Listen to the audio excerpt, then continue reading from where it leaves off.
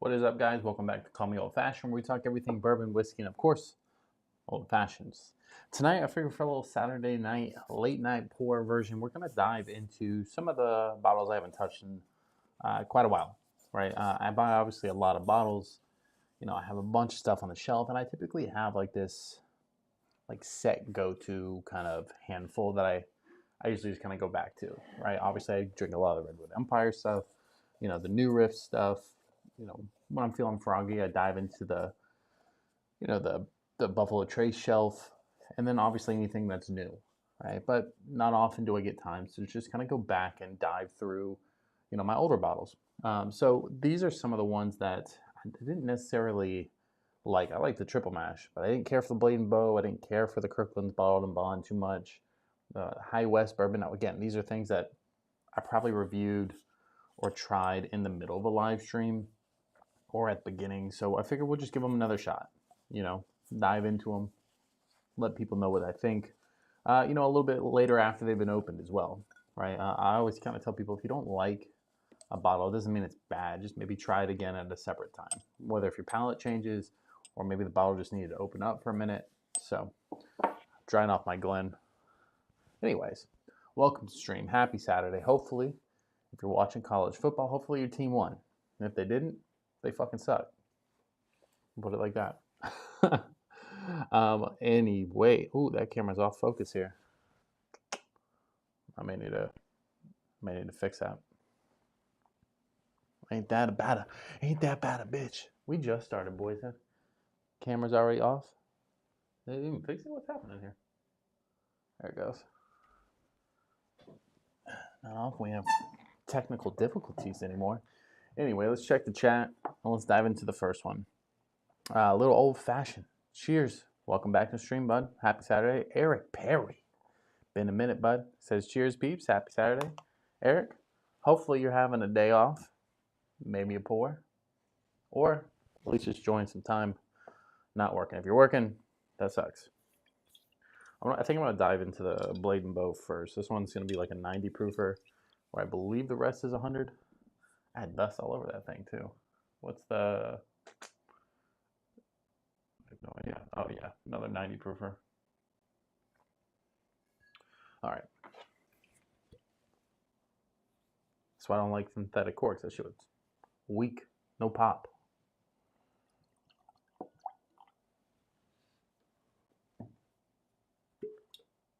That's not good at all.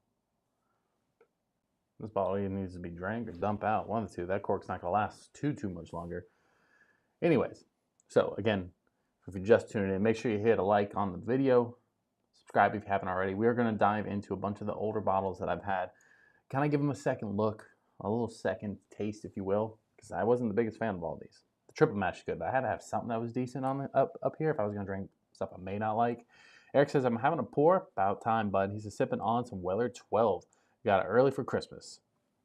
Well, happy early Christmas to you. I've been dying to get a Weller 12, but that stuff's just not coming out down here right now.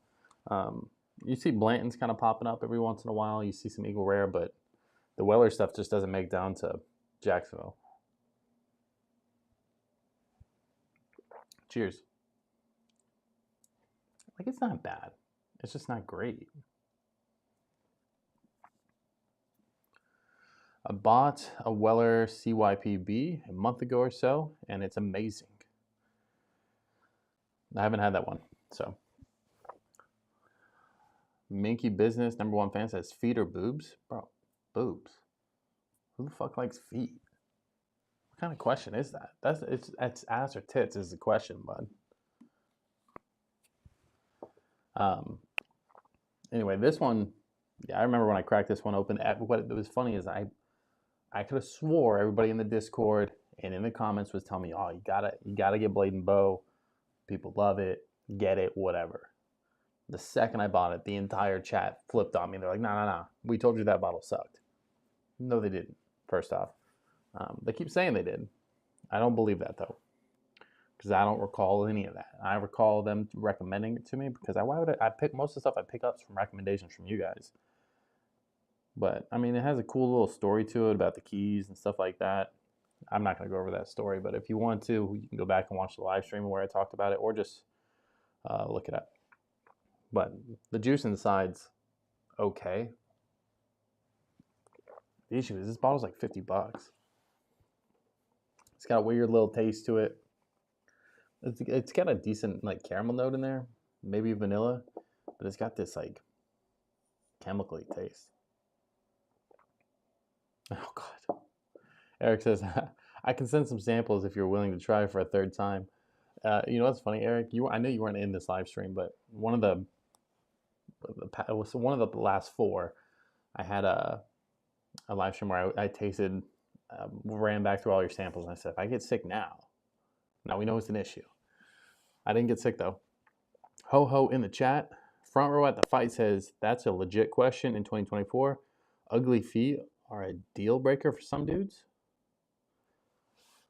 I mean, I guess like if you pulled out like some like Hobbit looking gross, hairy, hangnail thing looking feet, maybe that would be an issue. But I mean, like I'm not going like, oh, your feet. You know what I mean? Like I don't even look at them. I probably wouldn't even notice if they did have Hobbit feet. It's not like I'm paying attention that much. I'm married. It's not like I'm looking at anybody's feet. What's funny is my wife just got a pedicure today, and she's like, babe, how much you think I get for these? I'm dying, bro. Minky says, I like feet. Hey, if that's your thing, do you? Front row at the fight says, team tits all the way. Oh, I just put him back up again. See, that's the kind of energy you're trying to bring to a stream. Tits all the way. I mean, I'm more of like an ass guy, but like, if it's feet or tits, it's tits by a mile. What a weird way to... I'm trying to talk about bourbon. People are talking about feet and tits, but I mean, we're here for it. Thomas in the chat says, cheers, everyone. Ho Ho says, today is a happy holiday. What holiday is it? What am I missing? Trav in the chat says, what up? Thomas says, sipping on some Heart Release. I don't think I've had that one yet either. I've been slacking, bro. I've been slacking. Mr. Miyagi. Dude, they got that Jim Beam 7-year and 2 rocks glass gift pack for $16.99. See, that's the kind of stuff I'm trying to talk about. I saw that actually. I almost bought it, but like I didn't. Because if I buy one of the gift box, I feel like I need to buy like a bunch to make a video on it, because buying the gift box isn't nothing but just from me. But normally around the Christmas time, I try to make some kind of video like that. I've just been slacking. But the Jim Beam 7 comes with glass. The Woodfords comes with glasses. Bullet comes with like a little like metal cup. It's cool. I don't care for that one. The one I like the most, honestly, is the here, let me grab it just in case for some reason nobody knows what I'm talking about. Heaven Hill. This bottle, bottle and bond, 100 proof. This one comes with a Glen, Heaven Hill's Glencairn. So that one was fucking sick, because the bottle's typically right around $50, but the gift box was like $45 with a Glen. I almost bought it just because I wanted the Glen, to be honest, but I didn't. I held back. But I've been seeing those out. What else did I see? I saw Four Roses had one with their small batch. I think it came with like an ice cube thing, if I'm not mistaken. The ones I typically buy for gifts for people is going to be the Elijah Craig ones, though, because the Elijah Craig, most people have a cup. Like a cup's cool, but I'm trying to give people like stuff they can actually, use if they're not like big on bourbon. But Elijah Craig comes with either, the black walnut syrup or the spiced rye syrup, and that's whether if you get bourbon or rye, and it comes with like a little jig for pouring. I think those are money because the syrups are really good. They make really good old fashions with them. Those are probably the best ones to me, besides the Heaven Hill. I think a little Heaven Hill, a little Glencairn for a little bit cheaper of a price. I think that's a steal. Thomas says gift boxes for Christmas are starting to show up everywhere. That's what I'm talking about. I mean, they've kind of been out since like right around Thanksgiving, but they're ramping up. And what I do like to see is like before, you kind of see the same ones every year. this year, I've seen a lot of different ones. Really cool though. The do you guys? I don't know if I have it right here. Here, uh, Jim Beam also is packaging a their winter release. The what is it called? Yeah, Winter Reserve Jim Beam, like the brown looking bottle. Um, they're packaging this with eggnog, the Jim Beam eggnog, um, in like a gift set together. There was no cup; it was just the two bottles. Like buy them together. Um, I don't remember the price on that, but I don't like eggnog. But I thought that was cool that they're just trying different things. When you kind of put shit in people's faces like that, they kind of just start to think and go, "Hey, do I want that, or would somebody else like that for a gift?" Knitting Lions gonna win the game, baby. Well, good. Hopefully you had a bet on them.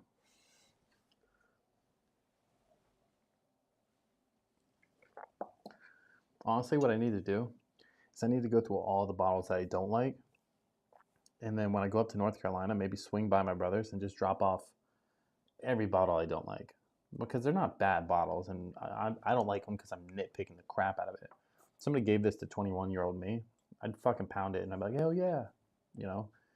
I bet you it would be good with some like a mixer, like Coke. I'm not gonna mix this. I'd probably just drink something else. So, but it's decent. It's just nowhere near worth the $50. I think that's probably the biggest issue with it. That it's a little light. The best part about this bottle is probably the caramel note on there. That caramel note's nice and sweet, but everything else on it is just not that great. My kid woke up. Mr. Miyagi says, "What's eggnog?" That's a great question. I don't know if I technically know.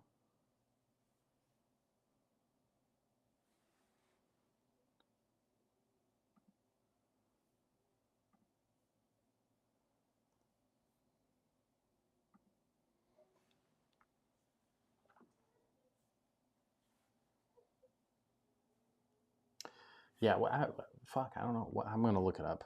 What is eggnog? I just know, like, I guess I know what it is without knowing what it is. Let's see. Let's see what good old Google tells us.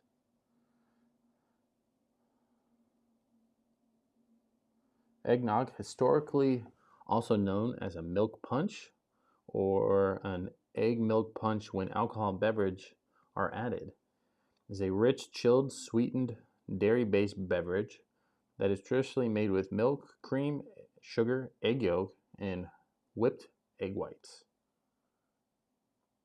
That doesn't fucking, I don't know, it's an eggy drink. Like egg. Maybe it's like a little bit of egg, a little bit of nog. Whatever, I'm from fucking knows. Somebody else explain it to me. That's above my pay grade. I do whiskey and bourbon. I don't do eggnog. Somebody disliked the stream. I appreciate that. Thanks for tuning in and still viewed though. Just saying. You still popped in.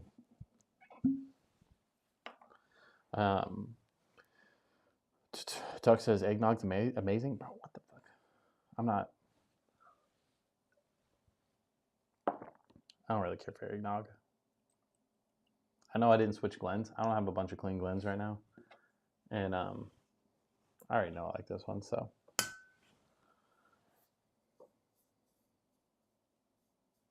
Eric says, Tux, I got that Weller CYPB and a Weller 12. Ask Call Me Old Fashioned if he wanted some samples. Tuck says, hey, bro. He's been keeping tabs on the medical bills. Thomas's Bleeding Bow is a $25 in my opinion. If it was a $25, like if I only paid $25, I'd probably have a different mindset about it. Because it's not bad, but like it definitely feels more like a cheaper alcohol. Doesn't feel like it has a ton of age, light, thin, basic flavors. If you told me it's $25, I'd say it's a decent $25 bottle, but not 50. So Keith in the chat, welcome back to the stream. Buddy says, how's that Kirkland? We don't have Costco nearby, so I haven't had it. That triple mash is solid. I actually really like the triple mash. I don't know why. Like, there's nothing like too like stand outish about it. It feels like Jack Daniel's, just elevated. I will say it has like this red fruit berry kind of note to it that is just money. The Kirkland. So Keith, just to kind of give you an idea what today's stream is about, we're kind of running through like some of the older bottles. Typically, not the triple mash. I just put this up here because I wanted to drink it. Like the Blade and Bow, for example, the Kirkland, the High West bourbon. I got a few more over there. They just, when I tried them, they just weren't my favorite. You know, they're not bad, but they just weren't. They didn't blow my socks off. So I've really only cracked them for the live stream. Maybe had one more pour, and I haven't touched them since. So I'm just kind of running through my older bottles that I don't touch often. But the Kirkland bottled and bond literally is just a 1792 bottled and bond. So if you like 1792, just buy Kirkland's. It's cheaper, bigger bottle, easier to find if you go to Costco. But I also don't care for 1792 that much. The full proof isn't bad, but the Kirkland's bottled and bond, 1792, small batch, and the bottled and bond, they all give this kind of like dry mouth feeling. The one thing I hate the most, if I have a drink, I don't want to drink it and still be thirsty. I want to quench my thirst in a sense. So, yeah, if you like 1792, Kirkland bottled and bond is going to be money for you.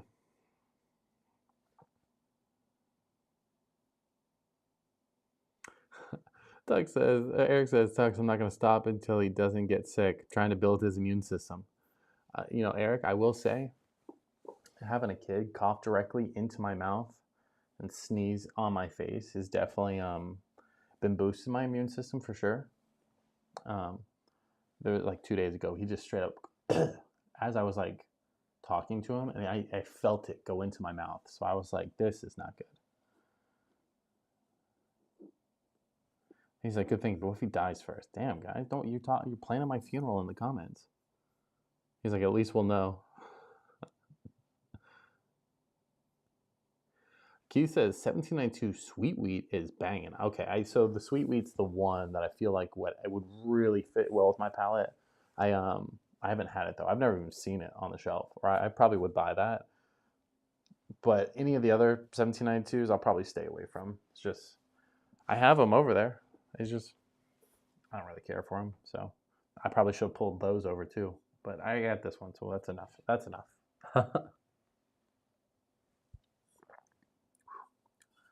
Yeah, that Jack Triple Mash, bro. That's got some tons and tons of flavor. Does it have the rye? Yeah, it does have rye in it. Juan says, cheers, guys. What's everyone drinking tonight? That's a good question. What is everybody drinking tonight? So far, I've had the one pour of the Blade and Bow. So, not worth the money. Moved on to a little Jack Daniel's Triple Mash. If you guys don't know what the Triple Mash is, by the way, just to kind of give you a quick rundown, it's a blend of 3 bonded whiskeys, which is going to be their American malt, their rye, and their Tennessee whiskey. Basically, those are all the bottle and bond versions, 100 proof. So this is obviously still a bottle and bond product. So, yeah, 100 proof. I think the proof kind of matches perfect with it. I think on this bottle it has that little red fruit, cherries, berries notes to it. It's just real. I like that aspect of it. It's my favorite part of it.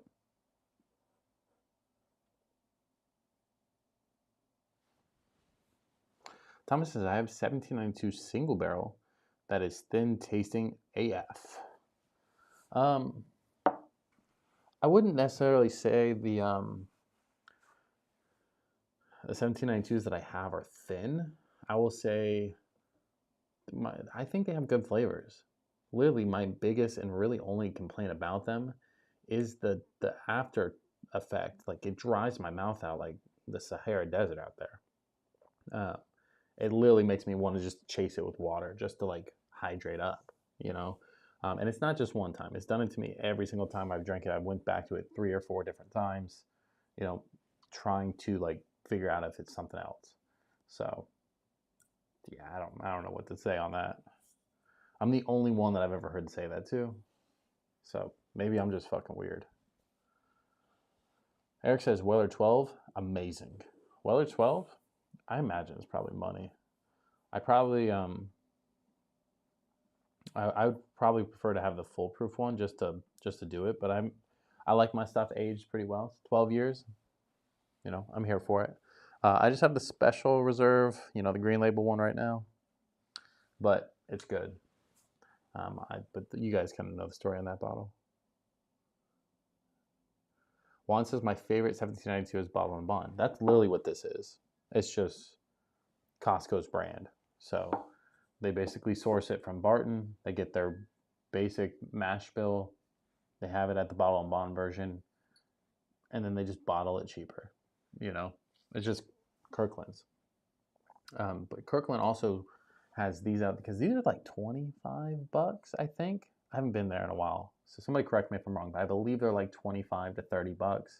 They also have like a single barrel come out, usually around the same time as 1792 single barrels start releasing. So,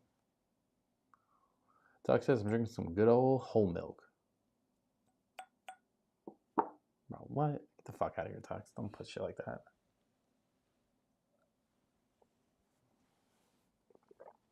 Anyway, Jack Daniel's Triple Mash, everybody knows there's money. You know what I did see the other day? I didn't pick it up. Should have, but I feel like I've bought too many ryes lately. The same thing. It's the Jack Daniel's bonded version of their rye. I've had their regular Jack Daniel's bonded, but I've never had their rye, just like a standalone. I thought it was cool. I didn't buy it, but I saw it. It was at Walmart, of all places, to be honest. Walmart typically around me doesn't have too many, you know, decent ones, but every once in a while they just flood the store with some decent shit. Right now, though, they're pretty dry on almost everything.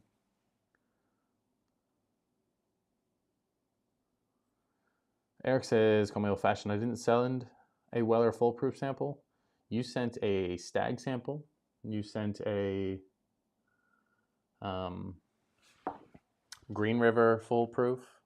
You sent a Pappy's Lot B. You also sent a New Riff Silver Leaf or Silver Glen or something like that.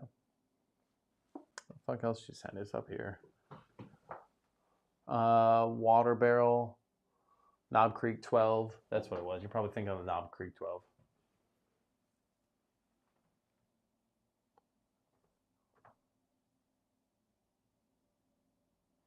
Mr. Miyagi says, why are you always hating on High Warrant Bourbon? You mean High West? I'm not necessarily hating on it. He says that it's smooth as silly, baby. I didn't say it wasn't smooth. I was just saying it's not my favorite. This one. I've really, bro, look at the bottle. I haven't really opened it too much on stream, so I don't know. I opened up a while ago. That's why I brought it down here. Now, I will say, I was talking some smack about the midwinters. That's, you got me. That's because, bro, it's like fucking almost $200 for that bottle. I don't really, that's where, like, I kind of differ from a lot of people. Like, if there's a bottle for $200, you got to really tell me that thing is going to knock my socks off for me to feel okay about buying that. Unless there's something else behind it. Roman in the chat. What up, baby? Nate says, hi, pal. Well, howdy. Juan says, I was able to pick up 2 Weller 12s and Elmer T. Lee today at a drop we had at our local Total Wine. Bro, sometimes Total Wine just be giving them away, you know? The one by me doesn't typically have too much. It's usually pretty dry, but the last time I went, it had the Midwinters, it had the Heaven Hill Grain to Glass. It had a bunch of stuff that you just don't typically see there. So I don't know if Total Wine's just stepping it up or if it's just a season. Nate says, we getting turned up or what? I mean, we dabble, right? Sometimes we drink on this channel every once in a while, right? Maybe like every Friday at 9 p.m. Eastern time. Sometimes on Saturdays and Sundays when I feel froggy. Just saying. If you're here long enough, you'll see it. If you're not here long enough, you can always go back and rewatch it. We don't take these streams down. We let them ride. There's only been one stream ever taken down, and you'll have to ask Tuxedo about that one. Username 89, just subscribe. Appreciate it, bud. What a username. Yeah, we're gonna move on from the Jack Daniel's triple mash, and let's since I like talking so much crap about the 1792. Now, Mr. Miyagi, if you were talking about the Kirklands or the 1792, why do we talk so much trash about that? I definitely do. That you got me there. Let's do this. Let me bring over a different blend.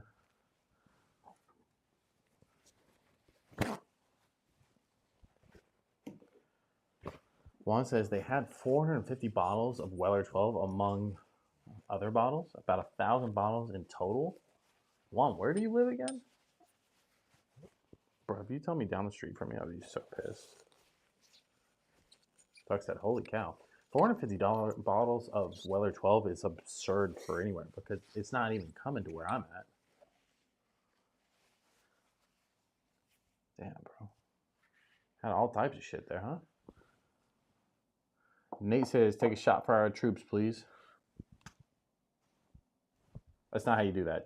I'm not in the military by any means, but I mean, shit. All right, fuck it. Hold on. I got you, bud.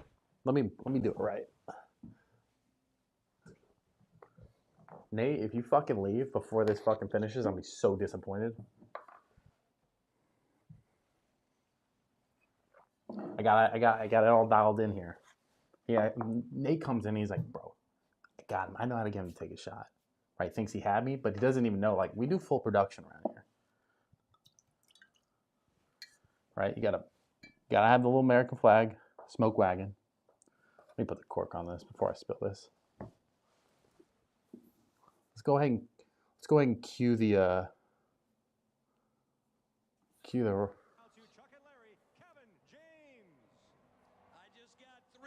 to say, God bless our troops, God bless America, and gentlemen, start your engine!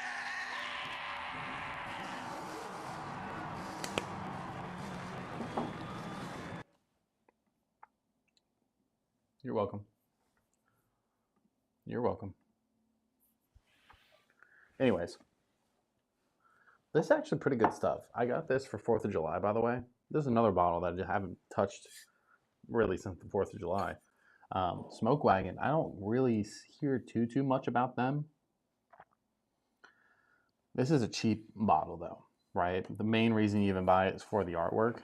But it's not bad. Like, if you're looking for just like a basic, and he says, I'll be back on Friday, LOL.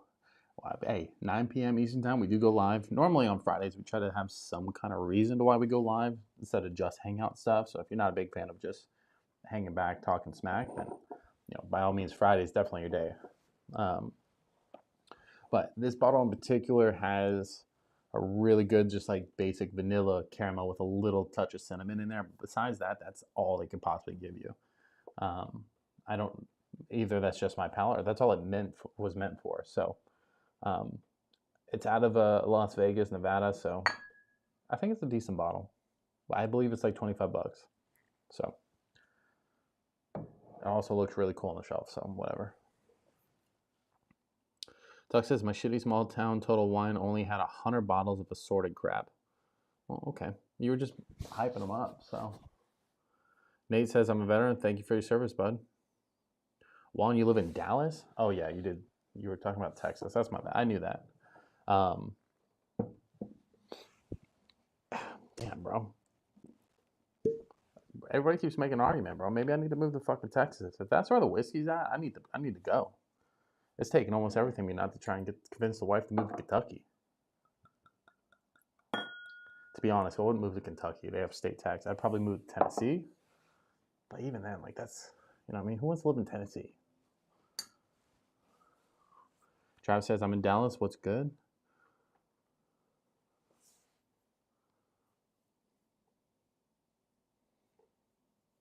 Travis, he's talking about Total Wine. Had some money in there today.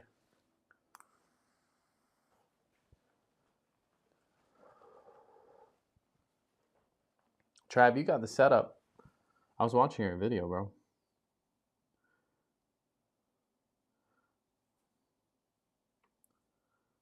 What I liked about your video, though, is like, maybe don't take this as an insult, but it was kind of like mind numbing. I could literally just sit there and just like kind of veg out, not think about what I'm watching, but just also watch it. Keith says Tennessee actually sucks for bourbon. I wouldn't move to Tennessee for the bourbon. I'd move to Tennessee to be close to Kentucky, while also still not having to pay state tax. I'll never live in a state where you have to pay state tax. Um, so, just okay. Sorry, somebody texted me. I work in taxes. I have a background in taxes. I will not. You won't get me slipping. Nate says, thank you for your appreciation. Of course, bud. Keith says, I already read that. I was all backwards. Doug said, just ride the alligator across the Gulf. And to be honest, I took him to the vet today, so I can't. Oh shit! I just moved my whole stream almost off my computer.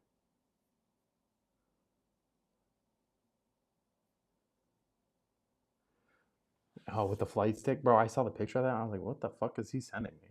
I didn't know what it was at first. It's cool though.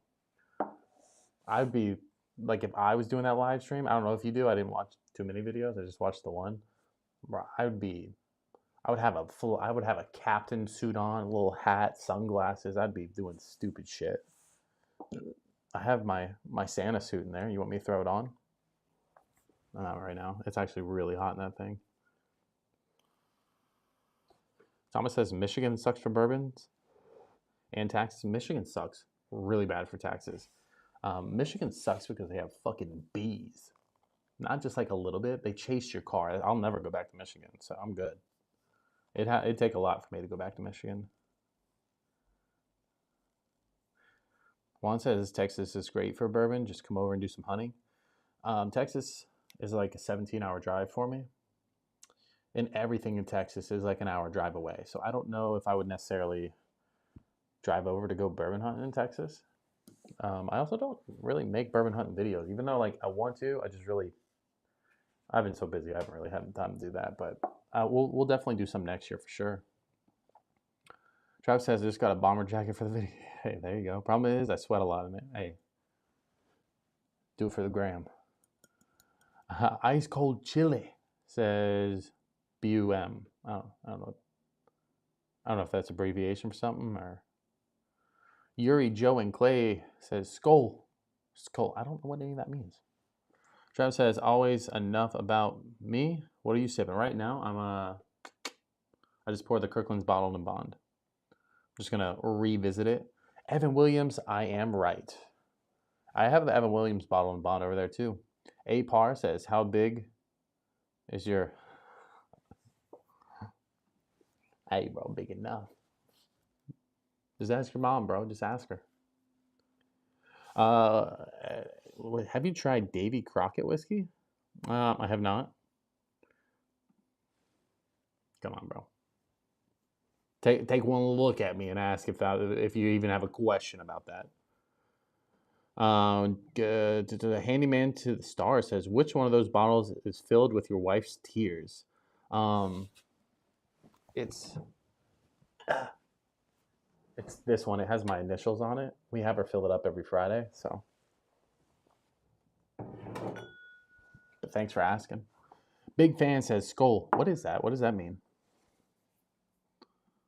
Skull it all. Why is everybody saying that? What's that mean? Damn, am I that old? Do I not know the fucking lingo anymore? Slipping in age. Macallan 12-year. I've never actually had that, but I did watch Suits, so I'm basically affiliated. Steve says this man has a beautiful beard that needs to be appreciated. Steve? Or Steven? Fuck, my bad. I called you Steve. I appreciate it.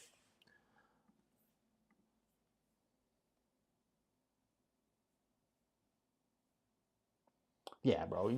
Bro, this is like the one stream where like you guys come in and talk shit. Oh, by all means, please. It's like my favorite part. I literally said that in the Discord before I started. I said, I can't wait.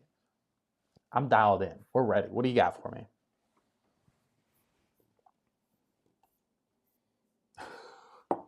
It's like they're like, I got him. I was like, I'm prepared. Plus, Like, what do you? What was the worst you can say? Oh my God, you're an alcoholic. No, I'm not. I barely fucking drink.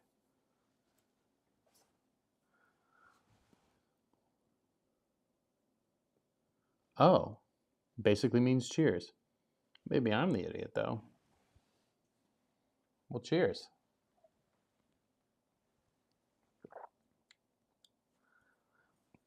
That's the one thing with this. Actually, the flavors on this is way better from the first time I had it. Just point that out. Maybe opening this bottle, but it still has the dry mouth thing. Juan says, I hope it's Macallan 12-year sherry oak. Is Macallan actually good?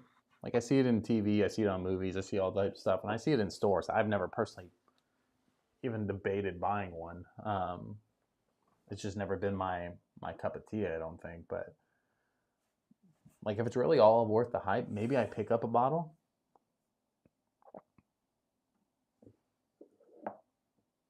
And maybe we dress up as suits. You know what I mean?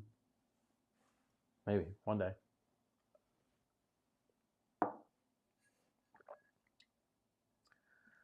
It's not bad. Most people are gonna love this bottle. It's just not. It's not for me. Like, it would be a good mixer for sure. Throw me a little Coke, a little Pepsi, Dr. Pepper. I would drink that. I don't care for soda too much, so I'm not gonna do that. But somebody else will. We'll stack this in the pile to the giveaway pile. 120? Is that what he said? 120 for the Macallan? Damn, 120 is kind of a steep bill though. If I don't think I'm gonna like it. Maybe I can find somewhere where they're gonna sell a pour of it, and then I can just try it. He's like, it's great. He said it's great. Do you like scotch? No, I don't typically like scotch. But I will say, when I first started the channel, I also didn't like rye, right? I didn't care for rye whiskeys too much. And now rye is almost like one of my more favorite things to drink. Speaking of which, I better just drink the High West first. Because I was going to pour a rye, but the Rocket Top, the Devil's Tower High Rye Bourbon, both of those really good. It's almost some of my favorite stuff.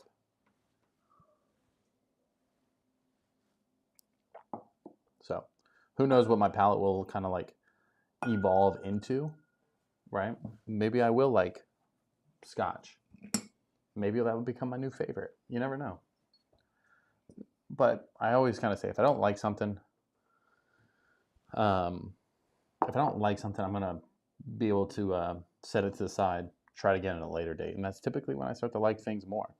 Whether if my palate evolves, the bottle opens up, whatever. Usually, if I don't like it the first time, second or third time later on down the road, usually I start to like it a little bit more. Tuck says, Sherry Macallan is yum. Okay. Chow says, I like the vertical format better. So you like this format better? Is that what you mean? I mean, this one's easier to set up because I don't have to worry about everything, but it is, sometimes it's,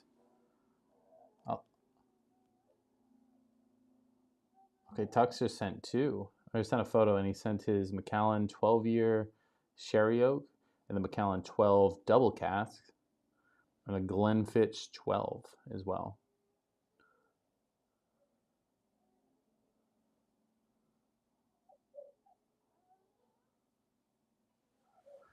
Let's see. I think I have to grab my kid. I think my wife's still in the shower, so I'm going to turn on a little bit of music for you boys. And I'm going to say, in the meantime, I can't find it now. We're just going to have to play this. Hang out for a second. And I'll be back in just a second.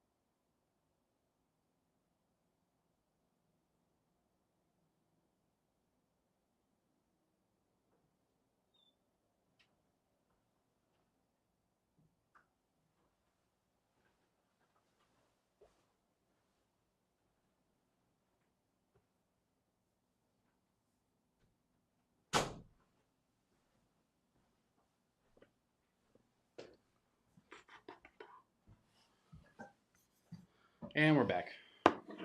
My bad, boys. Sometimes, bro, that kid does not want to sleep. Ever. So, music stopped playing. Brutal. It must have just been quiet.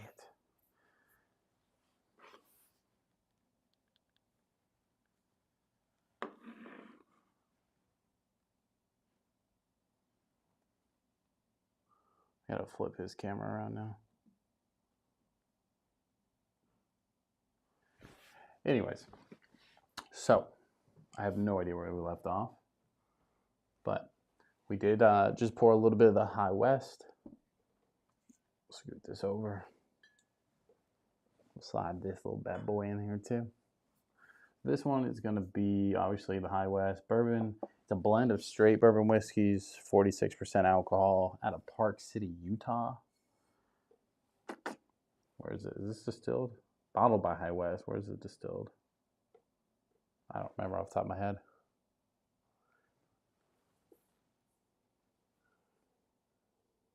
Tuck says I turned the music off. Hey, my bad.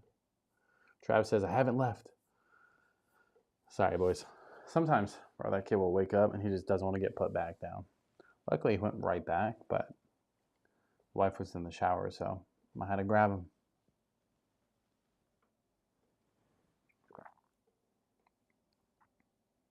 Trav says, when am I coming on the stream? I mean, I can send you the link. You can pop on now if you want to.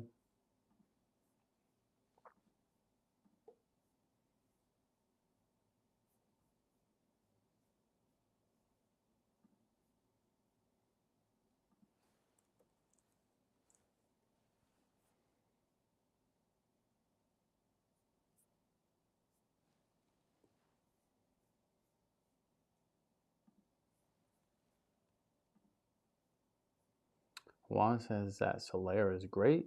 Thomas says Indiana.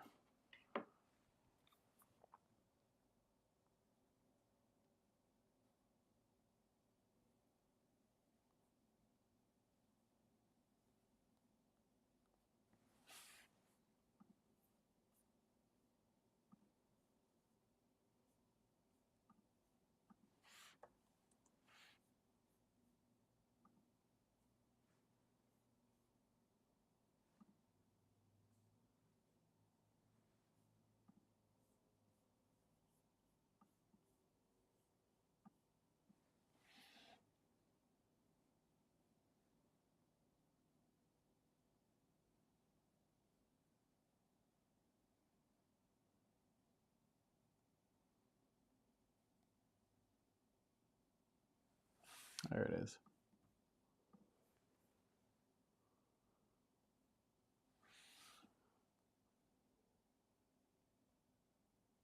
I'm just going to drop in Discord now anyway. And then you guys, whoever wants to pop in from the Discord, feel free to come pop in. Juan says there's a Discord chat. I mean, sometimes. I don't know if you want to call it a chat more than like a war zone.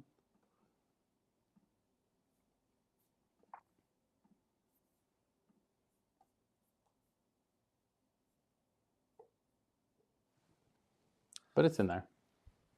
Obviously, you guys know, for anybody that is in the Discord, you don't have to use your camera or whatever like that if you don't feel comfortable. But if you want to, you feel free. Juan says, I need that info. Tux will drop it. We don't just let everybody and anybody, but like, hey, if you've been here, like, we'll let you come hang out, talk some smack. Well, the Discord right now is basically all just a fantasy team. Do you guys want a quick fantasy update? I think we did it before, did we not? The I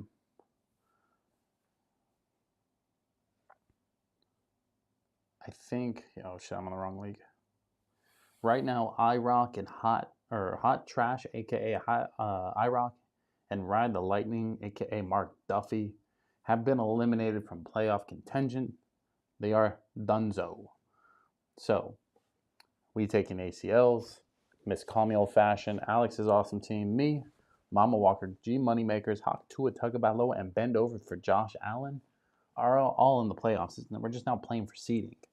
Playoffs will start not this week, but the following week, and things are going to get a little spicy and dicey on that thing. So I imagine it's going to be fun. We're definitely going to do it again next year. Not everybody's probably going to come back, but I know me, the wife, we'll be back next year for sure.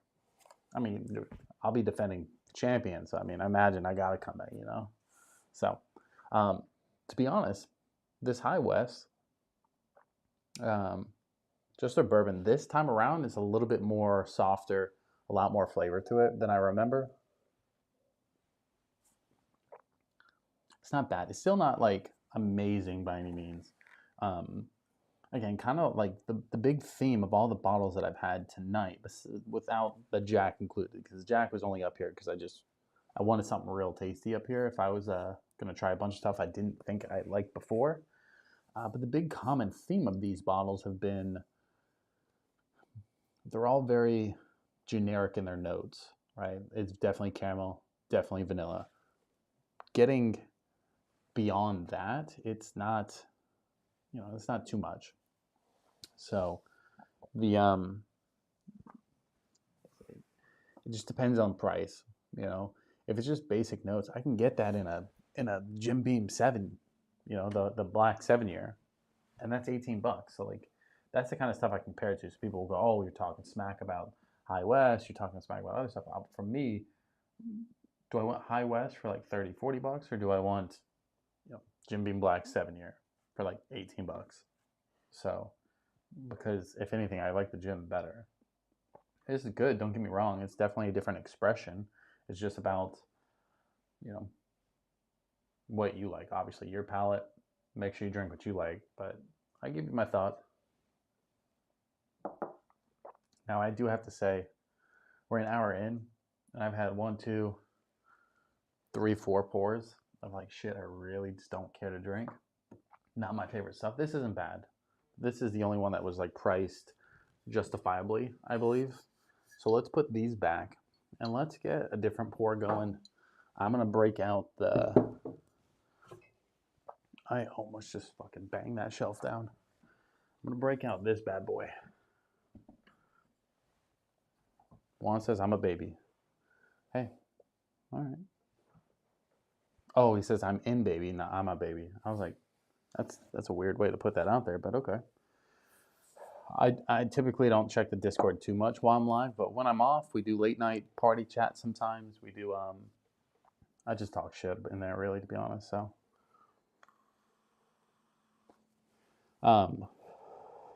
So this Nulu,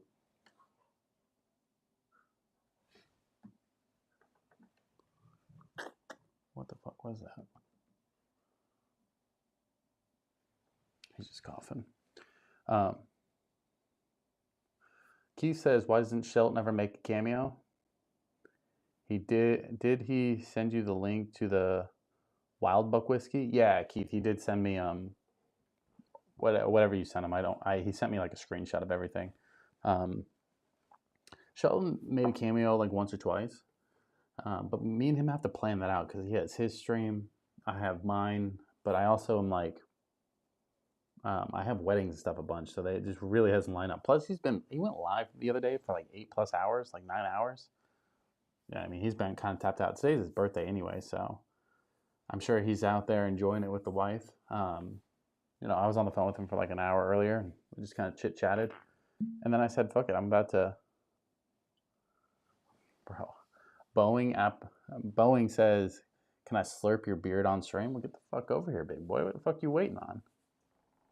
Whole mouthful. I mean, it is a mouthful. What you thought you were going to do, just the tip? We do more than just the tip over here, you know what I mean? Q says, highly recommend a good shit, bro. For a minute, I thought you meant the beard slurping thing, but totally get it. It took me a second. Thomas says, which Nulu is this? Yeah, so for this Nulu, I wish I could tell everybody to go buy this and we can all drink this together. Because to be honest, I believe for me, and it's not going to be for everybody, obviously, because I'm probably one of the few that do have it, this is probably going to be my bourbon of the year. And the reason why I say that, it hits every mark that I personally, it's like, it hits everything, right? because this is a Nulu Double Oak Straight Bourbon Whiskey. It's a wheated version, but it's also a single barrel from Sealbacks. I never know how to pronounce that. But it's 122 proof. When I got this, I was like, hey, I love double oaks, but I need something a little higher proof. And then I found this, and I also do love a good wheated bourbon. Double oak, wheated, high proof. It's already like calling my name. The mash bill on this is 51% corn, 45% wheat, 4% malted barley. Even with the 4% malted barley, it still has that like dark chocolate note in there. That is personally one of the notes that I really do love. But it hits everything. It's really fucking good. The issue with it is that it's sold out within like an hour.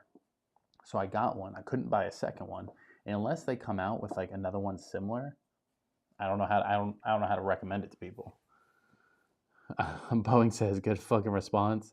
First streamer who hasn't bitched for once. Nah, I love that shit. You missed it earlier. Somebody was saying like tits or feet. You know what I mean? And I was like, how's that? It's tits all day. Come on. So people come in trying to talk smack. I love it. It's my favorite part, like I said earlier. So I appreciate the comment. You feel free to do more stuff like that if you want to. I don't care. But I appreciate the sub too. We're definitely trying to cruise it along. He said beard slurping too. LOL. Beard's banging. Actually, guys, I didn't. What's so funny is maybe I need to do a stream early in the morning because normally I straighten it up, I put some oil in it, I make it look sexy, and then I go through the day and the kid pulls on it, and then I lay down and my beard flares out, and it looks like I'm damn near homeless. So anytime you guys see it, it's already like 12 hours into a beat up beard, but it's not bad looking. Don't get me wrong, but first thing, fresh shower, cleaned up, it looks really good.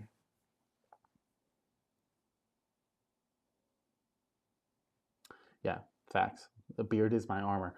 I will say, the beard leaves a little cushion. So if like somebody tried to like knock me out or something like that, they went for my chin. I got like an extra like centimeter worth of like.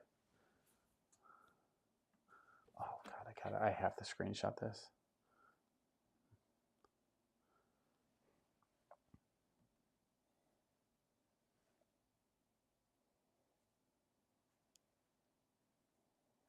I sent it over to him. Anyway, let's dive into this one. Synthetic corks, bro, are going to be the death of me.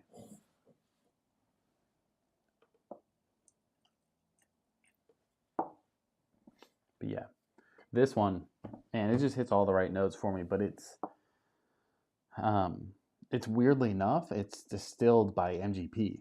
Nulu, they just do different things on finishing.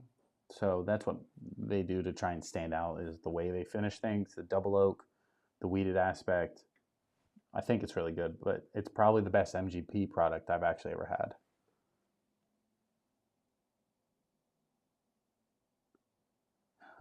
Juan says, anything is better than the beat up beard or not. It's still better than the 15 hairs I can grow. I mean, I cannot complain. I'm definitely blessed when it comes to the facial hair. I had a goatee when I was like 13, so that's why mine's starting to gray. I've had it for too long. So I put the mic back on, right? Okay, I did. Anyway. Yeah, bro. It just obviously it has like the basic stuff too, right? It's got a little bit of that caramel, a little bit of that vanilla, this like sweet kind of like dark chocolate vibes to it. A little brown sugar, touch of cinnamon. Man, it's so the nose is like, it feels like a Christmas cookie. Not like, okay, not a Christmas cookie. Kind of like I say that because of the ones that I cook. I cook these like crinkle cookies and stuff, but like that's here or there. Ooh, a knock knock joke or something. It says first round by says, what did the janitor say when he jumped out of the closet? I don't know. I was in there with him. I don't know. What did he say? Supply. Well, you remind me of this guy that comes in here. He says his name's Joe, and he goes, Joe. I go, Joe who? He goes, Joe Mama. He ain't been in here in a minute though. Tuck says, what? Get the fuck? Bro. He said, out. No, don't kick him out. I love the joke. So, well, Tuck, I don't see you coming with jokes.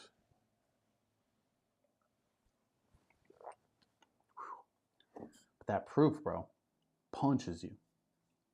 This is a 6-year age, 6-year and 6-month age.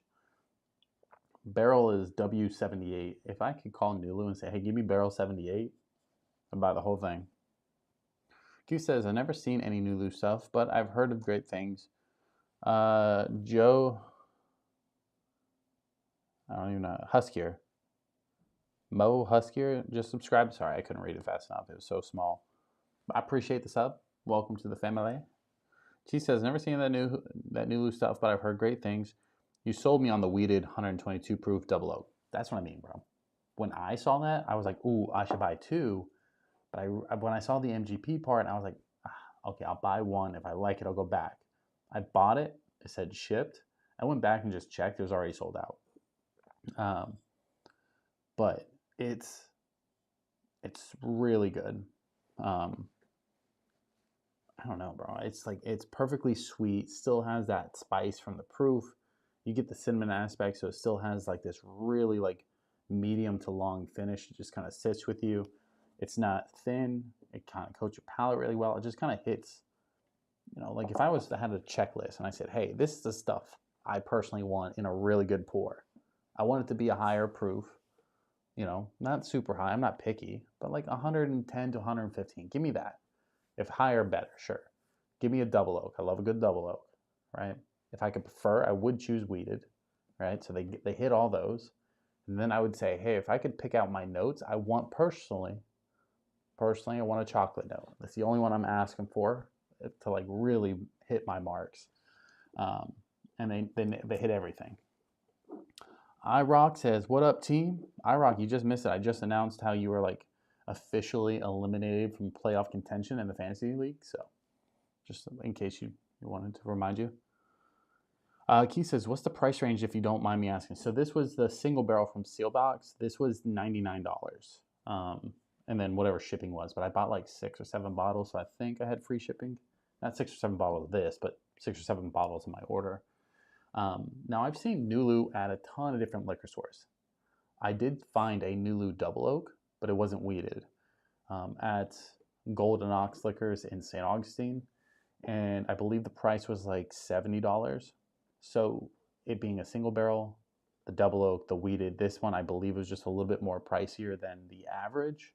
But I've seen Nulu toasted at Total Wine for like 60 or 50 bucks, something like that. So I'll branch out to more Nulu stuff just because of how much they impressed me with this. But I have to find, I don't want to get it toasted for my next one. I want it to be something else just so I can like step into it. Because I bought the Penelope, then I went to the toasted Penelope. I didn't care for that, so I don't want to jump too far in. Keith says, I know you love Woodford's Double Oak. Is it similar but higher proof? Exactly. That's how I kind of... So, Keith, it's like Woodford's Double Oak, higher proof, but more complexity. I don't know how to describe it other than that. Like, it has the same notes, but just amplified. Because Woodford's has vanilla, caramel, cinnamon, a chocolate. The chocolate's slightly different. I feel like this is more like dark chocolate, but the sweetness comes from like this brown sugar-esque part of it. But yeah, the equivalent is it's close to Woodford's Double Oak, but higher proof. But like perfectly. Bro, I love this bottle. So JC, the Rye Guy, says, hey, what up? JC, it's been a minute, bud. Glad you can make it. Hopefully you're doing good.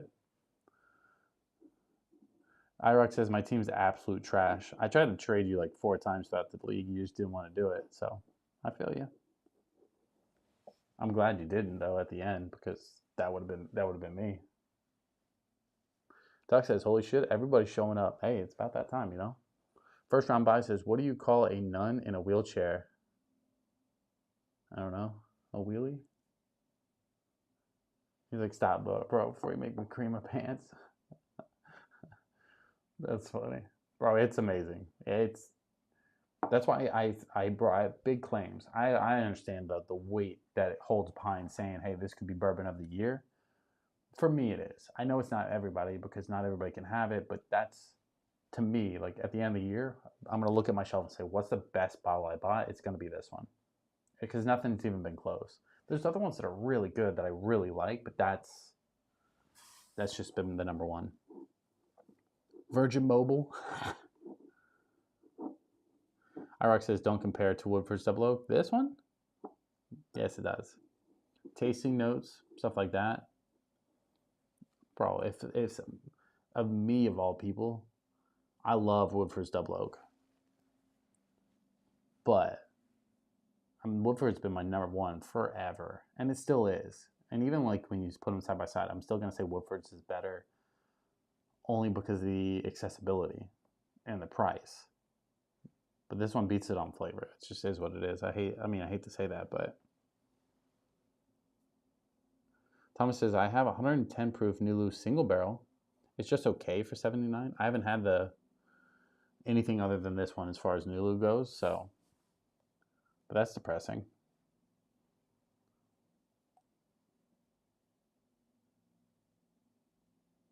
IROC says, I never got a trade from you, bro. Don't you have Kieran Williams? Don't say that. I'm gonna go to your team right now. Oh, my phone's gonna fucking die. Yeah, I tried to trade you. I wanted Kyron Williams, and I think that was it. And I tried to offer you Jonathan Taylor, and then I think I offered you Achane at one point too for him. I was really big on Williams early in the year, and he's still doing good. But I also think I offered you Jonathan Taylor and Achane for Aaron Jones and Williams. You never denied them. You just never accepted them. JC says, job is rough. Ain't treating me right. Gonna leave soon, but did spend almost $300 on whiskey this weekend. Damn, bro. All right, well, I'm here. Sorry about the job part, though. Hopefully it gets better. I know jobs in general kind of suck because nobody wants to work, you know. Like, obviously they want to, but they don't really, much rather be just kind of hanging out. But it sucks if you're not loving every second of it, But more importantly, what'd you spend $300 on? Like, tell me the list. Or did you just get one bottle? Says, can't think about trying the local water treatment. Okay. Yeah. This one's money. JC, what's funny is you've been kind of like, I'm not gonna say you're MI. I know you pop in every once in a while. But the amount of rise I have now, I think you'd be impressed. I think you'd be proud of that because I definitely have a lot comparatively. First round by says, how do you find a balance with your wife?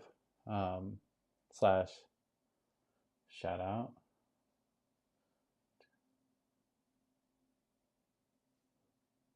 Sort out. I don't know what the SO part. To do this channel, if I took time away on the weekend to sip bourbon by myself, I'd be sleeping on the couch. First round buy. So one, I'm not like saying this like talk smack or anything like that. Like if your wife doesn't support you in being able to do whatever you want to do, there's already an issue. Two, my wife also knows that this is kind of part of who I am in general, not the bourbon part, but the creating part. My full-time job was a full-time wedding photographer and videographer, so I already kind of have a knack for camera, photo, video stuff. I had a YouTube channel before for different other things, and then I kind of wanted to have something that was more me, more fun for me, which is bourbon and whiskey, because I like collecting that kind of stuff. I don't do it that often, right? Friday nights I go live for an hour or two. Sometimes on the weekends I'll go live for an hour or two randomly. But really at the end of the day, significant other, Tuxedo said, that's my bad. Significant other to do this channel. But really at the end of the day, I mean, she kind of supports whatever I do anyway. She doesn't question it, I'm not sleeping on the couch by any means because I pay for the bed. But I mean, you guys kind of saw it. Like, you missed it. I got up. The kid cried. I went and got the kid. There's definitely priorities to it, but I still kind of notch out time. It's definitely more difficult because we have a newborn, but in general, I think the main reason why I'm able to do it is because she knows this is what I like doing. If it's something like I like doing, I don't think she's going to stop me. Plus, I'm trying to build something, you know. If the channel does well, eventually it could turn into a source of income, which will make her life and my life easier. So it doesn't. I don't get paid right now from any of this stuff. I don't expect to just start flowing into money from it, but if it does happen, cool. If not, I still have fun doing it. So I think anybody, if their wife doesn't let them have an hour, 2-3 hours a week to do something that they actually like doing, there's an issue. You know, you're gonna have time to yourself. For me, my time for myself is this. Other times I'm working, doing other stuff. So JC says, show off the collection. Last I remember for certain was when you did a blind of your whole collection a while back. I don't know where we left off with that, JC, for the Ryes. But I got the Midwinter's Night Dram, the port finish rye, Heaven Hill Grain to Glass rye, the little higher proof. What is it, 120? I can't remember, 123, 123.2 proof. That one's really good as well. I got the New Rift 8-year rye, and the New Rift 8-year bourbon, and the New Rift straight malted rye whiskey sherry finish.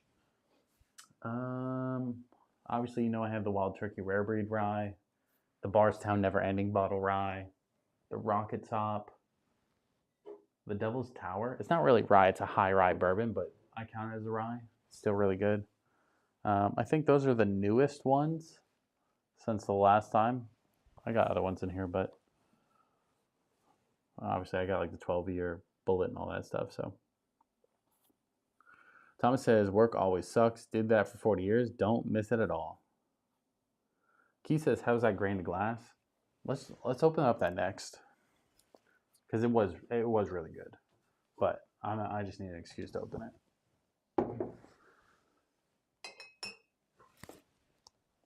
Not open it, drink it. So the one thing, Keith, just in case, I don't know if you're here for a lot of the rye content, because I don't know if I do it too often, but I'm not the best when it comes to pulling out the notes. I just can tell if it's good or not, right? And every time I buy a rye, typically I'll buy a cheap rye and I slowly work up the price points, right? And then as I kind of dive into it, I'm like, oh, this is the best rye I've ever had. And then the next one, I'm like, this is the best rye I've ever had. This, I believe, is probably one of my favorite ryes, but I'll have to do a new blind against the Devil's Tower, the Rocket Top, because Rocket Top won last time in the big blind. So that's where we left off. So Rocket Top versus everything else. That's new. Huskier says, how is that New Rift 8-year rye and bourbon? The 8-year rye, money. That's the issue, right? It's because every rye, I'm like, oh, that's money. It was really good. I'll say it definitely has a different dynamic to it. Like I can tell the age in it. It's only 100 proof. So the one downside to the 8 years, I'll say, is when I bought them, I didn't realize they were bottle and bonds. Right? They're 8 years, or not bottle and bonds. I'm sorry, 100 proofs. They're 8-year age, but still 100 proof, and they're kind of pricey. So I was like, I wish it was like 110, 120, something like that, right? I thought I was getting a little bit more on the proof, but I'm not. I don't think it says the mash bill on the back. Yeah, it does. The mash bill on the bourbon is 65% corn, 30% rye, 5% malted barley. On the bourbon one, I felt like I got like too much sweetness, right? It was really sweet, but the rye was really good. But I recommend them. Like if you were going to say, hey, should I pick them up or not? I think it's definitely something to have in the house. But the best New Rift I've had is still the single barrel. That's like $55. So I never had a single barrel of the rye. I probably should get one. That way I can kind of speak for all the ryes out that they have. JC says, I think the New Rift and the Heaven Hill are new for me since the last I checked in. They definitely are. Thomas says, I haven't opened my Heaven Hill grain to glass bourbon yet. I mean, maybe you should. JC says, Mr. Anderson, not trying to whine, but they are asking me to... Oh, I don't want to read all that. Work of 3 all alone. Physically demanding, fuck that. One says, is that New Rift Sherry up there? Yeah. So I have this one. So I'm trying to get into like the wine finish, port finish, sherry finish. This bottle's sexy looking though, right? That little red on there just hits really well on the shelf. It's good, but it's not like something that I feel like is very much me. When I go for a drink, I don't know if that's exactly what I want, but it is still good. But it's 100% malted rye. So it has like this chocolatey kind of spicy part to it that I don't know if I'm in love with. So like this one without the port finish is very similar to the Van Dusen. So the Van Dusen is 31% malted barley, 67% rye, and 2% wheat. Like this one is also very like weird, but I think for me, right, I think I have an issue with the malt. Right, I like some malt in there. I just don't know if I like high malts. You know, the sherry part of it's really good. It has like this weird, unique flavor, like that's sweet and dry at the same time. Husker says, thanks for the info. I have a single barrel store pick New Rift. Really good. What's, just out of curiosity, Husker, what's the proof on yours? Because I keep seeing different proof points. Mine's 110. Some people aren't finding them at that proof anymore. So I'm just curious what you got. So this is the end of the Nulu.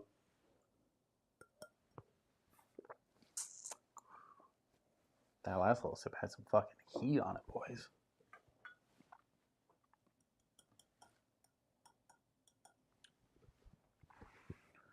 Let's dive in to some ryes. But the one part, it's my favorite part of the whole bottle, is this cork. It's all like engraved Heaven Hill Distillery, got a little logo on top. It's also a real fucking cork. 114, that's money. I think if that bottle in particular you just really love, you'll like the other ones, but that 114 is probably the best one you're going to find. Because that proof just brings so much extra flavor to it. So, real quick, we have, I believe, like 10, 15 people in here. I have a question. I'm going to do some dumb shit this coming week, so I'm gonna run it by you guys. So, I have this. I have some candy canes. Right, hear me out. And I want to make a peppermint old fashioned. Right, so you're gonna bear with me. I'm gonna infuse these with some bourbon. What bourbon do you think I should infuse them with? What do you want to see it infused with? Most people that tell me they want to see me do it with just regular Buffalo Trace. I've had some people tell me just Woodford's. So I want to get your guys' opinion.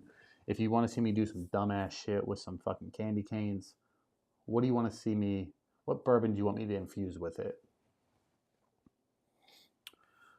Husker says 114. Juan says, I don't think I've had a bad sherry finish bourbon, scotch, etc. I guess it just fits what I like. Juan, so like if you like scotch and you like that malt aspect and you like the sherry finish, that one's probably going to be one of your favorites. The rye part of it just brings this nice little spice to it. The sherry is nice and sweet. The malt kind of brings like this like little dynamic that's the part that kind of pushes me away. I'm like, I don't know if I really like it. Thomas says the New Rift single barrel he has is 115.8 proof. Give me it. Don't even open it. Just send it to me. I'll take it. I'll take it off your hands.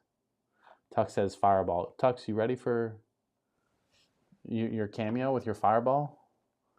Tux says the next time he comes on the live stream, he's going to do a full breakdown of his tasting notes of Fireball. So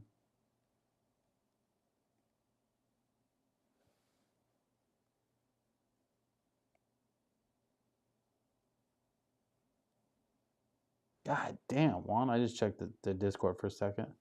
Harrison Sanchez. What a fucking photo, bro. Why is that so professional? But he came in looking like a fucking stud. It's like, what's up? Mr. Sanchez here.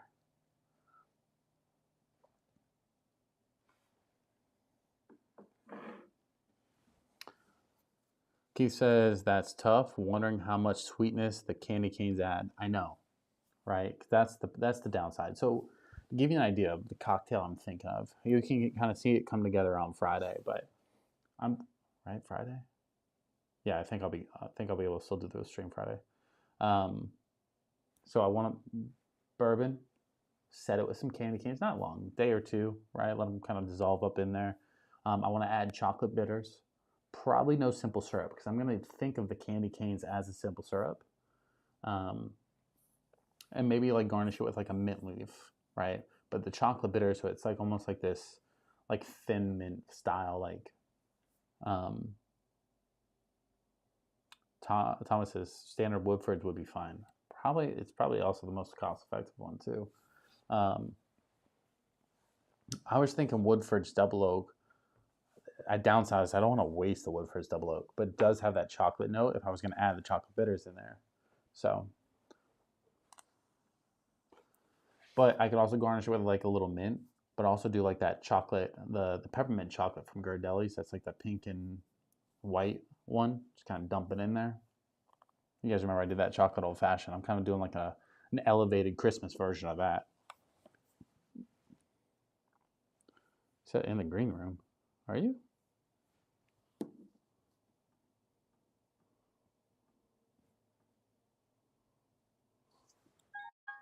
Oh, there he is. Give me a second.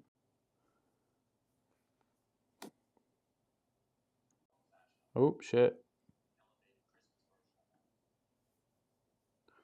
Give me 1 second. Let's bring Trav in here. Ta-da! There he is. Can you hear me all right? Can you hear me? I can't hear you. That's Can you hear me? Yep, I can hear you now. That was my bad. I didn't have the volume up. Oh shit. You can hear me, Can you right? hear me? Give me 1 second. Let's bring Trav in here. Ta-da! There you go. Oh no. No? You can't hear me? There you go. There you go. There you go. Sorry, I had the stream pulled up. Oh, okay. No, we're good now. Let me put my other camera angle back on here. Did it fucking just die right now? What's happening? Hold How's on the one audio second. input? Is it too loud? No, you're good. Okay. Oh, my battery did die. What a timing. Threw me for a loop right there. Gotta be ready. I know. I have a ton of batteries. I just always forget about them. There we go. All right, I think we're good. There we go. Welcome to the stream, Trav. How you doing? So good, dude. Damn, How about man, you got yourself? the Christmas tree? Fuck, I'm slacking.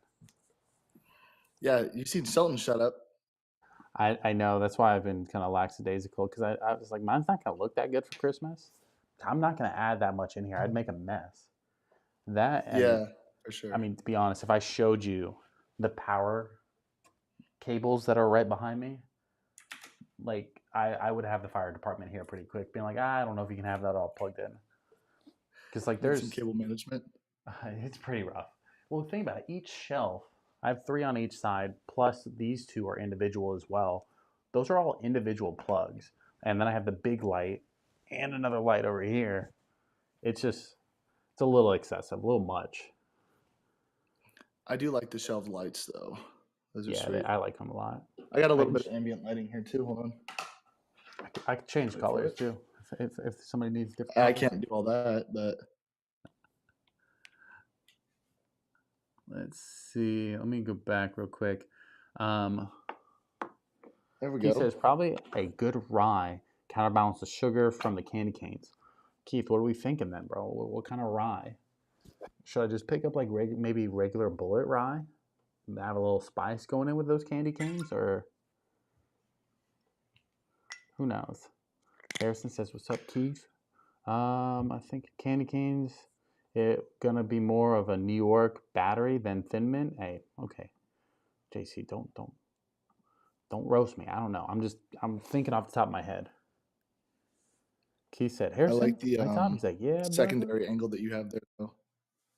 I know you're kind of like in the middle of them. I don't know how to switch that, but I mean, No, it's all good. See, if I had a way to add sources like you do, I would have my whole little area as well. But that's cool.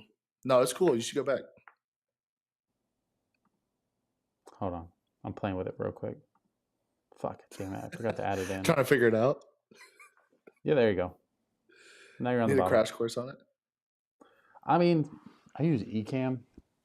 Sometimes it fucks with me, bro. I kind of liked it the other way, Ecamm. but it's too late now. I'm leaving it. Is that what that link was that you sent me? The link? No, yeah, the link. Yeah, the Ecamm. link's to Ecamm. That's the call-in Oh, link. okay. I'll have to look into that. I've been using Streamlabs.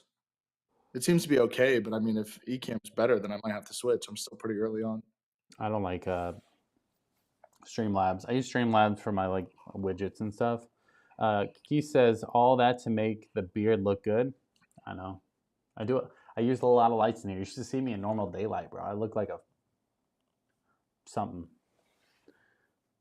See, I need to have this stream pulled up so that I can read the comments. Yeah, that's one downside about your side. I don't know how you can pull that up. I know there's a way. I just don't know how. No, I've got my Keith, phone over here on a little docking station. yeah, there you go. So, Keith. What's it called? Keith says, I mean, going in of an old fashioned, putting peppermint in it. I wouldn't go super fancy. I wouldn't. That's kind of where I've been holding off on. But upsize, I have the Woodford's Double Oak. I'd have to go buy the regular Woodford's just to do it, and it's not going to be a whole bottle. It's going to be like a couple cups at best. You'll see it. You'll see it next Friday. I'll have like a pre-video before the live of like what I did to it, and then we're going to make the cocktail on Friday.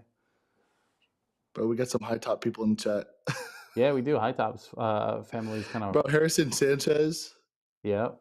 That's awesome. Keith, yeah, that's Harrison, sick. Keith. The Shelton's knocking boots right now, so I don't think he's going to show up. I don't blame him. It's his birthday. Right. B Stan Bourbon in the chat says cheers. B Stan, welcome to the stream, bud.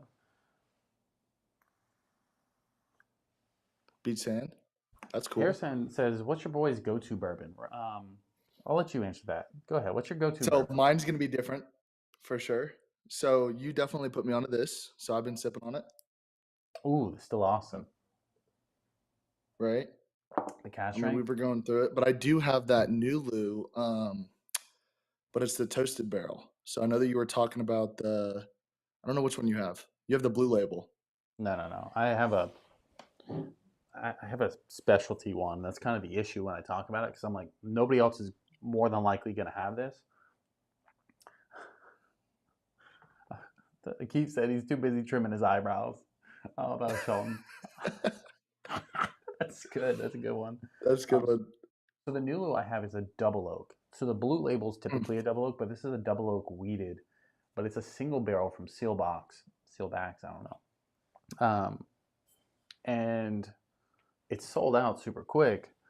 But the double oaks typically is most people like them. But what do you think about the toasted? Do you like it? Do you hate it? Dude, I'm gonna be honest. I have been waiting to crack it.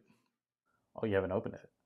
No, because I'm fresh out of college, so it's harder for me to be like, okay, I'm gonna go ahead and tap into all of these separate bottles because, like, as you know, it's not cheap. So, Sure. that I think I spent like, I don't know, over $200 on 3 bottles with the Still Austin included with the Nulu. I think the Nulu I picked up for like maybe $82. So the Still Austin around me is 55 or 57 or something like that. The Still Austin is a really good value for the price. I think for the cast strength, I think it's pointless to buy the regular version. The cast strengths are oh shit. It's money. I like all the flavors. The downside of it is only 2-year age, but it has all the flavor that you need within that 2 years. But I get it. Like What I personally do when I crack every bottle when I buy it, that's psychopathic shit. I really shouldn't do that. Um, the only reason I do is because of the channel. Because if I crack them all super early, I've kind of put like a timeline on how long they're really Mm. going to last. They're still going to last a long time, but if I kept at this pace, I bought fuck what 80 bottles this year, maybe around somewhere in that ballpark. It was a lot. It was excessive, too much. I won't. And see, I bought probably about 15, and my girlfriend was telling me that it was too much. My, I'm not gonna say my wife doesn't say that. She definitely tells me to slow down. But um, when I first started buying a bunch of bottles, I did have like Shelton drinking half of them. Of It was course. definitely like, y'all got to swap cameras around. Swap the middle and the bottom. All right, they did like it better too. There you go. I got you. Um, Keith. so I had a ton of people drinking on the bottle, so I knew they would go away pretty quick. But once we had the kid, nobody's really came over and drank a lot of this stuff. So it's just been me drinking all these, which I mean I can't complain. That's first world problems right there. But um, I do I do like having a wide range of what I could pick off the shelf and drink at any time. That's the biggest plus of having this, but the downside is I have to flip the bottles like every 2 weeks just to make sure the corks stay wet. So, what is the lifespan? As someone that isn't familiar, what is the shelf life once you crack a bottle? So the shelf life really is how long you can make the cork last, right? Normal natural corks, they'll dry out and they'll start letting air in. Like you would never leave a bottle of whiskey just open, right? It's gonna just do all types of weird shit to it a lot quicker. The cork keeps it fresher. That's why a lot of people like synthetic corks. But for like a natural cork, fuck, that's not a natural cork. This is a bad example because I grabbed Blanton's, but you would just set it upside down, dust them off, clean the shelf, and then by the time you're done, you can flip it back over. The cork's nice and saturated, so it keeps its integrity. Um, but you do that every so often as you dust the shelves or you clean up the room or whatever. With a fucked up cork and it open, like 6 months, you know what I mean, is how long it would typically last. With a decent cork constantly keeping its integrity, you're looking at a year, maybe two. Mm, Um, okay. two might be pushing it, but 6 months seems like it's still quite a while though, because I'm not buying anything super high profile or anything like that. So, I mean, I could see why having a higher quality cork it would make it last a lot longer. That's cool though. I've had this bottle for exactly a year next week. So that's where, like, if you have just a handful, you're gonna kind of rotate them out quick enough. You're not really ever gonna notice. But if you get to a point where you start kind of collecting them, right? That's when it becomes an issue because it is literally at this point physically impossible for me to drink everything in this room because on stream only people can see this shelf or these like four, and you can't even see the ends. But there's still two up there plus this. I Holy don't know what you would shit. call this, but it's just a mess. But there's a bunch of stuff over here. Let's see if I can tilt that a little bit. You should But do like a room tour, like a bourbon tour. I was going to, and then Whiskier posted one, so I was like, oh, let me just wait. Yeah, facts. You don't want to copy them. I don't want to feel like because I had the idea, but then he posted it. And I was like, I don't want to like directly copy. Let me Hmm. read the chat real quick. Beach Sand says Peerless Double Oak Rye is a super delicious bottle. I love that one right now. I've seen it. I haven't picked it up though because I want to get the regular Double Oak because I have this like giant Double Oak blind I want to do. But um, but yeah, I'll definitely keep it on the radar. Beach Sand says we bought about 100 of bottles this year for our channel. It's hundreds of bottles this year for our channel. It gets excessive, you know, when you're buying a ton of bottles. But you do it for views. You do it. I mean, I do it for fun, but like I love going shopping, getting a new bottle of whiskey. It's like the equivalent to a woman going and buy a new pair of shoes or something, you know. Harrison says bottles of high quality bourbon could never have been excessive. I mean, Yeah, and I'm sure Harrison has a nice collection. you think he does He does. because of his profile looking all handsome No, and stuff? just Or? because I know of Harrison Oh, between High Top and Stadium and Gale. Yeah, well, the boy, he is well known in the Gator community. well, that's pretty cool. Um, I mean, excessive or just like, I mean, the only reason I would say it's excessive is simply because like I'm never going to be able to drink this much. And let's say if I keep on pace and I buy another 100 bottles, you know what I mean? That's 2 bottles a week. You're going to tell me I can drink 2 bottles a week plus kill a bottle and a half a week? I'd have to drink a bottle a day, a full 750 milliliter bottle a day to eliminate my collection. Wait a minute. No, Harrison said, "What's your go-to bourbon?" And then he said Knob Creek. he said Knob Creek? Yeah. Oh, no, fuck that. I'm not a big fan of Knob Creek. Um, Harrison, we got to get a room tour, bro.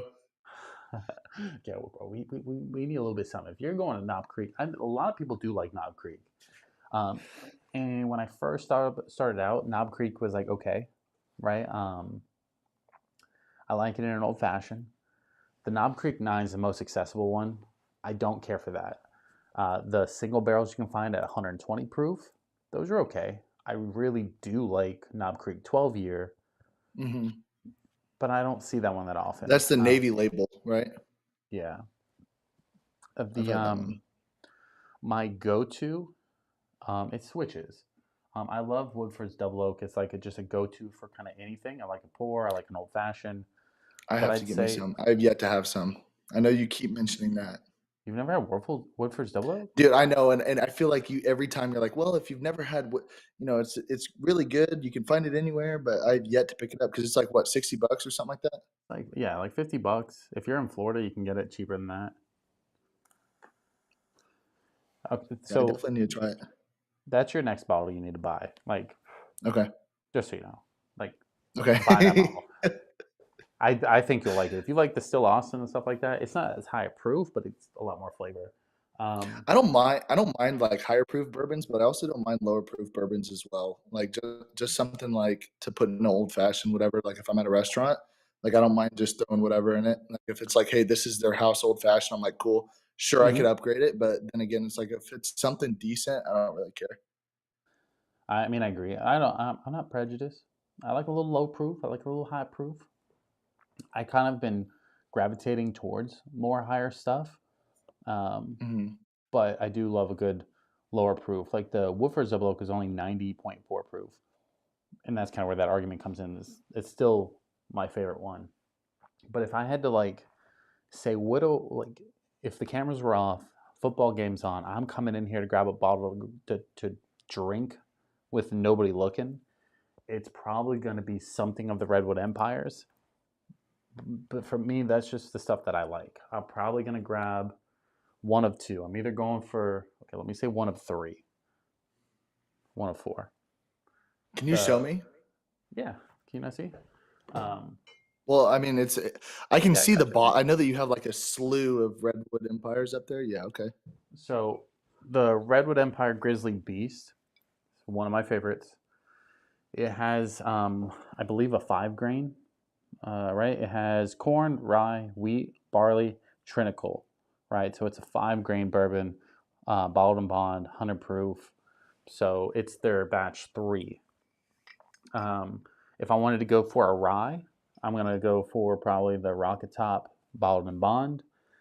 Again, 100 proof, really good flavors. This one won in a blind for me on a bunch of stuff, but I've had these, right? So It's a these kind of rye. the Rocket Top is a rye. Okay. The Grizzly Beast is a bourbon. The but I've kind of had those, so those kind of been like my go-to. Like, let me just grab a quick little small pour, right? But I just got the Redwood Empire 101, the Pipe Dream 101. This one's probably better than the Grizzly Beast, just flavor wise. But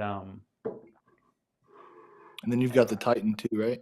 yeah, I have the Titan. The Titan unfortunately You not don't as like that hyped. one though. I do like it. Don't get me wrong. I do like it a lot. But when you're talking about like comparing it to all of them, it's just I don't know. It's different, right? It's not exactly what I was hoping it was for. But I also compared it directly to the Devil's Tower High Rye Bourbon. That was like just fucking magical. So that one's really good as well. Um, Besides Redwood Empire, um, Ben Holiday Soft Red Wheat bottled and bond is like something that I just kind of like grab when I don't even want to think about what I'm drinking. I don't want to be like, ooh, what's the tasting notes on that one? I just kind of kick it back. I Hmm. don't know why, whether if it's just cheap or just really decent. But it's kind of been my let me just grab it. Who cares? Bottle. Um, so Keith said, "Call me old fashioned and high top sports tailgate." I mean we've done some things before. We went He also to said Lone Elm. I've never heard of that. Plus, I'm here in Texas, so definitely probably should check that out. okay. Let me read that. Keith says Lone Elm is another Texas bourbon a lot of people haven't seen or heard of. I go to downtown Texas for work a lot. I always bring a bottle of Lone Elm home. It gives Still Austin a run for its money, 100%. Um, I've never seen it, but if I see it, if it's competing with Still Austin, I want to try it. Um, Let me look it up. we I'm telling you, if you ever come out this direction, let me know because there's a ton of distilleries. Obviously, like you said earlier, everywhere you go is an hour, and that is so true, especially with traffic. my mom lives over there in she lives in Kilgore, but it's over there by like Tyler. Yeah, that's east of Dallas. Yeah, I know where Yeah, that's at. I had a buddy that went junior college there. yeah. So like when I go, that's typically around the area I go. They have like a deer release out there. We'll go hunting sometimes. Um, so that's typically which way we're going. But I don't know. I've never had a So really. 5 points. Sorry to cut you off, but Yeah, go Five ahead. Points Distilling Lone Elm Whiskey is just southeast of Dallas. Mm. So not even quite towards Kilgore. Oh, that might be something we definitely could check out then. I mean, that's like literally it splits the distance between Tyler and Fort Worth. Yeah, I'm here for that. Plus, like These. Fort Worth, you have TX whiskey. I mean, there's just a ton like in the area actually that I didn't even realize that there's so many out there. I mean, I haven't explored too much of Texas whiskeys. I didn't care for Garrison's too much. Plus, it's kind of pricey. Hmm. Um, Hill Billington in the chat says 6 cases of 18-year Knob Creek left untouched at Kroger today. I mean, maybe like pick up like 1 or 2 bottles then, and just like whatever, maybe send me one, whatever. I'm not picky. Um, Thomas says Knob Creek 18 is just too old in my opinion. I mean, 18 sounds like it's just like the perfect age, but like, who am I? You know, I'm kidding. I've been at 18-year age. I don't know if I've ever actually had anything that was aged at least 18 years. Yeah, they're going to town. 18? Yeah, no. I Like mean, I've I was at had. my buddy's wedding and he had the Eagle Rare 18. I'm like, dude, how? Yeah, fuck. Um, Like, come on. oh, you were the 17 year. You mean? Yeah, it's something like that. Yeah, See, it's that's what close I'm enough. I saying. I'm not gotcha. super familiar. I want that one so bad. Like they're. What's funny is like I tell this a lot. The liquor store closest to my house, 3.5 minutes away, has every bottle you could possibly want there for a disgusting amount of money for each bottle. Um, Mm. it's the same place that offers a stag for like $500. Nobody's paying $500 for stag. Not me. It is the place where I bought the Blantons, and I paid 110 for it. Like, That's not bad though. I mean, now I mean, it's it's more than I know what you can get it for sure. But that I've definitely seen Blanton's a lot higher. I've seen it higher, but this is also about a year ago, and they had a bunch, so I think that played a factor. But they have They have George T. Stagg. They have Eagle Rare 17. They have all of the Pappies. Damn, They got everything in there, but that's everything is like crazy. 3 or 4 times MSRP, and it just won't be. To me, this again, I've probably told the story before, so anybody in the chat's already heard it. That's too bad you're hearing it again.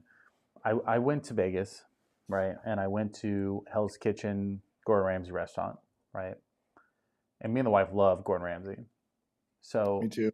Kitchen nightmares, all of it. exactly, right. So you kind of already have like this little hyped up piece in your mind, right? And of course, when you go, you're like, "Yo, I'm getting the beef Wellington." Hmm. So when you get it, you're expecting to take a bite and just basically blow a load in your pants. You know, that's the equivalent. That's what I'm thinking going on. I'm like, Facts. I'm about to have a drink and I'm gonna fucking blow my pants off. Yeah. It's just the impression that you kind of get when you go in, and then you sit down and you spend an ungodly amount of money. For me and the wife, we spent basically $400 on one drink each. Damn. She had the like preset course, which is the beef Wellington with whatever like mini sides, like carrots or something that's on there, or something like that. She got the scallops and the toffee pudding. We shared the toffee pudding, by the way. I got a beef Wellington and I got the risotto, the lobster risotto, Hmm. $400. Um, the risotto was okay, right? There just wasn't a ton of flavor. Not a lot of like Needed more salt or something. Gordon would not have been happy about that. no, I don't think he would have, which kind of was like maybe want to smash it and be like, bullshit, send it back. I wasn't gonna do that.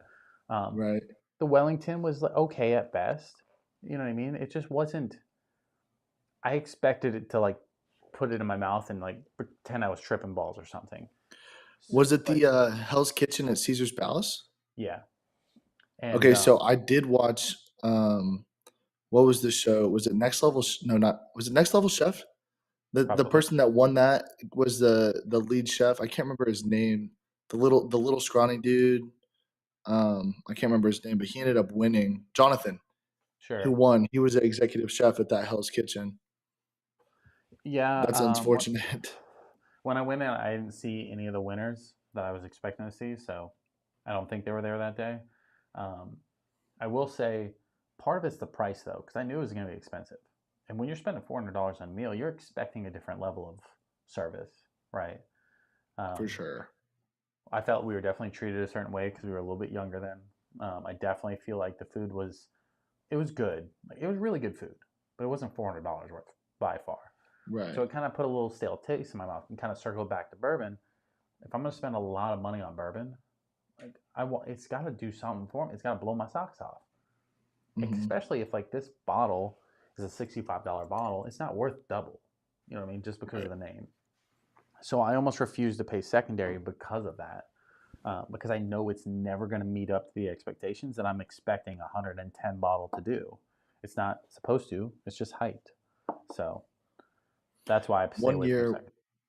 sorry, we were in Daytona one year, and I'm originally from Florida, by the way. I'm from Orlando. I live in Dallas now. Went to school in Oklahoma. Um, one year we were at Daytona, and we went to an ABC, and we saw like this wicked long line, and I'm like, "What's going on?" It's like 8 a.m. or like 7 a.m. Right? And like I Mm-hmm. think we are getting ready to go somewhere, and I was wondering what's going on. Next thing I knew, I saw my buddy Jacob's dad was in line. He was like halfway in line.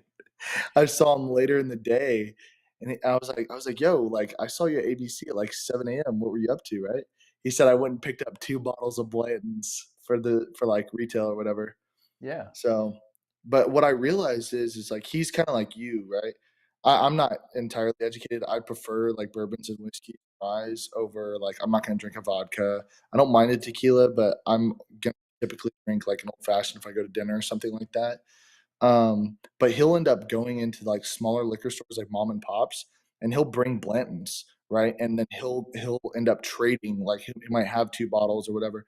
He'll end up trading with the owner and then getting really what he wants at that store. So I don't know if you do stuff like that or how that works, but I'm like, how do you even get to that point? So well, one, you got to go to a mom and pop shop that like has normal people working there. Um, Mhm. I know around me, if I brought in a bottle, it doesn't matter what it is. they're not going to trade me because they're not going to take anything that they don't know where it came from. Some places will. Nothing around me is going to do that. But there's definitely owners of liquor stores that know me, know that I review stuff. There's no clout involved or anything like that. They're not going to be like, "Oh, I saved this for you," but they understand what I'm in there for.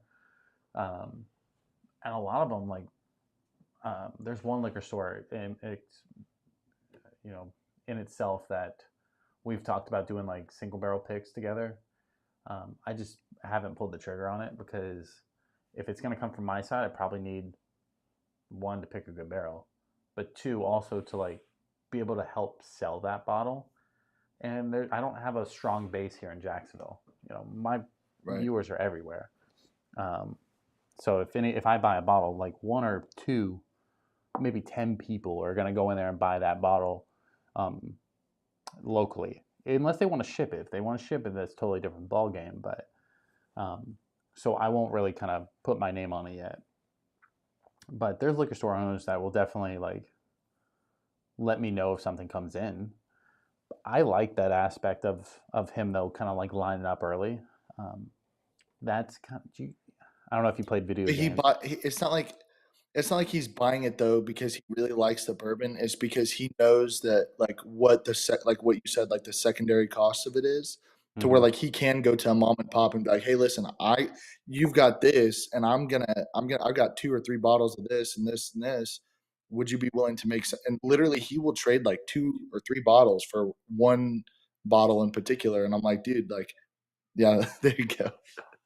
You can zoom in. It's fine. I was centering you. That's all. Um, but I just think it's cool because like he'll it's funny, like he'll plan a trip like up to New York, right? It's like a road trip. Yeah. And then it's like on his way up, he has to deviate because he's already been contacting these mom and pop liquor stores in these little towns. Hey, I was here 2 years ago and I knew you had this type of bottle or whatever. And then he'll end up bringing a couple bottles, and then on his way to say New York, he'll come home with like 8 bottles of something. So I mean, that's definitely it's just one way of cool. doing that. I I don't know if Blanton's holds that kind of weight anymore, but it used to for I don't think sure. it's just Blanton's. I think he'll throw in a bottle of Blanton's in addition to like other stuff too. Like Sure. I don't know. I know his favorite. I know one of his favorites at least is like Orphan Barrel. Have you ever heard of that? Yeah, yeah. Orphan barrels. I mean, I've never I'm bought sure them it's though. They're decent. pricey. And that's the thing. Is like I know that they're expensive, but I mean, he goes head over heels for them, and I don't know what they are, bourbons, whiskeys, whatever. But like he's always on the hunt for them. It's So now you switch to the still Austin. I did. That's so we can drink it together. That and like Hmm. you were talking about, so I was like, I haven't had it in a couple weeks, so why not? Um, it's one of the benefits of having a collection is I just kind of I never have the same pour twice almost. I kind of just swap around. Um, the still awesome though. It's money. The I like it. Like, I mean, it's what 116 or something like that. Yeah, 116 Yeah, proof. 116 proof for like $50, bro. 100 or 50, $55. 116 It's a proof. little bit more expensive where I'm at. And whenever I went the last time, because you put me on right Hmm. several weeks ago, but then it was my buddy's birthday, and I know he likes whiskey, bourbon, stuff like that. So I went to Specs, and I ended up picking up another bottle, but it was the last bottle. But I want to say it was like about $60. It's not bad price for $6 either. So it all depends on where you're at, and sometimes like Florida pricings is weird. I try to tell people that beforehand. So like when I do like certain videos, like oh best bottle under $50 or this budget bottle, like you know what I mean. Like it's not always the same as everywhere else. People are like that's not budget. Heaven Hills, for example, it's allocated somewhere. It's everywhere here. But Florida pricings is like some bottles that are super hard to get in other states will be on sale here. And I think that part is very weird. Like Russell's 10, for example. I can get that Mhm. on sale at almost any liquor store I walk into. That's why I always have it because it's just always but it's good though, like, Yeah. relative to a lot of other stuff that you can't get or that is also readily available. Because I don't know exactly how much it was, like $50 or something like that. Is that right? Somewhere around there? Uh, 45? I don't remember exactly how much I paid for it.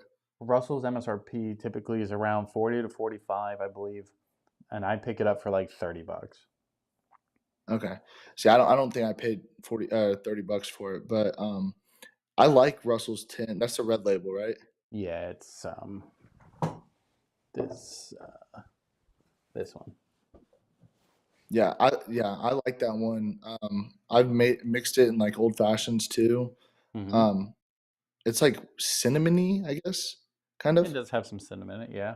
Cinnamon in it. Cinnamon in it. Um, Cinnamony.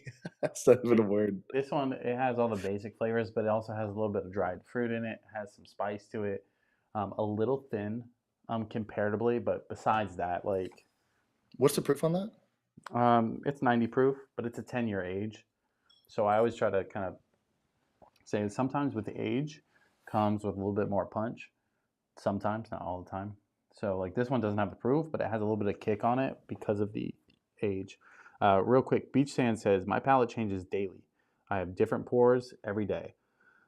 Beach Sand, you couldn't say it, I couldn't say it better myself. My palate one day will say, you know what, I'm feeling rise. The next day I'm feeling, you know, fucking just a bourbon through and through. And then some days I don't even want pours. I just want cocktails, and that's where my one and only go-to cocktails typically is an old fashioned. So Mhm. So I was gifted for my graduation, I was gifted, like, a full smoking kit. yeah. Um And it's actually really cool. It's not like the one that you put on top of the glass, like, you actually have to, like, smoke a jar, take the jar, pour the bourbon into it, and then kinda swish it around and make a cocktail, and then whenever you're ready to pour the bourbon, then pour the bourbon, and then I'll smoke in, like, the glass or whatever. But I mean, it's awesome, and of course, because you were talking shit, I went ahead and I bought, like, some Circle Cubes too, but of course, they're not clear, because it's not a craft cocktail, it's just the fucking ice out of the damn Yeah. fridge. So I don't know how long exactly you've been watching, but in the beginning I had the cube sugars, not the clear ice, but I had cube ice, and then every stream I just somehow forget to make ice. So now it's just a running joke that I never have ice. I have ice. I have the fridge ice, Regular ice, yeah. yeah, normal poor people ice. So, um, what's funny is like I don't even like attempt it anymore. I'm like, it's just kind of part of the brand at this point. Do I prefer cube ice? Absolutely. Circle ice? Sure, but I don't. I have all the molds. I just never make it. About the smoker though that you were talking about, is it something like this where you just kind of set it on top? So that's not the one that I have, but I was over at a buddy's house yesterday, and it was funny because he texted me because he wanted to watch the Boise State, um, championship game against UNLV, right? Yeah. So he texted me. He's like, "Hey, like, you want to come over? I'm about to crack a bottle of bourbon, whatever." So then, of course, I packed up my full kit and brought 2 glasses. I brought my bitters, my cherries. I brought everything I had. And I got over there. He's like, "No, dude, like, I got this whole gift for my birthday from my dad, and it was like what you have." Hmm. And it came with like this, 4 different types of wood chips, and then Yeah. of course a torch and stuff like that. But mine's like here. I'll show you mine. Mine's pretty basic. But it was literally a gift from my girlfriend on top of a bottle of bourbon that I haven't cracked yet, just because from what I've heard about the brand of bourbon that I got. I know you can't hear me. I'm still talking, but just from what I've heard from the brand of bourbon that I got, that it wasn't that good. I just know it's expensive, and like that's kind of the reason why I haven't tapped into it yet. So, like I said, whenever I go smoke my old fashions, I have like a oak block Oh, basically. okay. I know what you mean. You kind of So kind of so burn the so then block. that's what yeah, and then you take your wood chips, right? So like apple, I have cherry, pecan, and then you just grab like a little pinch or whatever, and then you take this little jar, and then you put that on top, Hmm. right? So then you torch it, you take this, you let it set or whatever, and then quickly you better have your bourbon ready because then you pour it in here, close the lid, get ready to make your cocktail. What I'll end up doing is I'll take my glass with the leftover wood chips, I'll go ahead and smoke that too.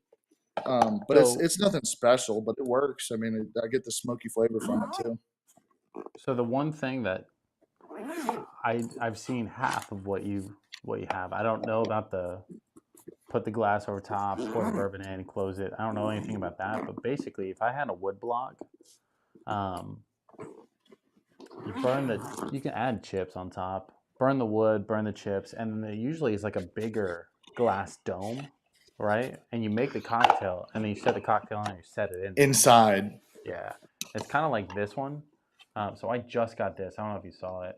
My uncle sent it to me for my birthday, but damn, that thing's basically sick. this has like a little motor on it. Kind of burn it, funnels in the smoke, and then it's obviously locked inside this little plastic container. And when I say like I like this, there's nothing wrong with the little topper one. I definitely think Hmm. convenience wise and for control wise, this is really good. But this one, it's so much more flavor. But my Hmm. room smelled like smoked for like 4 days, and Okay, from with the topper one or with the little contraption that you have there? this contraption, Okay. I smoked one cocktail. And I smoked twice. Don't get me wrong, just to kind of see, but it my whole room smelled like the chips for like 3 4 days. Pretty aggressive smelling. I bet you if I pull it off now, yeah, it's even still smells like fresh smoke. And as much as this makes a better smoked cocktail, I live in an apartment.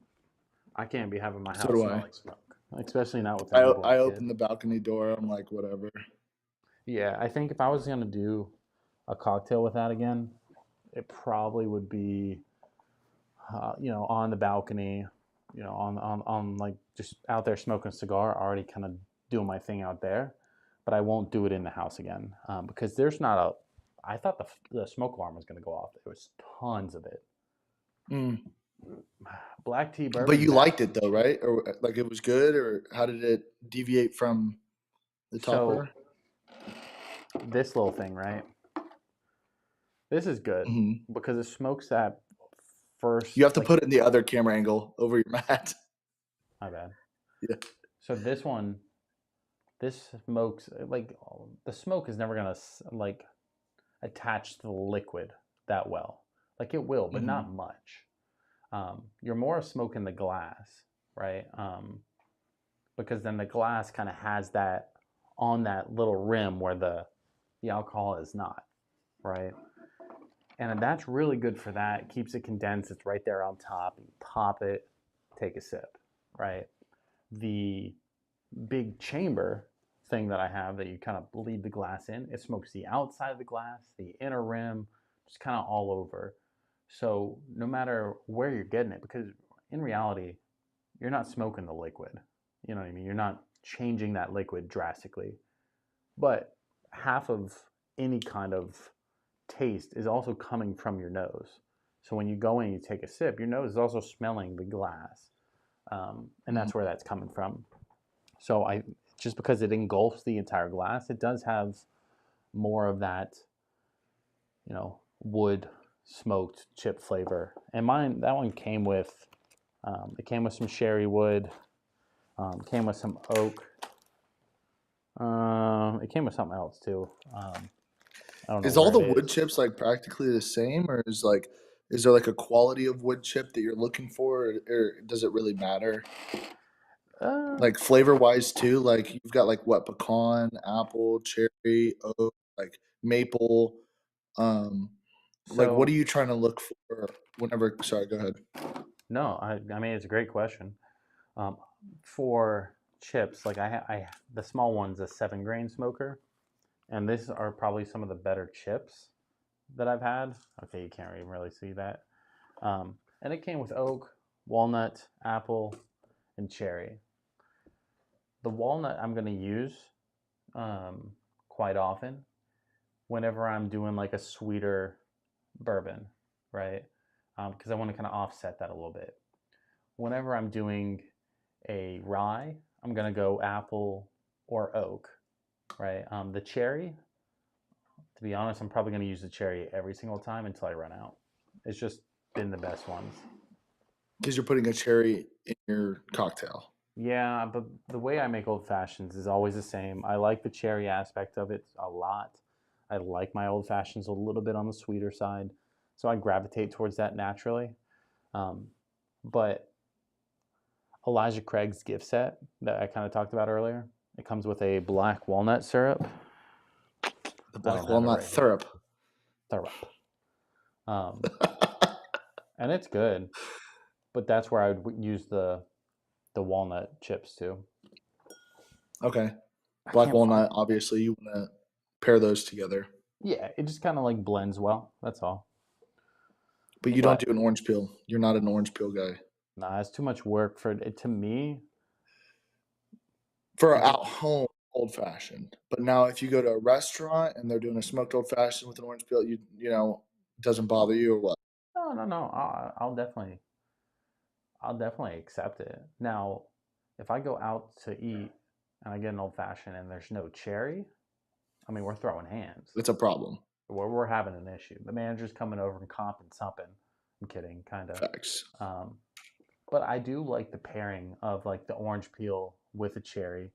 The reason I don't use the orange peel at home is because I use two different bitters. I use spiced cherry bitters from Woodford's, and then I use the orange bitters from Woodford's, and that's where I get that orange kind of essence from.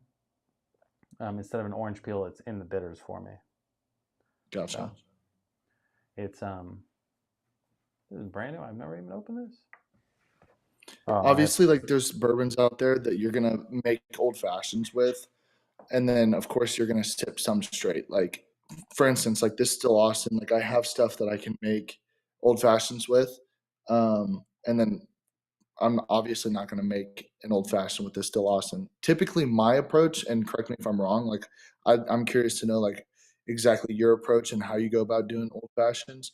But I like doing I don't mind a higher proof, but I feel better about myself when I write a lower proof old fashioned, if that makes sense.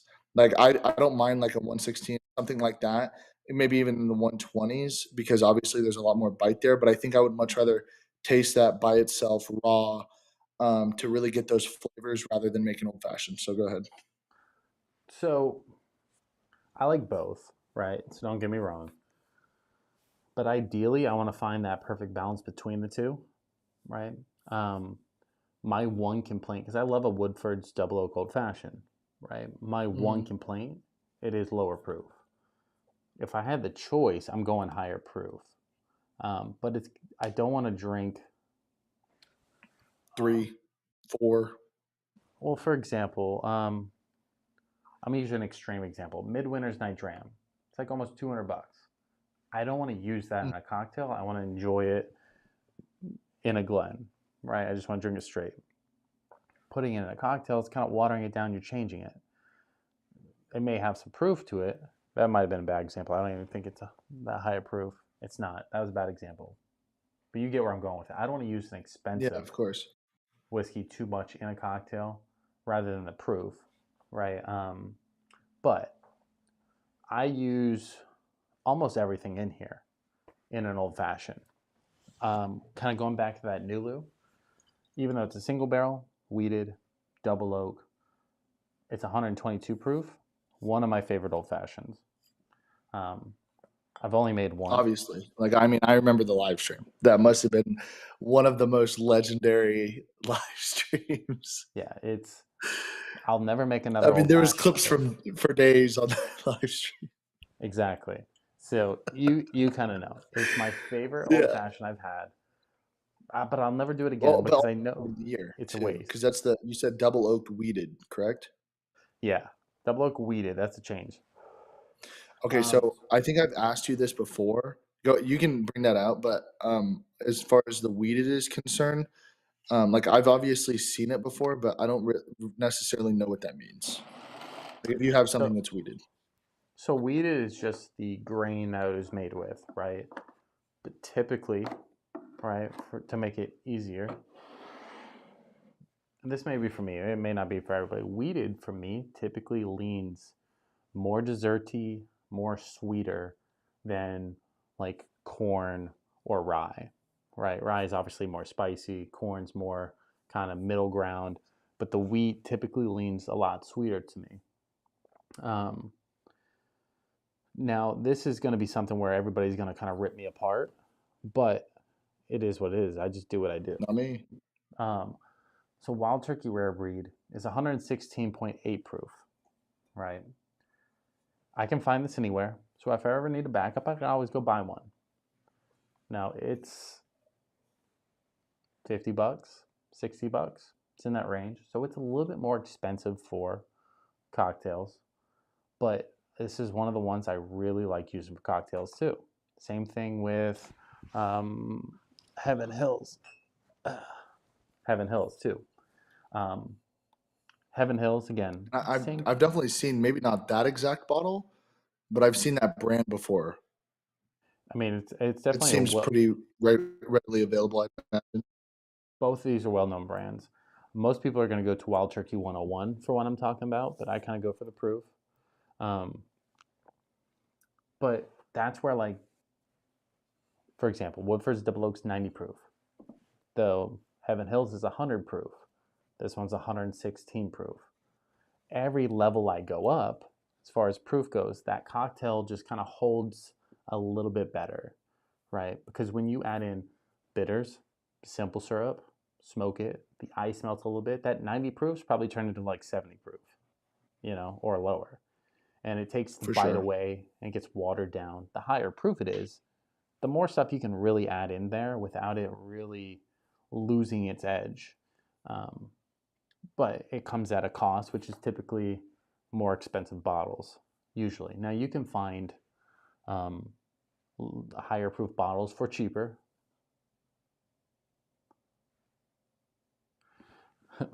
The BTK says it don't want to alarm you, old fashioned, but there's like this other guy between you and your drink cam, and I don't know what his channel is. That's funny. Yeah, he called Hey, in. hey, He Ricky, I called. think my connection's kind of messed up right now. I'm gonna come right back in, but Yeah. I also have another bottle that I'm gonna crack on stream. Oh shit. So let me just it's just being really fuzzy in my ear, so I'm gonna go ahead and hang up, but then I'll jump right back in. Yeah. Go ahead. See? Oh shit! I clicked on something stupid here. Let me click off this. BTK, you scared him off, bro. I was trying to have a guest come hang out with us. Um, I'll have him say his channel here in a minute. I don't remember off the top of my head. There we go. How's it working now? Way better. Okay. Like I was like trying to like really pay attention to exactly what you said for like the last 2 minutes, but I got it. Oh, it's all good. We try to keep it professional, but we're also not super professional. So like, by all means, if you got to pee or something, feel free. Not yet, but we're getting there. Like it's different because whenever I'm on stream, I can just like hit a button, right, and then immediately it's like, hey, I'll be right back. Um, all right, so I got this bottle. This was a graduation present. I mentioned how I got the smoking kit, okay, and this thing has collected a ton of dust, and I've heard a lot of negative things about it, and I haven't showed it to you yet, but you might infer and you might know exactly what it is, Is it just Willet? because. No, it's not. It's not. But this was a bottle my girlfriend bought me, and she obviously doesn't know anything about Sure. bourbon, right? But I know it was expensive, and for the price, I would have gotten 2 bottles of some really good shit that I would have loved to have. But I think now is probably a pretty good time to go ahead and crack it, just because it's literally collecting dust. But it's this right here. Oh, an Angel's Envy. Is it a single barrel or a store pick or what is that? It's Total Wine Store. It's 110 proof. Is that what it normally is? 110 proof? No, that's a store pick from Total Wine, which is good. So, for example, Angel's Envy typically is a port finish whiskey or bourbon, whatever you want to categorize it as. Port Like, wine barrels. like I have this one. This one is their triple oak, right? It's the Hmm. only one that I own currently, but that's just because I've had angels. It was something that we had tons and tons of. Um, I mean, but it's cool because like it comes like with this little charm here. yeah, so that definitely means it's a like a store pick, by the way.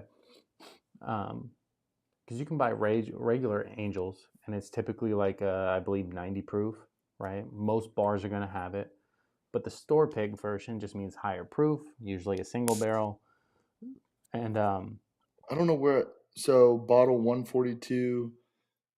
Here's a thing. I don't know if you can even see that SB, and then there's a bunch of numbers there. yeah. So for example, this is saying, hey, this is a single barrel number, whatever, and it's just barrel 142, I believe. Oh, it says single barrel right there on the side. See? Yeah, that's what it's meaning. And total wine is a pick, hence where the little badge comes from. So, I mean, to be honest, she picked a good one, you know. Now I don't know that barrel in particular. Don't let me talk too ahead of time, but she didn't pick something bad. If you were to get a Angel's Envy, that's probably one to get. Is something along those lines. Um, I'll put the Heaven Hills back, and I'll have a little Angel's Triple Oak with you. How about that? Cool. Sounds fun. So this is my first, like, my buddy that I was over at his house last night. I brought some bourbon for us, Mm-hmm. but he's a big Angels guy. I sent Yeah. you the snap actually in the Discord, and of course we were having that because he never had the Still Austin before, so we had plenty of that, and then we had the Weller Special Reserve, and Yeah. I forget the other one that we had, but so I've actually never had Angels Envy. So this is also I graduated in May, right? Yeah. Tell me about this cork. What is the shelf life on it? Because I can assure you that this won't Just be like my everyday drinker. just real quick before you even open it, go like this. Before you open it, just hold it up side down for a second, just for the what if. But it hasn't been that long, so it's not something that you really have to like soak to the brim. You know, Hill Billington says, "Nice shoes. Want to fuck?" I mean, Hill Billington, just I'm fucking taking my moment here. So I got the Lawnmower 5000s on. When you say nice fucking shoes, I fucking know, bro. Dude, These were first of earned. all, I don't know. Did you hear that cork pop? I did. You did. I was on a I don't. rant though, so I didn't want to. I could never replicate that again. But that was a. Yeah, you all you gotta do is wet it a little bit. Sometimes that's all it needs, um, but yeah, no, the official dad shoe, bro. Of course, it's a nice shoe. You ain't gotta tell me, bud. I mean, Sketch wears those. Those are like legendary sneakers. Real quick, because I'm gonna run and grab another bottle of water. Real quick, just give them the quickest rundown of you, and you can plug your own channel if you want to talk about it for a second. Okay, bet. Just I'll be back in just a minute. You bet. Well, I'm gonna go ahead and read the chat. Yeah, go ahead. I'll be right back. Let's see what we got. Beach Sand Bourbon said, Trav Everett, best rule, don't fall for the hyped bottles. Find what you like and grow from there. I appreciate that. Don't want to alarm you. Oh, he read that one. Yeah, he's back. Hi, I'm back. What the fuck, LOL. Laughing face. It looks like you guys are just giggling down there. And then the shoe plus the cork pop. Hill Billington. That's a hell of a name. Hill Billington. That's awesome. Well, anyways, my name is Travis. I'm a recent graduate. I went to school in Oklahoma. I'm originally from Florida, but now I live in Dallas. I have my own YouTube channel, so that's why I kind of have a little bit of a setup here. I do strictly flight sim content. So Microsoft Flight Sim 2024 just came out. I just started my channel just over 2 weeks ago, and we hit 200 subs today. Plus, today's also my dad's birthday. So just like Ricky's good buddy Shelton, it's his birthday. It's also the day that DJ Lagway decided to commit to the Florida Gators. And it's also Pearl Harbor Day. So it's legendary in a lot of ways and then kind of negative in some others. So, but today's a really cool day, not only for me, but also just in general. Anyways, we're back. I have yet to taste this, by the way. Don't taste it yet. I want to point out something that I know you don't know. I don't care, so don't get upset. You've said my actual name like 17 fucking times. Nobody knows my name. I'm sorry. Fuck. Like it's just hard for. What else am I supposed to fucking call you? Big burly bearded fuck. I mean, fucking shit. Threaten me with a good time. No, No. It's then okay. you could call me fucking porn stash, fucking Ron Swanson. Like I don't care. That's funny. No, I just find it funny because it's Uh, not like Shelton came on one time and said it once, and the chat lost it, right? And then you said it in Discord, and I was like, oh, he knows my name, and I was like, because most people will call me a different name, and then you said it like 6 times on stream. I go, does he want to like maybe not say it? no, I mean, fuck, dude, my bad. I won't. I'll it's try too, not to. I'll be no, more it's okay. conscientious about it for sure, especially in the future. It's okay. It's not the end of the world. It's not. I wasn't hiding it, but I wasn't just saying it on purpose. Lopez says, "I already And caught it." see, Lopez, welcome to the stream, bud. Glad you can make it. like the moment you hop in one of my videos, I say my name. I know most people So do, but my other channels, I always said my name, so I kind of stayed that's away my from bad. it. Yeah, bro. Real quick, just for funsies, go ahead and because I know you have the chat up, just put your channel name or whatever you want for that in the chat. Yep. 'Cause people ask, so I figured go ahead. Cool, bro. I did not want to BTK plug says, myself, but if you insist. no, do it. I mean, bro, I don't care about that stuff. It'd be different if I didn't tell you to, but and you were just doing it So like constantly. I low key go on like other like big time live streams and like flight sim and be like, hey, yo, just let you know, hit 150 subs. And he's like, oh shit, 151 now. And it's like I mean, he's that's got kind like of cool. 30,000 subs. I Yeah. I don't know. I feel kind of weird doing that, so I always try to like be on my other channel when I do that. Um, Hmm. but Tuxedo says Seamoth, so he calls me Seamoss all the time. I don't know That's a where. good one. Thanks for calling me old fashioned. What's funny is BTK says, what do you call him? I don't know. Maybe read the sign behind him. Call me old fashioned. That's a good one. That's funny. BTK says, oh, heck, I'm a trucker parked in Denton right now. We aren't far from each other. Denton? Dude, I realized like you low-key have like a Dallas audience too. What's funny is I do have a lot of people in Texas. I have a lot of people in Canada and California, but I don't have anybody in Jacksonville. And That's fucked up, dude. Here, I need to remove that all right here. Hill Billington says, Just give me Triple Oak. 1 second. Yeah, take your time. Hill Billington says, Triple Oak is a scam when you find out how they get it. What do you mean how they get it? How they get to the say Triple Oak? I mean, it's definitely not aged 3 different times. I agree with you there because on even on the hang tag it says that it's obviously aged originally in the white American oak char 3, and then it's split up into 3 other different types of oak finishing. Right, you have the Hungarian oak, then you have the Chickapin oak, and the French oak, and then they're all split up, right? And then they're all then blended into the one. Huskier says South Dakota here. South Dakota? I That's so crazy. badly, I so badly want to go to like Wyoming, Montana, all those areas, but I don't know if that's in the cards anytime soon.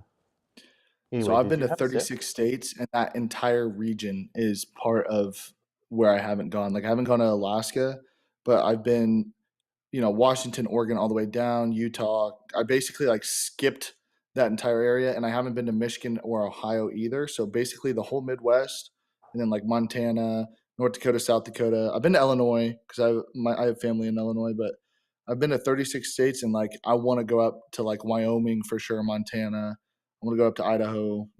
That whole area I think would be really cool. Got a lot of national parks. Have you ever been to? You've been to Utah. Have you ever been to Zion? Dude, no, I count a state if I go to the airport. So Salt Lake City, right? Like it's one of those things. Like so, no, actually, I've never even stepped foot out of the airport in Utah. I would like to go to like Zion, like Bryce Canyon. Is that Utah? Yeah, Is we're it talking about okay? the same thing. So I'll quickly go on this, then we're going to talk about the whiskey here in a second. Okay. For my honeymoon when I went to Vegas, Hell's Kitchen trip. Um, the next part of the trip was like this road trip through Utah, Arizona, Grand Canyon, Hoover Dam, stuff like that. We went to Zion National Park in Utah. It is my favorite place in the fucking world. I wasn't there long. I was there in the winter, but man, was it fucking magical. We also did a helicopter tour through it, which was kind of fun. Um, but I'll go there all day, every day, which is why I want to go past that. Branch out. I want to go to Hmm. like Wyoming. I want to go up north Utah and stuff like that. I think that'd be really fun. Um, I was supposed to be up there actually. So the same guy actually that does like the bourbon like swapping. yeah, He's much older, but he runs like half marathons and stuff, and he invited me to go to the Zion half marathon. And then like 2 weeks before, I was playing pickleball, and I had a high ankle sprain in September. So dang, I ended up missing it, and it was gonna be like a little graduation present from him too. So it yeah. sucked because I was actually supposed to go. So that's crazy that like you like it that much because Oh, I want to fucking go, bro. it's so magical. And then maybe it was because the high from like we just got married and then we're honeymooning, but like it. What was crazy is we did one day in Zion, and then we drove over to Page, Arizona. You're the correct me if I'm wrong, so don't take it the wrong way. You're the one that likes the camera stuff, right? Yes, like Yeah. I'm definitely a nerd in a lot of ways, but yeah, absolutely. But see, like I know you're a Canon guy, right? And I think we've talked about this before. I'm a Sony guy, which is fine because like if we're being quite honest, like that's Delete. kind of where we need it. Yeah. Well, I mean, like I'm I kidding. mean, in today's realm, that's very common, right? Because you do a lot of photo, right? Or you do video. I do everything. So I do photo, I do Okay. video. It's mainly photo though, but I'll Okay. So agree when with I, you before you even say it. Sony is better at video. but see, like, okay, yeah, but I will also agree that Canon's colors, especially if you're using like DaVinci, I don't know exactly what you're using, but Yeah, I know Canon's colors. Like, whenever it comes to photo, like, whenever I hire a photographer, I make sure that they use a Canon. Like, as long as it's a full frame mirrorless, like, I'm cool. Like, as long as it's not a crop sensor, we're good. yeah, You know what I mean? And same.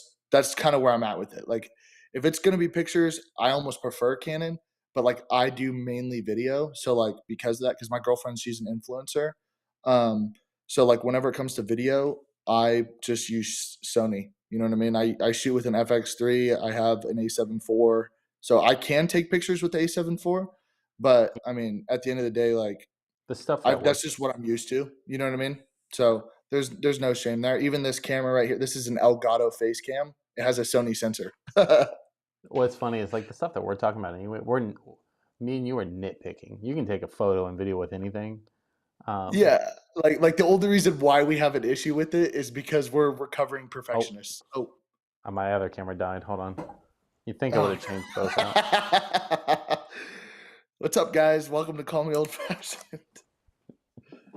Yeah, but That's no, funny. it's true though, because with photo, the problem with photo is like I'll do a mini shoot, say 15, 20 minutes, right? I'll take 450 photos, and then I'll end up delivering 100, and then I'll spend 8 hours fucking removing one string off of a shirt.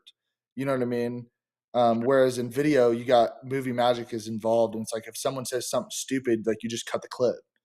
You know, Sure. so there's a lot to that I prefer just for the convenience factor because I can spend 3 hours of video editing compared and I can have transition packs and animations and effects and this, that, and the other to make it look as professional as possible.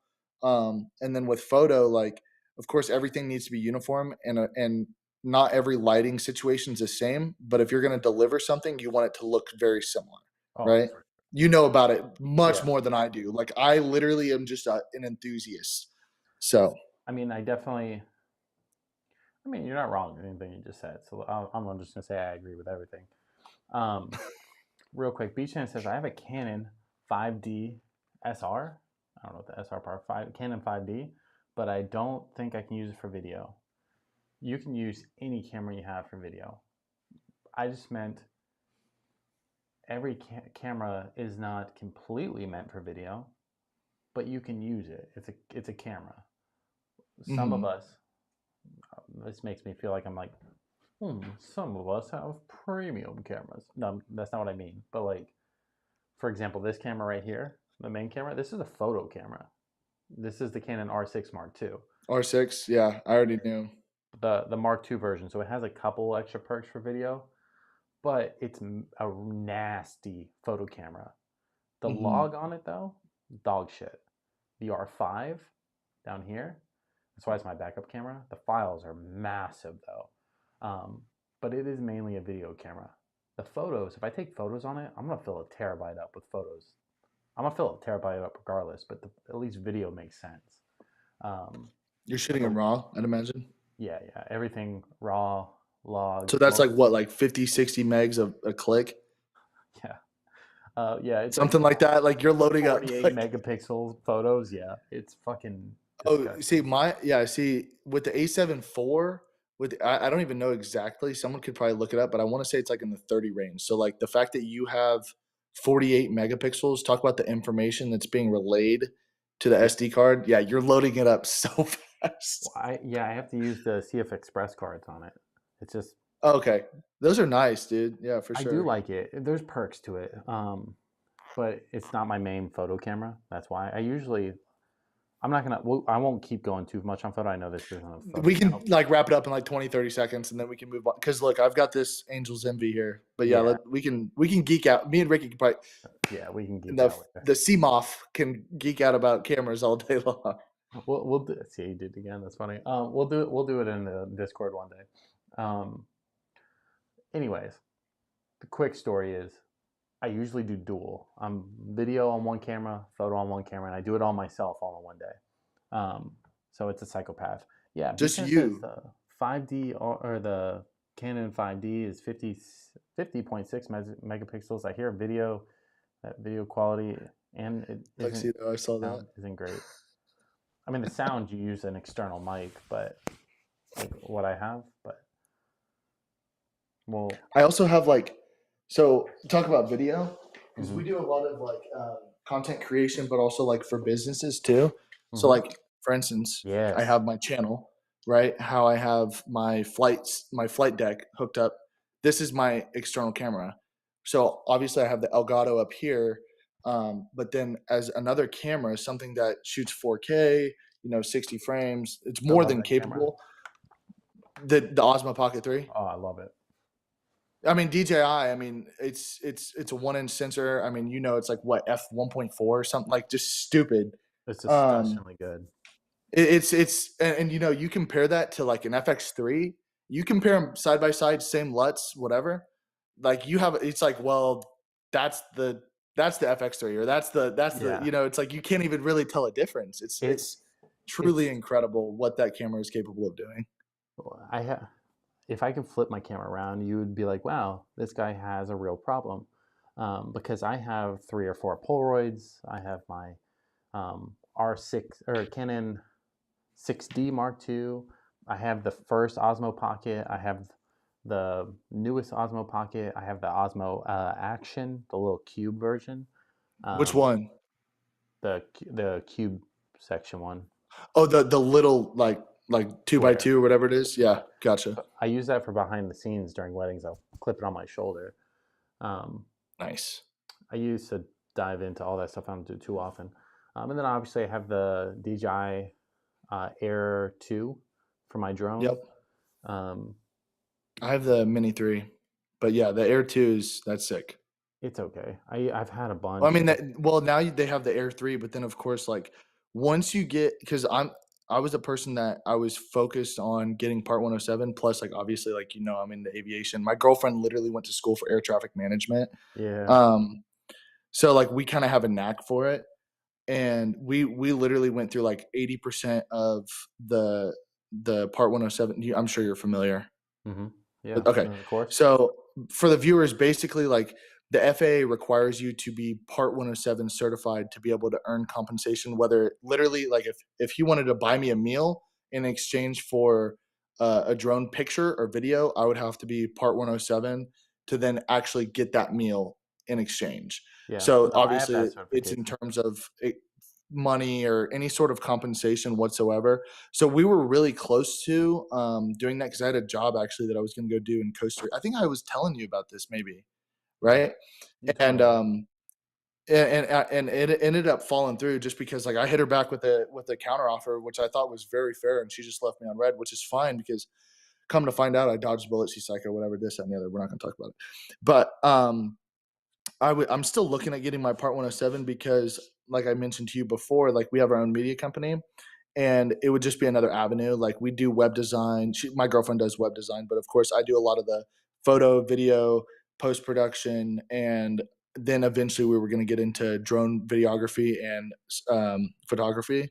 But I was going to want to upgrade my drone because I have a Mini 3, and then once I got my Part 107, I would have just bought the Mavic 3, right? Because So then we're talking a whole nother ball game yeah, of being able to be.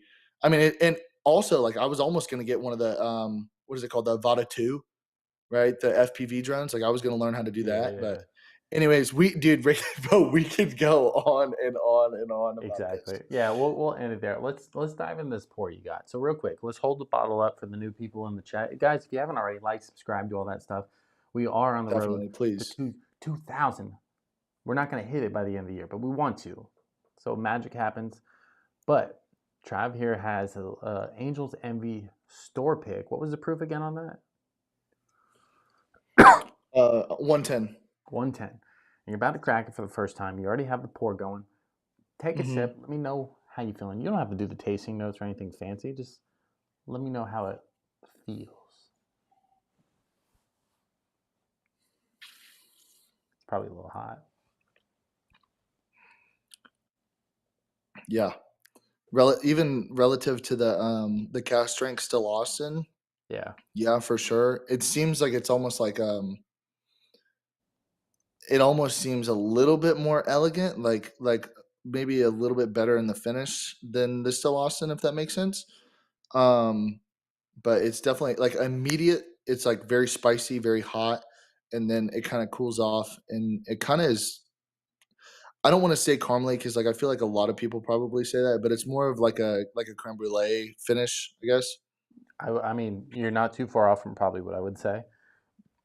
The Angels Envy kind of cast strength, store pick, stuff like that, higher proof stuff, typically is going to be really hot at the start, and then it's going to have that spice kind of punch you really quick. Where still Austin, a lot of that Yeah. stuff comes from not a knock to Still Austin. Still Austin's great, but it's only a 2-year age. But the reason why Hmm. it's so dark and so much oak really gets into it is because it is in Texas. It just ages quicker versus like Kentucky, right? Um, Now the Angels Envy, it's gonna kind of cool off. It's gonna be a little like kind of like burnt caramel, a little vanilla. Some people get like a little creme brulee type aspect to it, um, but it's more of like when you sip on it, the more you sip, the better it gets. The 110 Hmm. proof for that bottle in particular is probably like a money kind of proof. I think that'd be preferred. Right now, I have a 92 proof on the triple oak, and even my 92 is a little hot comparatively. So Really. it's just ain't. So there's some bottles, some brands that they just run a little hotter. And like when I describe it, I'm like, hey, that it might be 92 proof, but this drink's like 100 proof, right? Where yours is 110, maybe it drinks like 115. I can't guess that off the top of my head, but um, where like some like Woodford's, for example, it's 90 proof, but it drinks like 85. It just is naturally Hmm. softer. Um, I don't know off the top of my head if that's a port finish. I don't know if all Angels Envy is port finish or if just It some. says finished in port wine barrel, but it looks like that's Yeah. probably pretty standard because it's literally like etched into the Yeah. bottle. Okay, that is right then. Um, so then that But then the is side label it says private selection single barrel, and then obviously it has the handwritten whatever the I don't even barrel 142. You know what I mean? Or bottle yeah. 142 of barrel, So I whatever. was I, I was thinking right that all Angels Envies basically is a port finish. It finishes it in port wine barrels, so it has that kind of like subtleties of the wine where the sweetness is going to come into. Beach Sand says, I find that I get more intense flavors out of the higher proofers. I mean, I agree. The higher the proof, sometimes it has more of the burn, more of the punch, but I can pull more tasting notes out of a higher proof bourbon than I can a lower proof, simply based off of, I feel like it's less watered down, right? So Trav, this might be something new to you, if you don't know, but for example, still Austin cash strength, right? Mm-hmm. Basically means they took it right out the barrel and poured it in the bottles, right? But let's say they're what is it? What do they call it? Still Austin. Normally they have fancy names to it. I don't know what the name is, but they're bourbon, right? Um, their flagship, right? Let's say it's 90 proof. I don't know off the top of my head, but if it's 90 proof, they're watering it down, right? Which then is going to dilute it, which means the flavors are going to slowly go away, right? The more Interesting. drastic of change. And that's why, like, Damn, I didn't most realize people, that.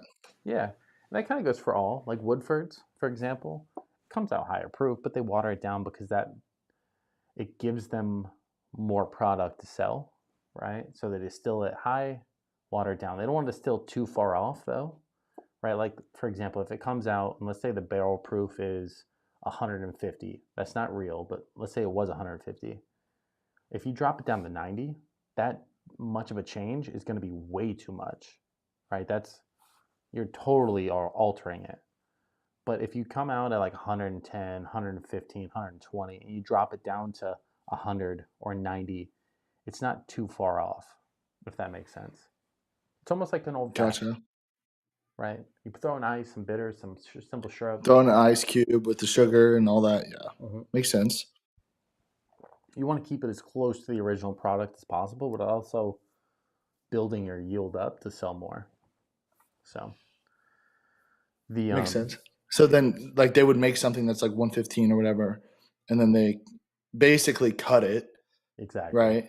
With okay, to then increase their profit margins, probably. exactly. Whether it be like barrel storage space or whatever it is to make it that 90.4 or whatever it is. You know what I mean? Yeah, you're basically spot on. It's giving them more to sell, and it's allowing them to do a little bit more. God damn it, a little bit more to it. The let me click off this real quick. I It's was trying it's not bad though. Like you, the one you have. No, I think that one's probably yeah, like you said, fairly good. like after the more you drink it, for sure, like the better it gets. I think we took a long break, right, Yeah, between the Still Austin and then obviously this Angel's Envy. So like the first two sips were definitely a little kick in the ass. But then no, it's actually not bad. Like I don't want to be like a fanboy or whatever, but like no, it's actually pretty good. so I've had this theory running for a long time, right? And some people don't care about it, some people do. But for me, the way I feel my night drinks the best, right, is not to hop all over different proofs. Normally, if I start the night off with a lower proof, we start with like 85, 90 proof, have a pour, go up to like a mid 90 to 100 proof, right? Work there. Then do a lower 100 proof. Then slowly work up the proof points. My palate kind of rides that wave with it. For example, I'm going to pull it over. Um, I don't know if this is the highest proof I have here because I haven't kept track, but I know it's one of them. So this is going to be the Jack Daniel's single barrel proof bourbon or whiskey. And I've Um, definitely seen that before too. this is a 133 proof. So Maybe when you not. it's hot, but when you drink it, that first pour, it's magic, right? It's got tons of flavor. You still get that Jack Daniel's feeling, but it's got extra. But if you have a pour or two of that, and then let's say you go down to a 90 proofer, it's like you're drinking water. There's no flavor. You're like, what the fuck is this? You know what I mean? It's not. Right. You've now Like like if kind I of were to drink this right now and then pour up Like just the special reserve, like it would be like, oh well, dude, this is literally water. Yeah, exactly. You're kind of like, because that's going to be 90 proof, right? Yeah, Yeah, it's it's going to be 90. 90 proof. It's just I not have going a to have whole gallon of it too. Like I have the 750, but then I also was gifted a gallon for graduation. I'm not even touching it. really do like the green label. The green label, though, for Do you me, do you actually? Because I feel like there's like I want to talk about that just for a second yeah, because obviously like they have like some other ones too. Like I know like they have like a blue label and a red label, and then like what is it, the ISPB or whatever it is. And CYPB, and I know that there's like what is it? ICPY. CYPB. What it? Thank you. Um, and I feel like as far as the green label is concerned, so like the liquor store that's you say 3.5 minutes away, right? Is your Yep. liquor store. So there's a liquor store close to me too. And the liquor store that's close to me, I can get really good gifts for super cheap. Like I can get like people that just like whiskey, whatever. They don't really know this, that, and the other. Like they love Buffalo Trace, right? I can pick up Buffalo Trace for $27 right there. The Weller's 28. Yeah, special reserve that 750 right there. I can pick that up for 28 bucks, and they're like 10 deep because everyone in there now. I don't want to generalize, but most of the people, if you just see the area, are buying plastic bottles of whiskey. You know what I mean? It's just one of those type of liquor stores, Yeah. and it's cool for someone like me because I can go in there and I can be like, oh yeah, they have 5 of these, whatever, and I can go pick that up, and like the store clerk is so thrilled that I'm a person to come pick it up because it's probably been sitting on the shelf for a while. You know what I mean? Yeah. And I don't want to get into the I love specifics, this. but you know what you can infer what I'm talking about here. Like So, the type of people that are going to walk into that liquor store are just frankly addicts. Whereas like I'm going in for um, this is a good gift idea, or hey, this might be something that I can go ahead and throw in with other mixers or whatever. You know what I mean? And it's convenient for me because it's 3.5 minutes away. Right. Of course, I have a Specs that's like 5 minutes away, but I know that if I go to Specs, instead of that bottle of Buffalo Trace being $27 or whatever, it's gonna be 32 bucks.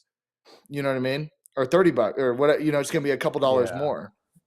So So I'll say what you're saying without the red tape, right? Because I don't care about nobody's feelings. There is well, I definitely, just, I I at the end of totally. the day, you gotta tote that line just a smidgen, but that's only because you gotta So realize I there's, just came out of modern academia, so I had to tote that line regardless. I totally get it, but there's definitely like areas in the United States right now. Shout out from Brazil. Bro, I'm fucking dyslexic. I don't know what that says. Cecilia, Cecilia. Cecilia, we love you. Thank you so much for watching. Yeah, appreciate it. So there's definitely areas in the United States where there's some liquor stores. I'll backtrack a second. The reason why some stores can get Weller, Special Reserve, Blanton's, Buffalo Trace is because they're selling a lot of basic stuff. Fireball, Jack Daniels, Jim Beam, because their distribution says, hey, if you sell a bunch of Fireball, we'll give you some of this hard to get stuff, right? So a liquor store in the middle of fucking nowhere where nobody's gonna buy an expensive bottle gets a lot of allocated stuff. And the reason why is because they sell a lot of Fireball, a lot of Jack, a lot of the low end stuff. So someone like you can walk into that liquor store and find, Weller, Special Reserve, Bland's, Buffalo Trace for cheap because they're like, hey, I'm not going to tell them no because I know I need it at this store to be what everybody else wants it to be. Um, but they're never going to sell it as frequent as somewhere like close to me. If it even hits the stores near me, it's gone within a minute. So Buffalo. Buffalo Trace, but not Buffalo Trace sits, but it doesn't sit. If that makes sense. Because if I'm being honest, like I'm sure that there's probably some Buffalo fanboys here, but I'm not a big Buffalo Trace guy because I had an entire gallon that was gifted. So like just like the Weller, right? Yeah, Special Reserve Weller. I was gifted an entire bottle of Buffalo Trace, and it was literally our pre gaming mixer. You know what I mean? yeah, And I got sick and fucking tired of it because I had a gallon of it. So it was one of those things where it's like I know that there's better shit that comes out of Frankfurt that I'm willing to get my hands on over a Buffalo Trace whenever I can go down the store 3.5 minutes away and go pick up a bottle for $26 or $27, whatever it is. And I know somebody else that would be much more willing to take that bottle because they probably don't get the opportunity to be able to get a Buffalo Trace. So So I agree. So this bottle, I didn't even buy here. This was, and just in case you don't know the story, I always kind of break it down. Um, this bottle was sent to me by my uncle, motherfucker. Damn camera focused on me. I saw that. I hate when it does that. There it goes. There it goes. There it Um, goes. so my uncle sent it to me as soon as my son was born, and then we sat on FaceTime. We kind of had a pour, and he's like into bourbon, but he doesn't know everything, right? So like he sends me that because I cannot get it here. I've never once seen it in Florida. Um, Damn.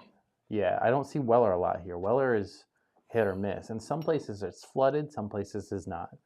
And it's not the best bourbon in the world by any means. All the other Wellers are better, but it just depends on who you are and what you like, right? At the end of the day, I don't think it's worth some crazy secondary. I think it's worth a couple bucks more than it's advertised for, but not much more. Um, and that's where, for me, like if I could find a store that just has it sitting, I would buy. Oh yeah, there's the fat daddy. I would just That's buy. a big motherfucker. Yeah, I would just buy it. But a lot of people, where it's a lot more expensive, $50. yeah, they're gonna use that as a mixer because it's good, and they're gonna use that as a mixer because they're like, hey, this is really good, decent price. Why wouldn't they pick that over something else that's crappy for a mixer? You know what I mean? Um, I'll pull it back up for the while I'm drinking it. But the You better sip some? yeah, yeah. I everything I pull up, I almost sip at least once. But real quick, let me catch up with the chat. Cajun back in the chat says cheers all. Beachman says Juan, the private selections are great. Cajun in here speaking something. See, I don't even have much of this Cecile. 750. Juan says I had some bad ones. I would typically prefer the Wellers over the Makers main lineup. Yeah, there we go. I mean personally, I'm gonna prefer the Weller over the Makers, except for I have the Maker's Generation of Proof, so like it has 3 different bottles. There's one in particular, I believe it's a 2020 version that is just fantastic. We'll go over that in a different day if we really catch the Is traction on Weller that. overhyped? Weller, absolutely. Is that the other bottles, or is it just like the special reserve? Or It kind of bleeds, right? So like Weller Full Proof, CYPB, single barrels, 12 years. Those are all really good, but like the more you kind of so like single barrels and CYPBs, right? They're expensive naturally, and then you kind of like total like slowly dwindle back, right? And the special reserve is their like kind of baseline of that right? version. Um, Hmm. and because all the other ones are so sought after, so is the green label to an extent. So the green label inherits some of that secondary from the hype, right? I believe this bottle is like 45, $50, if not cheaper. I could be wrong. I believe it's in that range, just MSRP, but it sells a lot higher, And of right? course, I can get it for like if I get Buffalo Trace, I used to have the label of exactly how much this costed. Um, Buffalo Trace, I think, is $28 where I'm at, or 27, and then this is Yeah. $2 more. Yeah. See, like So, but that's it's from the one liquor store. Like if I go to Specs, it's not going to be that. so that's where like Buffalo Trace is their mash bill number one, right? And then it starts to kind of branch off a little bit. That's where you get like Blanton, Eagle Rare, E.H. Taylor, Weller. They're all a version of Buffalo Trace, and that's why it's so sought after. It's because Buffalo Trace is good as like a beginner bourbon, but then it kind of starts branching out and gets a little bit more hype the farther out it goes. Um, I don't know where it just went. Juan said CYPB and the single barrel aren't worth it as far as the price, but he does love Weller 12. He says, in my Hmm. opinion, Weller Antique 107 is the best of 107. the lineup. And I mean, that's what I hear. I haven't had all of them, so I can't technically speak on it. But I mean, Can you read that? what Do we part? need to get a little Google Translate? Which part? What? Keep looking at the chat. Maybe it might pop up for you. Oh, okay. I see what you're talking about. They're sending emojis. Says green text, game over. Green text, game over. Um, Whoever this is, I can't read that, but I appreciate the support if you're commenting on here. Cajun says, I've had Weller full proof sample. It was fantastic. Yeah. So, like, again, at the end of the day, bourbon's only worth whatever you're willing to trade. Or I just started reading a comment. Weller's only worth whatever you're willing to pay for it, right? If you feel like it's worth it, pay whatever you want. Don't go above your budget. But if you can find it for a good deal, then buy it.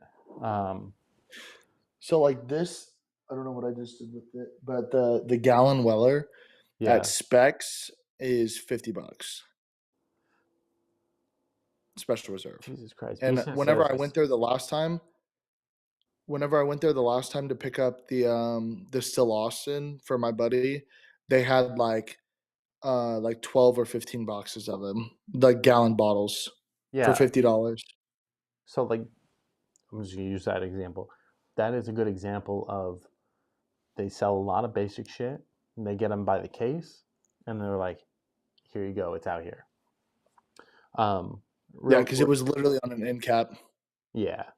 Real quick, Beach Sand says I saw CYPB for $1,000 in Louisville, Kentucky back in September. That's crazy. Fuck no. Because that's what I mean. Like that's where Fuck no. part of me loves We're the talking hype. like we're almost to a lens. Oh God, You can get into Sigma for that. don't don't don't get me started on lenses, bro.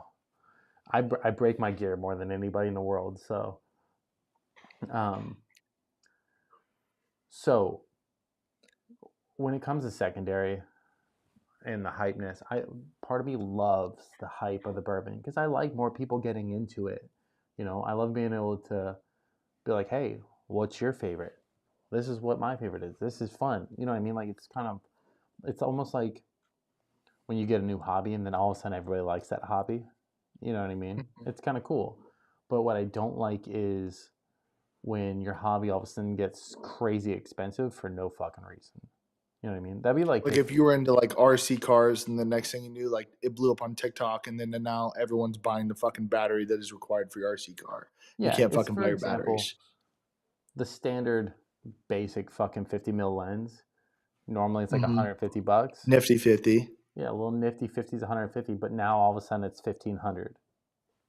Fuck no. No, that's my Fuck point. no. That's I the think the equivalent to Nifty bourbon. 50, like the regular, and I don't know what it is for Canon, but yeah, it's like 150, $200. Like it's not I, like I, just a regular like Sony whatever it is. It's not even a G Master. It's just a regular 50, and they're fine because I think it's still like an f 2.8 or not. Maybe not. Maybe it's Mine a little is lower because it's a Prime. my nifty 50 is 1.4. Actually, could be a 1.8. I could be wrong, but I bought 3 this I year. think it's a 1.8. I like at least like with the Sony line, like I'm pretty sure it's a 1.8 because then once you get into the G Master, it's like for Sony at least, it's 1.4 and then 1.2. Yeah, I think you're right. But I went through 3 this year. I break them all the time, all Good the thing time. they're fucking cheap. That's the Like point. At $150, I could break one per wedding and feel I'm not okay, but like I'm not freaking out. maybe every third wedding. I charge a lot for weddings. Yeah, but at least like maybe if we could like make it stretch like okay, well shit, this is my second wedding with Every this 3 weddings, 50. if I had to buy a new 50 mil lens, I would be okay with it. I wouldn't die. But Right.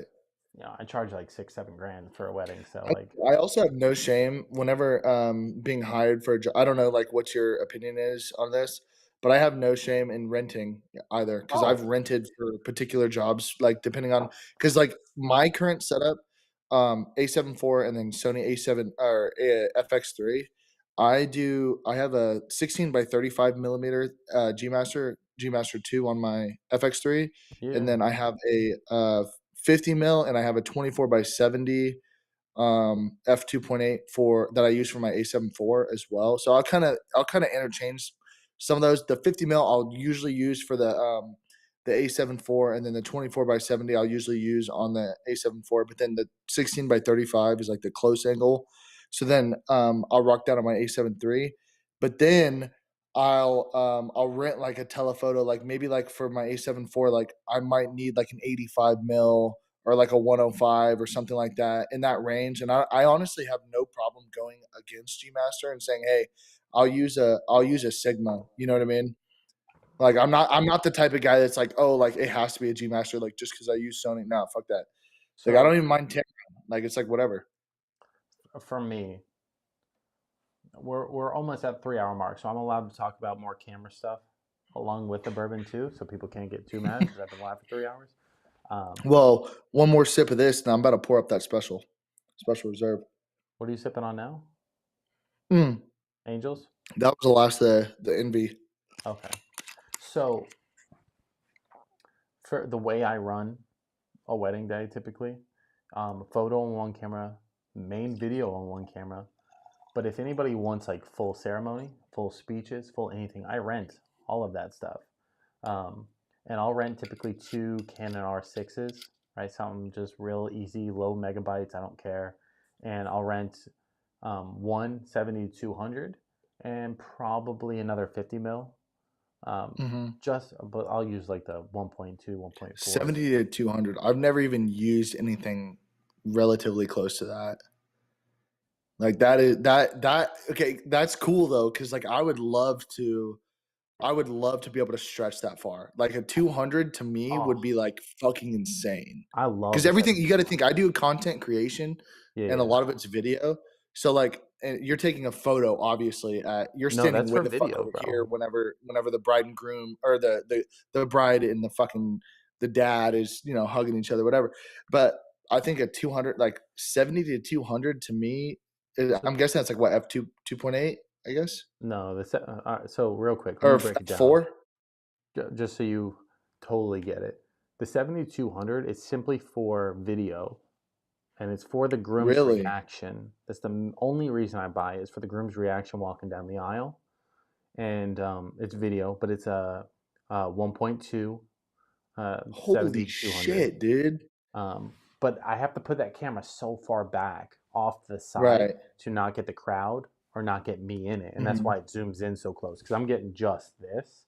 The camera's Hmm. miles back. That's why the other one's a For 50 sure. mil. It's a little bit wider. Do you have it? Go ahead. Go ahead.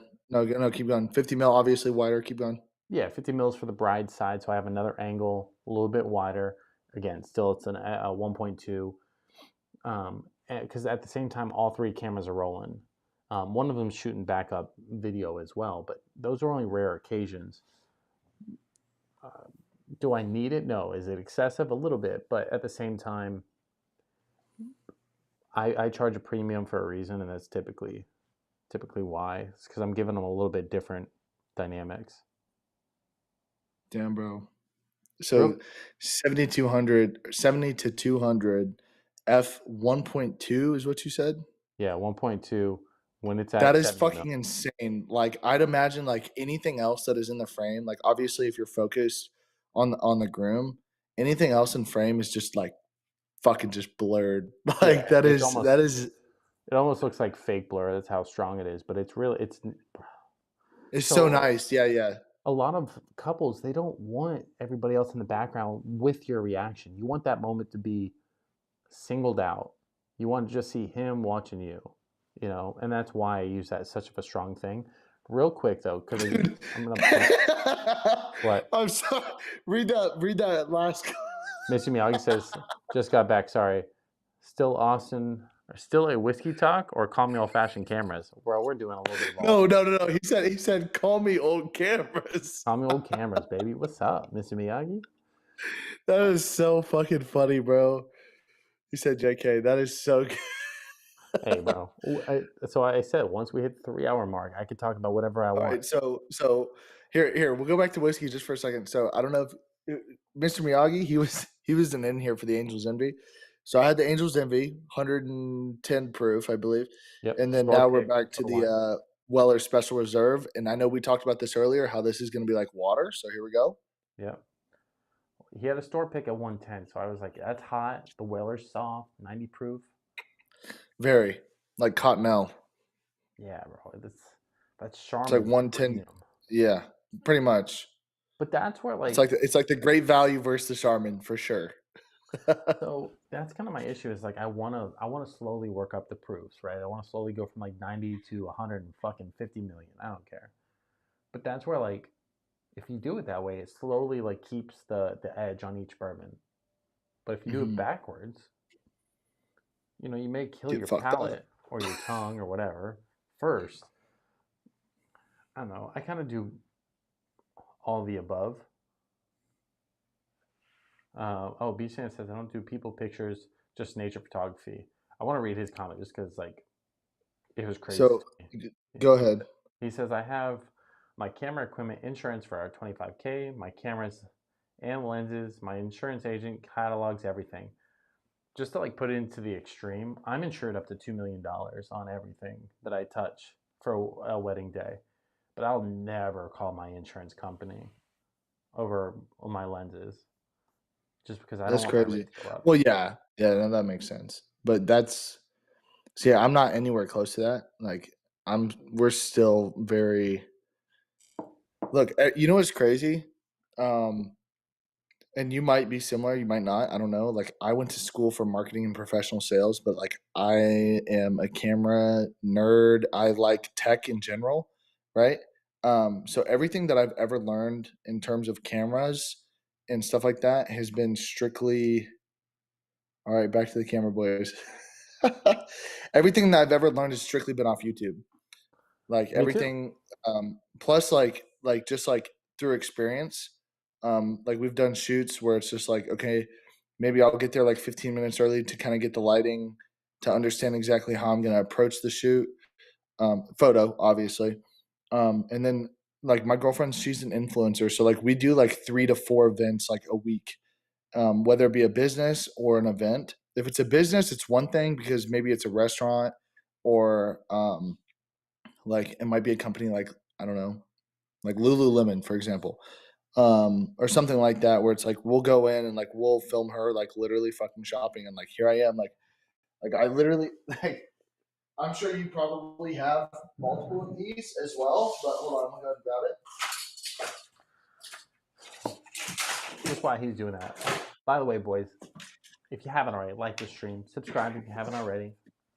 Oh, a Ronin? What do you have? Yeah, but this is the old one, and like it Yeah, works. yeah. This is a Ronin SC2, Oh, and like I yeah. see people walking around with the SC4s, and that's cool and all, but like for what I do, like that thing is a fucking tank. You know what I I mean? Like the bought one. I motor don't even beat use the it. shit out of it. It lasts all day. Yeah, I bought one. I don't use it. It's not worth it to me for what I do. Um, Right, but that's different because I'm sure you're probably either using like a monopod or a tripod or something like that, no. right? I'm a tripod for No, the ceremony, but everything else is handheld. That's why, like, handheld. yeah, I'll show you like off stream in the Discord one day. Like, I do like this crazy setup. Like, it's fucking bizarre, but it. Fuck, dude. Listen, let me tell you something. I can fly one way for $90. I'm about to come shadow. Like, Here you go. Let's go. Texas to here is a little bit more expensive than $90, but I use a well, C. to Jacksonville, yes, but I can fly into Sanford, and I got family in the There you Central go. Florida area, so I can easily grab a car. Like, Drive over. You got it. I'll show you all the funny yeah, tools. dude. But I was actually just in Jacksonville. I don't know if you knew that.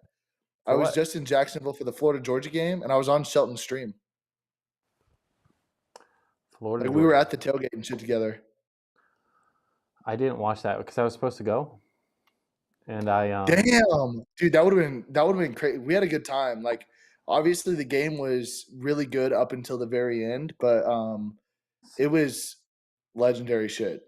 so what's funny, right? Is the one guy was like, "How do you get your wife to agree to all this?" Right? And What's funny is like there's a line, right? Like there's no way There's a I'll give and over. take for sure. Yeah, and I went. I worked during the week.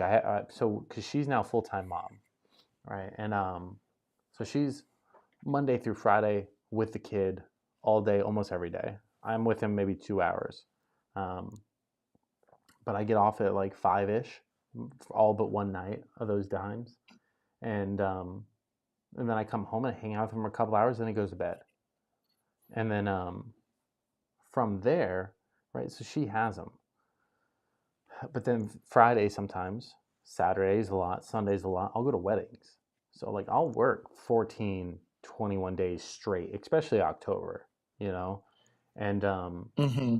Joe was like, "Hey, can you come to this tailgate?" I said, "Yeah, I'll be there," without thinking because me and him have been friends since we were in kindergarten, you know, um, and I was there in the beginning of his channel. I try to help him out as much as I possibly can, and he doesn't technically Hmm. need me for anything, but I'm very useful in scenarios like that. Um, that and I'm a good fucking You're time. technologically savvy when in reality, whenever I was hanging out with him, I saw his laptop and the amount of tabs and the fact that it was bogging down the way that it did. It was driving me fucking insane. Like, I can't help and with the I sent him tabs. like a whole like text about like, bro, this is what you need to fucking do because your streams are lagging. Like, I can't help with the tabs. That's a him thing, but like lighting, for example, where to position the cameras, Wi-Fi at certain times, angles, different things. Like I can help in mhm. those scenarios, and I'm an extra body to help with him nowadays. More, I helped a lot more back in the day than I do now because he's kind of learned a little bit of it himself. The 'Cause he used to be the one that knew everything about cameras before I did. Um, that's how long he's been doing that shit. But that's So he asked me for help, and I said yes. But then the wife was like, "We haven't spent a day together in like a month. Are you gonna go to a tailgate and get drunk with Shelton, or are you gonna like stay home and watch this fucking movie?" I was like, "I'll fucking stay home and watch that movie because that's first choice." For And sure. And it was a no, Saturday too. yeah, I was like, "No, I'll stay home." Like fuck, We'll hang out. Yeah, no like the doubt. No the doubt. tailgate's not that important comparatively. So um, On it, the tailgate would like literally like because Shelton was on live the whole time. Like he had a fucking buddy of his that does like the high top Georgia page or whatever that yeah, was also there, and he ended up like getting him like drinks and food and shit. But like there was like no fucking food left. Like we went there early. Okay, like me, my girlfriend, my buddy Tyler, who's in the Navy. He was stationed in Jacksonville at the time. NAS Jax. What do you got, Tuxedo? Go ahead, bro. just Is out it of about the curiosity, do you stash? see the comments when I pull them up? Yeah, yeah, I see it. I see them, but I also have my I have my it's like what 15 seconds behind over here or something like that. Probably. But I'm ready, tuxedo. Um, yeah, but no, I chose to stay home that night. But a lot of people were like, "You should have went," and I was like, "I know." But He's about to talk shit on the stash. Like I'm waiting for it. Here we go. so how long have you been in the stream? Do you know Tuxedo's kind of crazy? Yeah, no, I mean I'm in the Discord and it seems like it's really like you, tuxedo, and like one other person that are really dude. Who the fuck let Cody in the damn Discord? Right, Cody's been in there for fucking months. He doesn't chime in Has he often. really? Oh Yeah, my god! Because I mean, here we go for Trav. Has anyone ever said that you? Okay, so I usually get that's cool. Paul Skeens, he's a savage, obviously. Livy Dunn, shit. But I don't know if y'all saw him winning the Rookie of the Year award, but looks like they had an argument right before he won that award.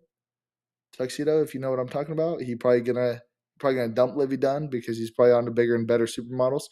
Anyways, I usually get like I went on Shelton show, right?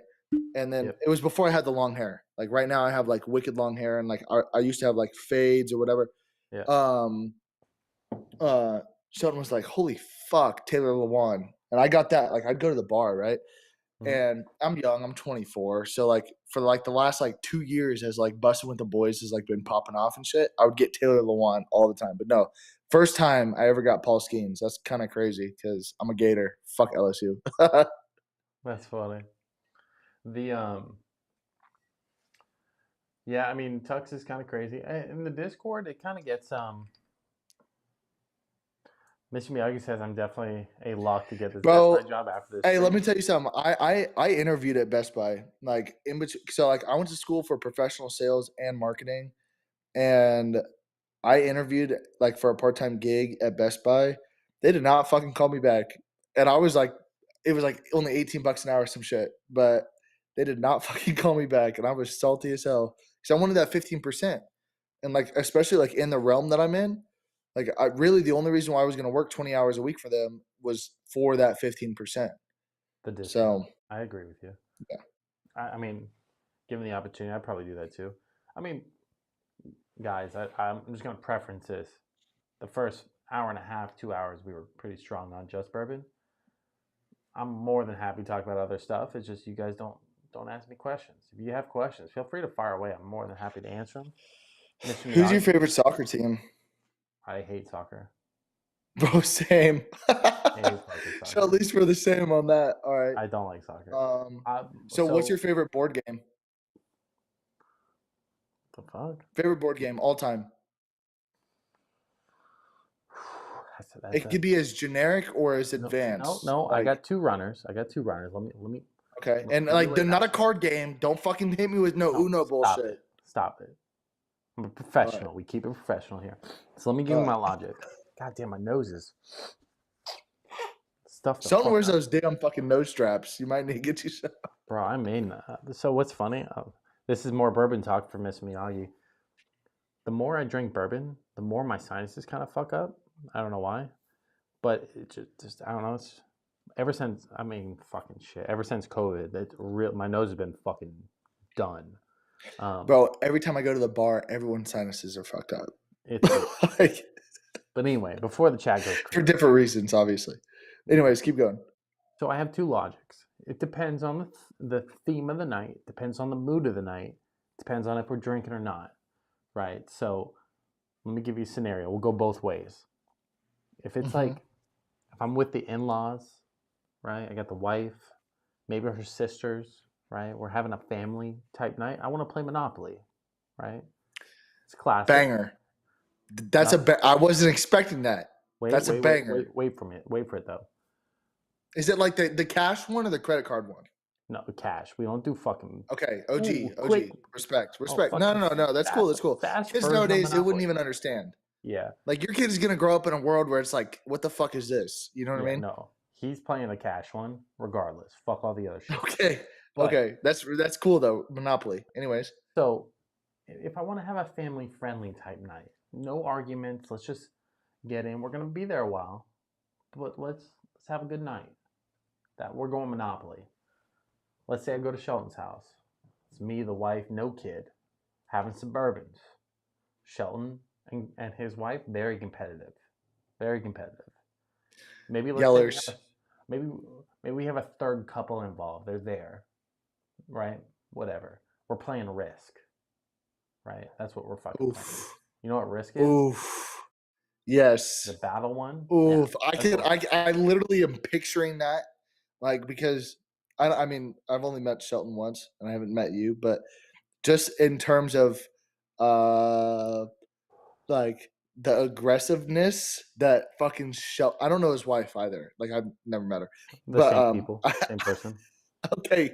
Okay. Well, I mean like fuck, I bought him pizza a couple times. Anyways, um just the aggressiveness that he puts forth like into the world and then you're pretty subdued, like you're calm, cool, collected, whatever. I can imagine you guys playing Risk and then like you fucking winning and then he's throwing a fucking fit, dude. So Oh my what I gosh. always try to tell people, especially if anybody that knows Shelton, me and Shelton are almost one and the same, but we're also complete opposites. He's the loud, very like here I am. Yeah, Rambunctious. rambunctious. That's a good one. I'm more of the quiet one, but we have the same exact mindset with a lot of things.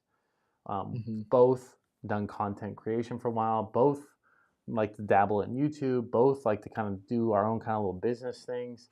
The only difference is he's very like, wow, here I am, and I like to kind of do things a little bit quieter. But when it comes to competitions, like everybody wants to win. I'm not going to freak out about it at the end of the day. But if he was For losing, sure. he'd let you know. He's gonna freak out. You Um, best believe he's gonna he throw a won't throw fucking fit about it. he won't throw a fit, but like he'll definitely be like he'll be louder. It's like That's in a some good way. bullshit. It's like you need that Yeah, in your yeah. friend group though.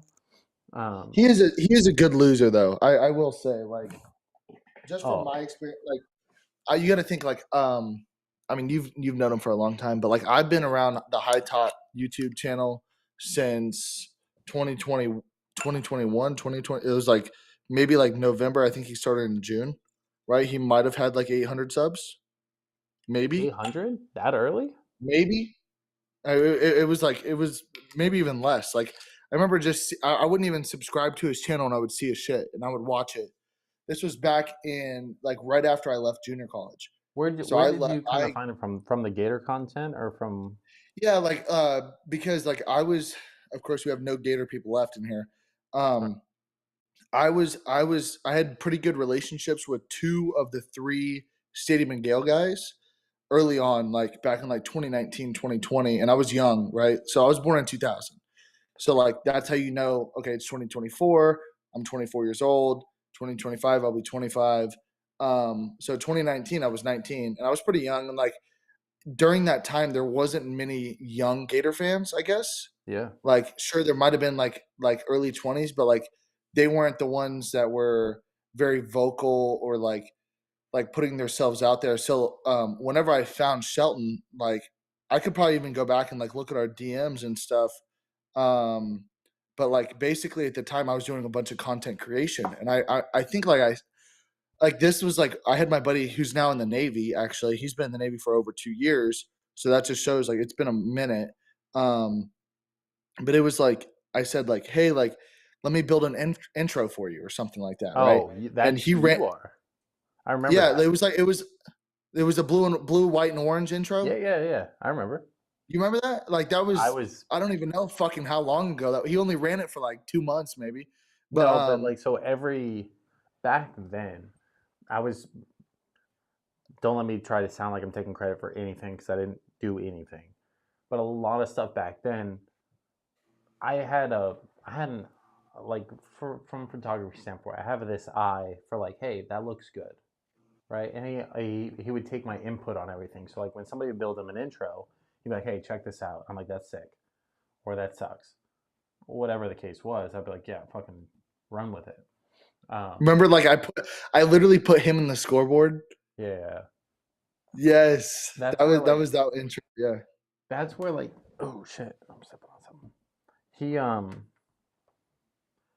he's kind of learned his own kind of vibe now, so he doesn't have to ask me for anything, right? Because he kind of knows what he wants, what he doesn't want, and that's where like good on him. I'm glad, but the back in the day, bro, all the time, you call me up. What do you think of this? I'm like, I'm very critical of like stuff like that though, because like I want it to be good.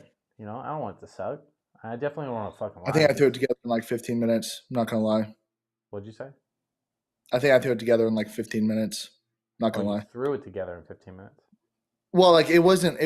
He sent me. What was it? He threw me like three drone videos. I don't know what kind of drone it was, but he threw me like three drone videos, and it was like sitting like a vortex or something like that. I'm trying to remember exactly. I could literally like pull up the emails. Oh, Um, it's all good. Don't do but it. like no, no, no, I'm not going to. But like he sent me like the drone footage, and then I remember like I was like, okay, let me get like a PNG right of like High Top Sports, and this was like this was when honestly Ricky or CMOF, whenever I was asked at You can like call me video whatever you like. I editing, don't care. like at the time I was doing a lot of instead of using Premiere, I was using After Effects in Adobe Suite, Yeah. and it was just because like, I was scared of Premiere. Yeah, drop a like and subscribe if you guys haven't already. Mind you, I need to go ahead. How can I do that? Can I do it on this? You haven't liked Like, the there we go. video? 20 likes. No, I've been on it for like 2 hours. I haven't liked it. I got it now. Anyways, um, So for a while, like I was scared of like learning Premiere, and then at some point, it was like after my buddy Tyler left and he went into the Navy, I decided like, hey, I'm gonna like really grind this out, and that's whenever I got the M1 Mac, right? And I got Yeah. that suite, and I really started to focus on video editing, and it was before I even met my girlfriend. Mind you, she has like 40,000 followers. She God was a damn. D1 cheerleader. Um, yeah, Okay. it was Low crazy flex. I because like, feel it. dude, well, it was funny because like Shelton, he always talks about like loving Texas and shit like that. She went to OU, and Oh, okay. like I went to school in Oklahoma. Um, walked away. I can hear you still. My bad. Oh, okay.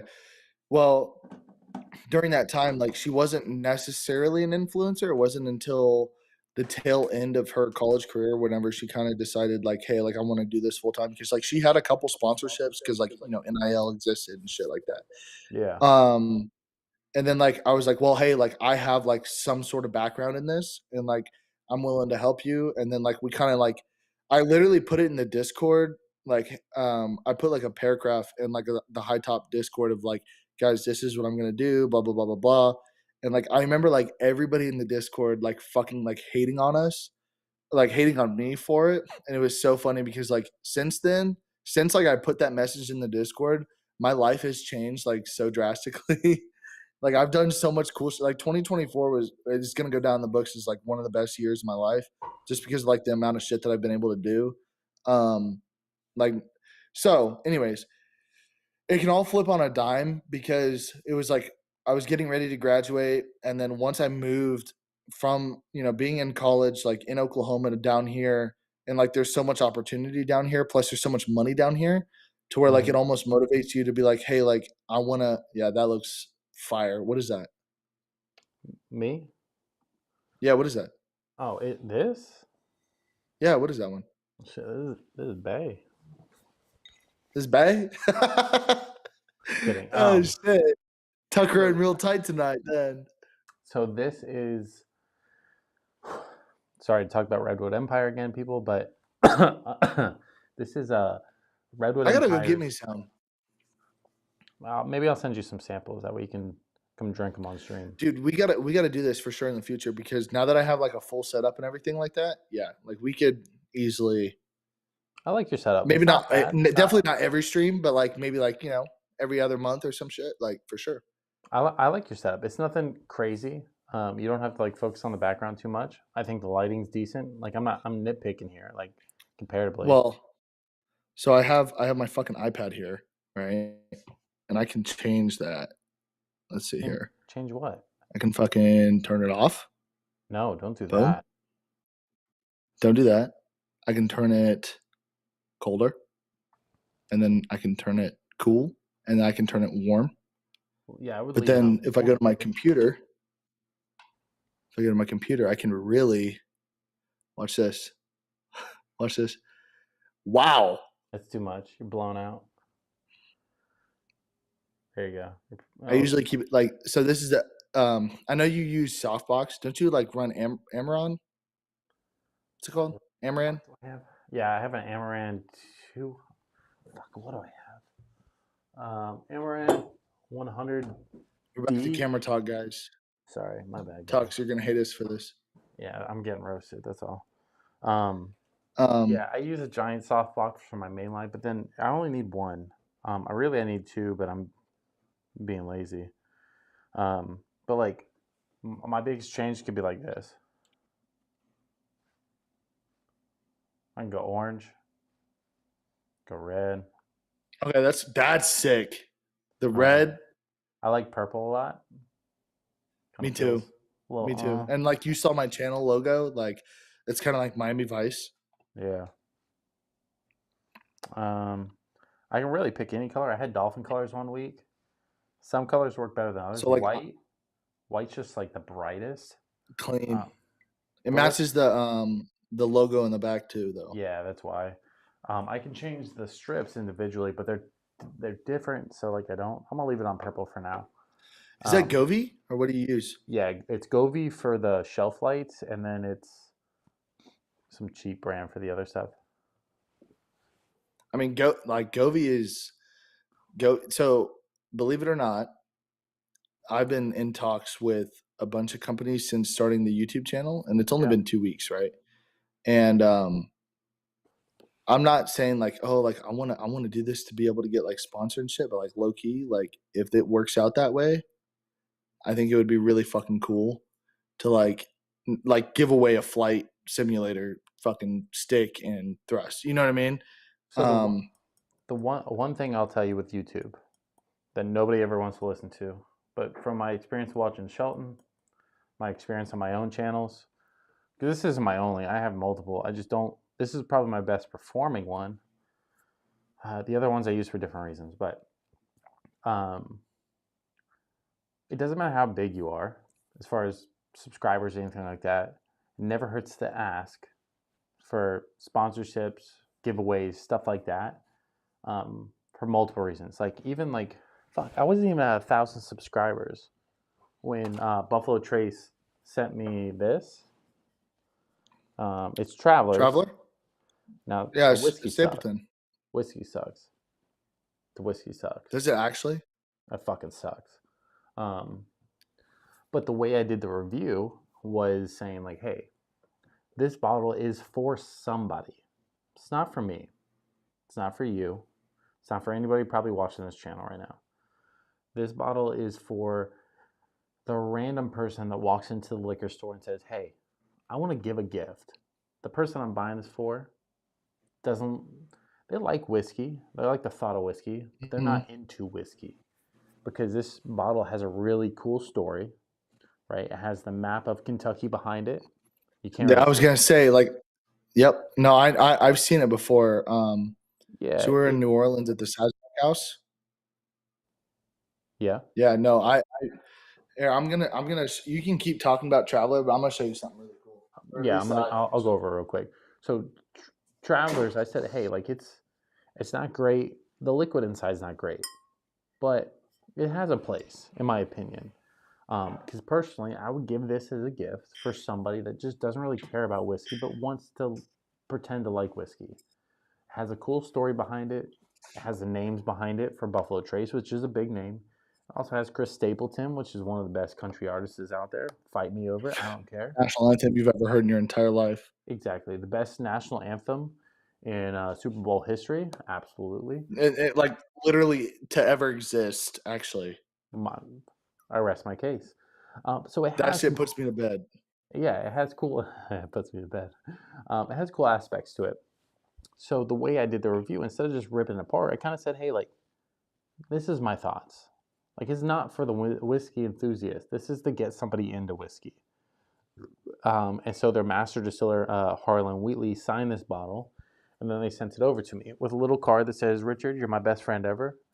Um, and that's why I keep that bottle. But kind of dialing back for a second, what I'm about to pour up that you were asking about before I started camera nerding out on you again. Um, this is Redwood Empire's Devil's Tower. It's a high rye bourbon. Mash bill is going to look like 44% rye, 51% corn, but then it also has 2.5% malted barley and another 2.5% of wheat. So, as much as it does feel like a rye, it has the best qualities of a rye and the best qualities of a bourbon. Now, it's part of the Redwood Empire's small lot series, so it's a little bit more hard to get. Not as Mhm. easy. It's still not impossible to get this by any means. You can get it on their website right now for like 75, $80. But it's a little pricey. But it has some of like the best tasting notes, in my opinion. It, it's it's kind of earthy, but it has like some refreshing pieces to it, and that's kind That's of cool. why I think it's one of my favorite ones because it gives me the best of both. It gives me some bourbon aspects, gives me some rye aspects, but keeps it nice, light, and fresh to where I can drink multiple pours of it. Anyway, hit me with what you're gonna say. What you got for me? All right, so I went to New Orleans, and the first time that I ever had um, Traveler was at the Sazerac House. Mm-hmm. Okay, So whenever I was there, obviously, like I went to literally the Roosevelt Hotel, which is like a historic hotel. It's been there since before Prohibition. Um, I went and actually had me a Sazerac. Actually met a Gator fan there, which was crazy because we were talking about this season. I remember telling him like, "Hey, this season's gonna be better than maybe you expected." And sure enough, like we ended up finishing out pretty decent. But I got this bottle, so we were there for my girlfriend's birthday. This is a bottle of Mhm. Sazerac rye from the Sazerac house, and it has literally a little tag on it that says Sazerac house. It says bottled in May of 2024. But then, of course, if you want the original Sazerac cocktail, you have to go ahead and get you the Herb Saint, right? What Because does that's that the come? original. And then you also have the Peychaud bitters, if you can Okay. even see that. Yep, I can see that one. So then basically all you do is I'm trying to remember. I have the card where like you actually make the recipe, but it's a lemon peel instead of an orange peel. But then everything's chilled.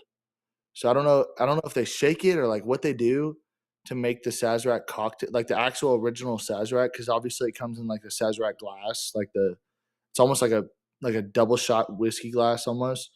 Um, but like whenever I was like, okay, well here we are, I'm big into history, so like for me, like I thought it was and like at some point I'm gonna have to crack it because like you said, it literally still has the plastic on it. Sure. Um, but you like how long? So this thing was bottled in May. Like when do you think is gonna be like, hey Travis, like this is a good time for you to go ahead and crack that shit? So I honestly, I think like again, you haven't cracked it. Whenever you like have a chance, like even when you're not thinking about it, just tip it upside down, wet the cork. I did that while you were talking about that. Yeah, I was literally holding it upside down and then you because it kind of hadn't keep. moved. It has not moved since I got it. Yeah, you kind of keep the integrity. When it's like that, and you can keep the cork wet, it's gonna stay good for a long time. You know what I mean? Long, long time. Not just a year, not just two. And like I know Sazerac isn't this, that, and the other, right? It's like what 24 $22 or some shit. It's not like crazy expensive, but it has a little tag on it, right? I think it's cool that it has like the Sazerac house. Like whenever you go there in New Orleans, it literally has like on the side of the building it says Sazerac house and like it's in the same font. Wait, hold on. Um, I love shit talkers, so give me 1 second. Jay spelt fucking weird says, wait until alcohol withdrawals kick in. Let me dial one in. go Jay ahead. Jay goes, I can't wait till your alcohol withdrawals kick in. Who the fuck says they haven't already kicked in? Like if we out here That's why I just poured up shaking another down one. fucking Uh, wait, and I could damn it. use another one too. And you know, if I'm being quite honest, I'm gonna fucking whip out that Still Austin, bitch. So I think you know what's so funny, right? Obviously I know you don't know this part of it, but like when I go live on Fridays, which means I Yeah, I drink. knew that. I knew that. You go live on Fridays. Yeah, I drink on Fridays.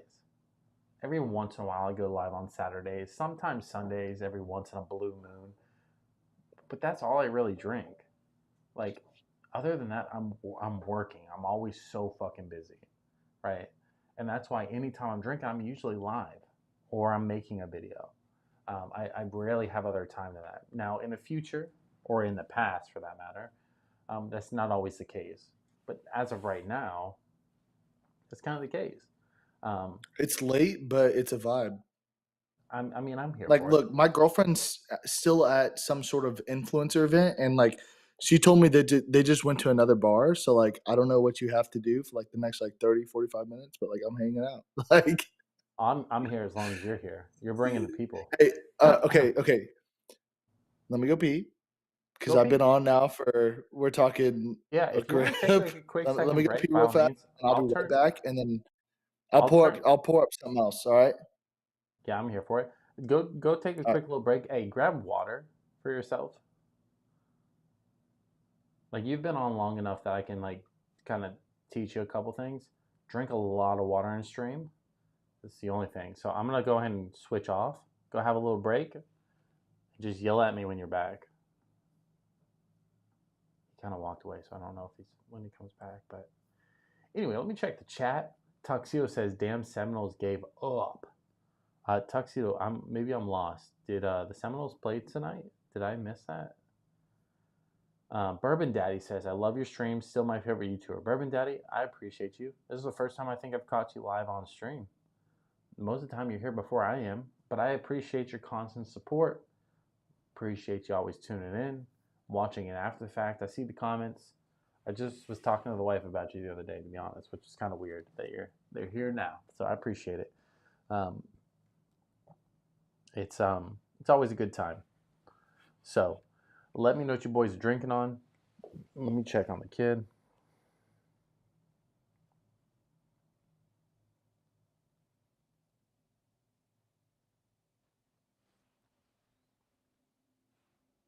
He's still asleep. The anyways. So that's Trav. You guys let me know real quick. There's a couple of you in the chat. Let me know. Should we? Oh, hold on. Fuck that up. Should we have Trav back on? Fuck, he can see us. I'm not gonna bring him back in yet. He can see me. I can hear you too. Oh, all right. Well, the chat's determining your fate. That's y'all. That's on you. You can hear me. So you guys let me know. Should we? Yes? No? Does he suck? Do we talk too much camera? Is that it? Too much camera. This is too much lens for you guys? Too much f-stop? Kidding. Too much f-stop. That's crazy. Oh God, he's breaking stuff. No, I was just putting it back. Honestly, I have some other shit too that I'm gonna go ahead and pour up because it's here and it's nothing special. But we'll go. Can you hear me? Yeah, I can't hear you. Let me know when you're ready to come back on. Yeah, I'm ready. Okay.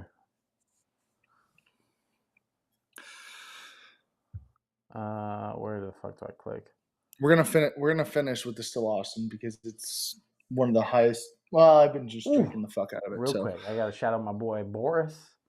Boris back in the chat says 3 whiskey glasses. I'm taking that as a cheers, Boris. Welcome back to the stream. It's been a while, bud. It's been a while since we've seen you. Glad to have you. Happy Saturday. Hopefully you're doing well. Hopefully your holidays are moving in the right direction, and hopefully you got a good pour going. Cheers, Boris. That's how we introduce all the chat here. That's so fire. I think he's been in for a while, but he just kind of went MIA for a while. I'm willing to learn about Boris. I don't know much about Boris, to be honest, but so I know that you said like, oh yeah, like I don't mind your setup, like you got good lighting, whatever, the background, whatever. So we'll be moving in May, and I'll do like on my YouTube now that you're subscribed. I'll do like a video and like I'm not telling anybody this, so like anybody that's in the chat, like you guys will find out, and then obviously you too. So I'll do like a video of like my current setup, and then like I'll pan to everything cleaned out, and then whenever we move, we're moving to a 2-bedroom, and then like whenever I do that, I'm gonna have like my dream setup, and then obviously it's gonna be like dual monitor, maybe even 3 with a TV. Is that your living room behind you? RGBs. Huh? Is that your living room behind you? Yeah, so we live in a 1-bedroom. That's why. You want to know what's really funny? That's why. This isn't like to like full circle it, but I started this channel about I don't know. It was like 2-3 days after Christmas, right? And I'm like trying to delete all my fucking texts as I'm doing. I'm like trying to like fucking clear it. I started this channel about a year ago, and the way I did it is I had something similar to this, not this fancy, but it was like a fucking shelf, right, that I stood in front of in my living room, exactly like what your setup is. That's why I said I like your setup, because I had my Christmas tree in the background. I had the little lights on the top of my kitchen counter, right? And it would go in and out. And people are like, why the fuck's it flickering? I'm like, it's the shutter speed. but nobody would Yeah. understand that. Yeah. And it's just the way it was fucking set up. It's the only way I can get it to work. But I would film videos, and I went live for the first time on like New Year's Eve or New Year's. I don't know, whatever way you want to categorize it. What I think so funny is like I'm like, is that your living room? You're like, yeah, I'm in a 1 bedroom. I was in a 1 bedroom, and then we moved to a 3 bedroom. Three because it was me and the wife, the kid, In the and then kid, my office. obviously. And before it ever went live again, I went from um, the kitchen as my background to having a backdrop, a black backdrop, like a photo backdrop, as my Hmm. background. It's way too dark. But I did that to cover all the moving boxes because I packed for like months. And then, I was like, all right, cool, boom, live stream. And I just had these shelves, so you can only see one. And people are like, what the fuck? Like, what the fuck is happening? And I'm like, I'm fucking him. So I built this whole wall. I'm still in an apartment. Like right here is like normal, like your wall right on this side over here. But Yeah. these are acoustic wood slats, a little pricey, but 100% It's worth the fire money. though. Like I'm telling you, like I don't know where my like by the time okay, if we our lease ends in May, right? Hmm. And the chat, like I'm sure you guys can give a fuck about this. Um, but my our lease ends in May, and then like we're getting ready to move, and we're also going to be buying a house in Gainesville too. Just because I can fly down there. We're actually buying two houses in Gainesville because my mom has convinced herself that with her retirement, she wants to buy houses to then rent out, Yeah. especially during the season. So it's part of it, right? Um, so we're gonna be still living in Dallas, but we're gonna move to a two-bedroom apartment, and then so during the week, like I'm gonna be if I might have to fucking fly to Gaines or fly to Jacksonville or fly to Orlando and then drive up to Gainesville to then tend to the house, and then I'll end up flying back. There's gonna be a lot of that Hmm. starting next year, like right before the season starts, like June. I'll be down there in July for 3 weeks. I'm always down there in July for 3 weeks, just visiting family and stuff. Because like I said, Yeah. I'm originally from Florida, and all my family lives down there, other than my parents. My parents literally are the only people that do not live in Florida that are in my family because they live in Oklahoma. Yeah. Um, so I'll be back down there, and then they want to do like Verbo, Airbnb, whatever. So like we've been like scouting or whatever, and we were down there 2 weeks ago, and they just put in a bid, and they ended up getting accepted. So they got one of the two. They want to have two houses, and then I'll be back down there after I come back from Hawaii. I leave for Hawaii on the 17th. So my girlfriend, it's funny. My girlfriend's family lives in Hawaii and my family lives in Florida, right? And like we literally met in the middle. We met in Oklahoma, and then now Yeah. we just moved south.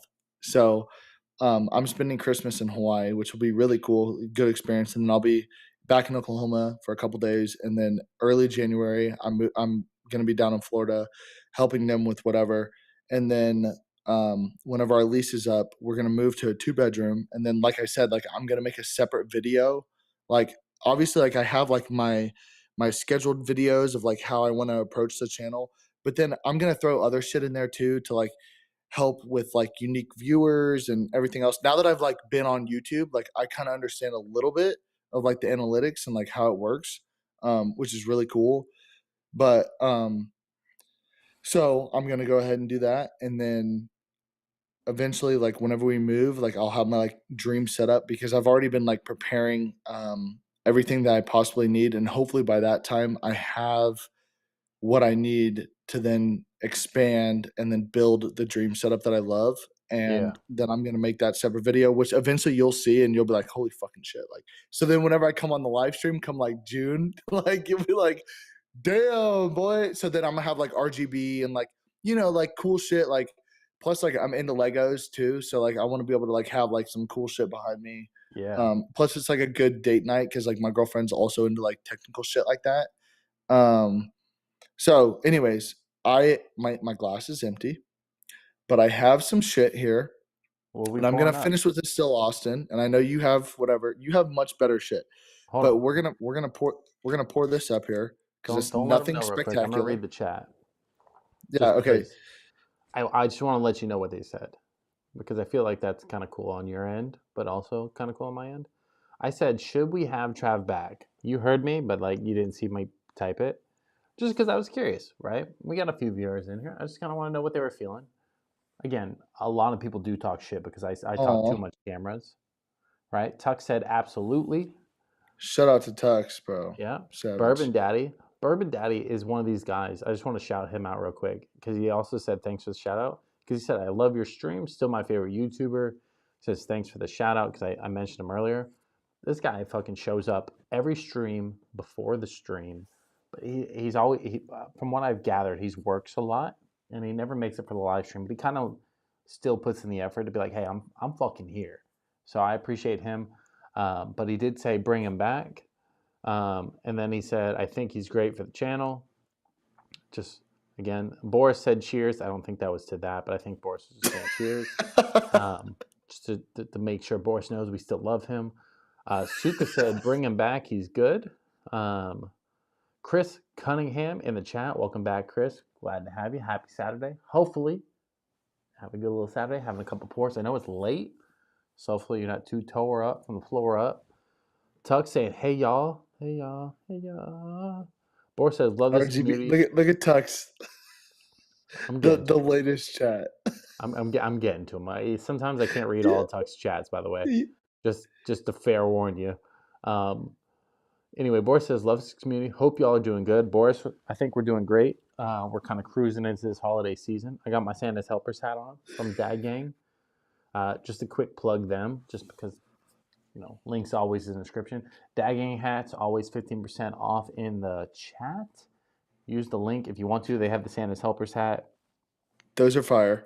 Bro, they're my First of favorite all. hats. I didn't have to. So if you guys have been thinking about copying one, hit the link in the description and go get you one right now. If you know somebody that might need one for the holidays, go get one. So what's funny is they're not technically a sponsor, but they sent me a link and said, "Hey, we'll give you commission now because of like as much business as you sent us." I have a disgusting amount of hats of them, but it's like literally my favorite hat. They fit me perfectly. That's why I recommend them. They look good, bro. They look good. I'd No homo. never recommend anything on this Like, channel if it's not perfect. But Boris also said, I what's up, think this Gabe? response to to your mom. She said, "Mom's a boss. Second house is a must." Boris says, "Fuck yeah, brother. Dream set up." I mean, hey, we got to dream big. We got to make sure we hit those goals though. Tuck said some weird fucking shit. You're not gonna put that up there. But Gabe back in the chat says, "Hey guys, Gabe, welcome back to the stream, fam. Happy Saturday. Hopefully you're doing good. We're cruising Who on said a dream setup? Where's that? Boris." I don't see that. Says, "Fuck yeah, brother. Dream setup." Boris. Boris. I see mom is the best. Second house must happen. And then I see Tux's very suspect comment right after that. I have it up on the camera stuff now. The dream setup. Yeah. So eventually, yeah. I guess I don't know because so technically I'm a viewer on my phone, right? But I have the volume turned down, so it's like 15, 20 seconds behind, just so I Yeah. can read the chat. It's always going to be a little bit behind because I stream snipe and stuff. The but yeah, no, I mean, I think everybody wants, in a sense, to be able to have a dream setup, and I think dream big. Your setup is cool, bro. Like you said, oh, like your setup, like you have to understand, like for someone like me, like the fact that you're like, oh, like your setup is sick as fuck, dude. No, like that means a lot because I put this shit together and like you got to think the cable management alone, like you're like, oh, bro, if you were to see the cables on my floor, like, bro, I'm so anal, like I like I'm gonna put a video in the Discord tonight after we get off here, and you're gonna be like, holy shit. hold on. Oh my gosh.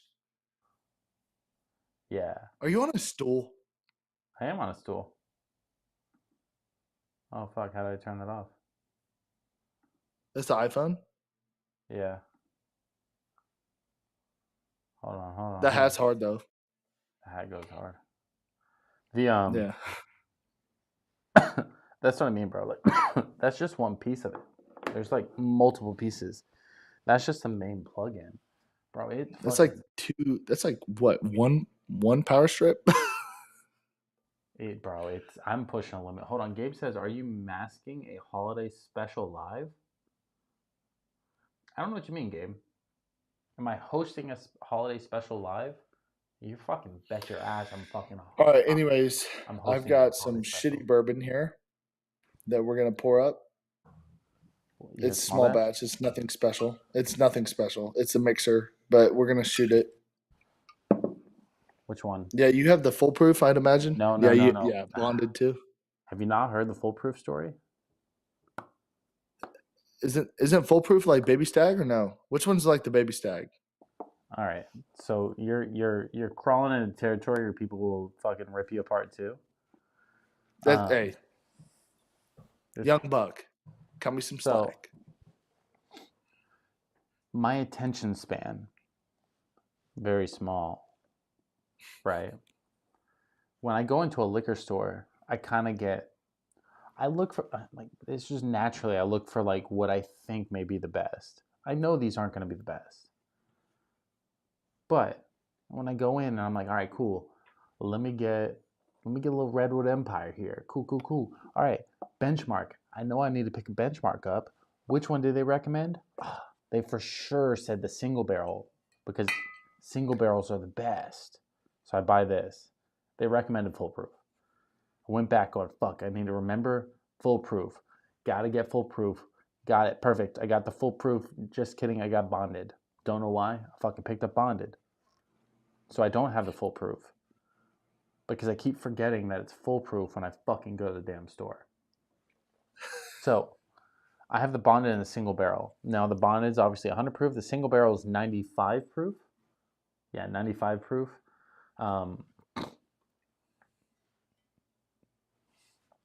Hold on, I'm thrown off by the chat real quick. I'm just gonna read it so I can get to the last one. Go Gabe ahead. says, "Are you doing Go a ahead. holiday?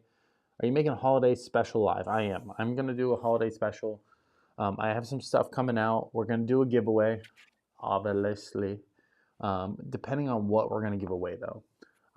The last stream I did where I gave away something was the Jake Paul fight. I bet somebody a Redwood Empire bottle, and I was able to just order it from their website and send it within the same stream. That worked really well for me.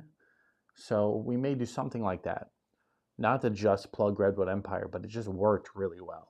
So maybe we do something like that. Tuxedo says, but he's got great personality. I guess he's talking about you. Appreciate it.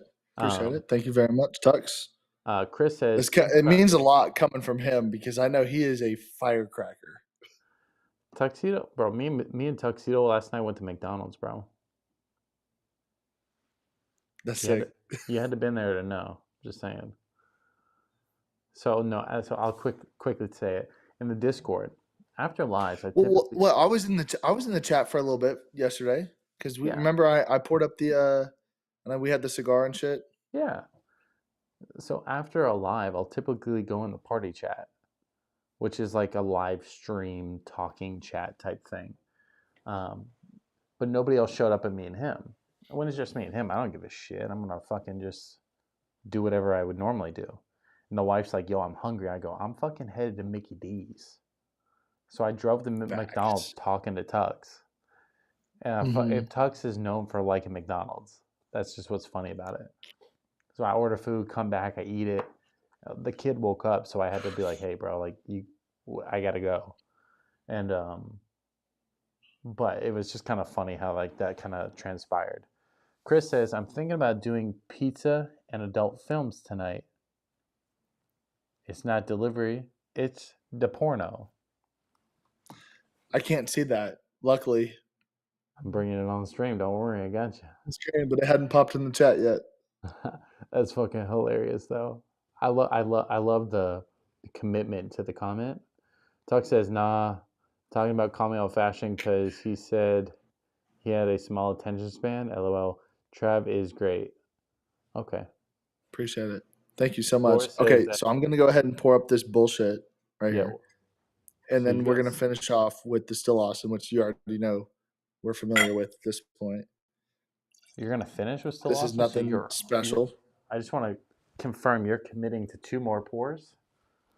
Yeah, Oh, okay. for sure, All right. I got you. Let me. for sure.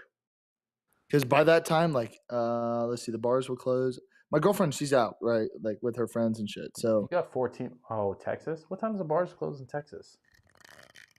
2. 2. Yeah, you got 14 minutes, bud. Old Pirate Bourbon. No, What a name. no, we're Central Time Zone, so that's an hour and Oh, 15. okay. You got an But hour then and she has to 15 minutes. Uber. The crazy thing is I told her, I said, if you need me, call me, Call and me. that's not fucking happening. It's all right. Old Pirate Bourbon says, I could "Cheers, buy bourbon you a friends. Lyft or an Uber, but go ahead. Sorry, you need to read the chats. Go ahead. Cheers, bud. Welcome to the stream. Happy Saturday. Hopefully you're doing well. Hopefully you're pouring up something good. Old Pirate Bourbon. I haven't seen you in here before. If you haven't already, like, subscribe, do all that jazz, of course. But also, more importantly, let me know what you're sipping on. We're right now. Don't judge us on this. We're pouring up some benchmark. We got Trav, first time caller, long time bourbon drinker to an extent. He's drinking a little Yeah, I was gonna benchmark. say I'm just dialing up, bro. Let me just let Daddy drive. What are you drinking again? it's a small batch. It's the cheapest Small bottle batch. I think they have to offer, honestly. It is. It is. It's okay. You don't gotta say it out You, loud though. you know what? Funny story. Can I tell you about this real Yeah, fast? hit Like, me. go ahead and do your comments, and then let me tell you about this benchmark bottle. No, just hit me with the benchmark. I'm here for it. All right, so I actually bought this bottle as a beach bourbon mixer. Okay, Okay. I was in Florida whenever I bought it, and then my buddy drove all the way home, right? And instead of sending him with the bottle, I packed it up with some bubble wrap and put it in my checked-in baggage because I didn't trust him. Yeah. So, and it was one of those things where like we were there for 2 weeks in July, and we were in Florida, and I was like, you know what? We have this extra bottle of Benchmark. I'm not gonna fucking send it with you. So I bubble wrapped it and I put it in my Yeti cooler. Because with Southwest, you can have 2 check bags. So I have my suitcase and then my Yeti cooler. So what the fuck is my shit not plugged in? Hold on 1 second. Um. Laptop's about So to die. Stream's gonna end, guys. no. It's never gonna end. The stream goes on. So you flew back? Is that what you're saying? Mm-hmm. Oh. Because like, oh my gosh. So So we have the companion pass. So for instance, like we're going to Hawaii on the 17th, right? And it was $450 round trip. yeah. And the only reason why it's $450 is because Southwest actually flies to Hawaii. So we'll change planes, but because we have the companion pass, I fly for $5 because my girlfriend has a credit card. And then whenever that expires in February, I'll go ahead and get the credit card whenever they do the promotion for it, Yeah. and then we'll have the companion pass again for another year. Yeah. I love that. That's a fucking major win. I Especially love. like while we're young, because she's a year younger than me too. So like everyone, like literally, I've asked so many like mentors and like people that are very professional and successful in life, and I've asked them like, "Hey, what's the biggest piece of advice that you could give me like while I'm young?" Is like travel. Yeah. So it's I like agree. we literally like we went to New Orleans for her birthday just fucking cuz. You know what I mean? I honestly, if I had to give you advice as well, just for the young aspect, like I don't know how to say it without like saying my history, which nobody technically knows, but like the quickest piece that I can give the chat is um, I've been on my own since I was 15, right? Doing my own thing, no parents, no nobody, emancipated, working at 15. I didn't really have a chance to travel too much early on. Not until I really started making some good money. And then I started working at the job where Shelton recommended me to. And I started traveling, went to DC, went to Maryland, went Love to DC. Virginia, Georgia, and we had like this cool trip in an RV. It's amazing. And then from there, I was just like, I have to go everywhere. And then I flew to Texas once, and then we You get the little obviously, taste on your tongue. oh, where I was fucking on a plane every You time got I the travel bug. yeah, I drive to North Carolina, Wisconsin, all the time for weddings. Tennessee all the time, Georgia all the time. I go to Nevada in a couple months for Vegas for a wedding. Obviously, I incorporate it to work now, um, but I love traveling. That's why I like going on cruises and stuff like that. But it's very much like if I had the opportunity and the ability to before I really got into my older 20s, 30s, I would have traveled a shit ton. Downside where I'm at now, I have a kid, but I can't. The all upside is I can't wait to travel with him.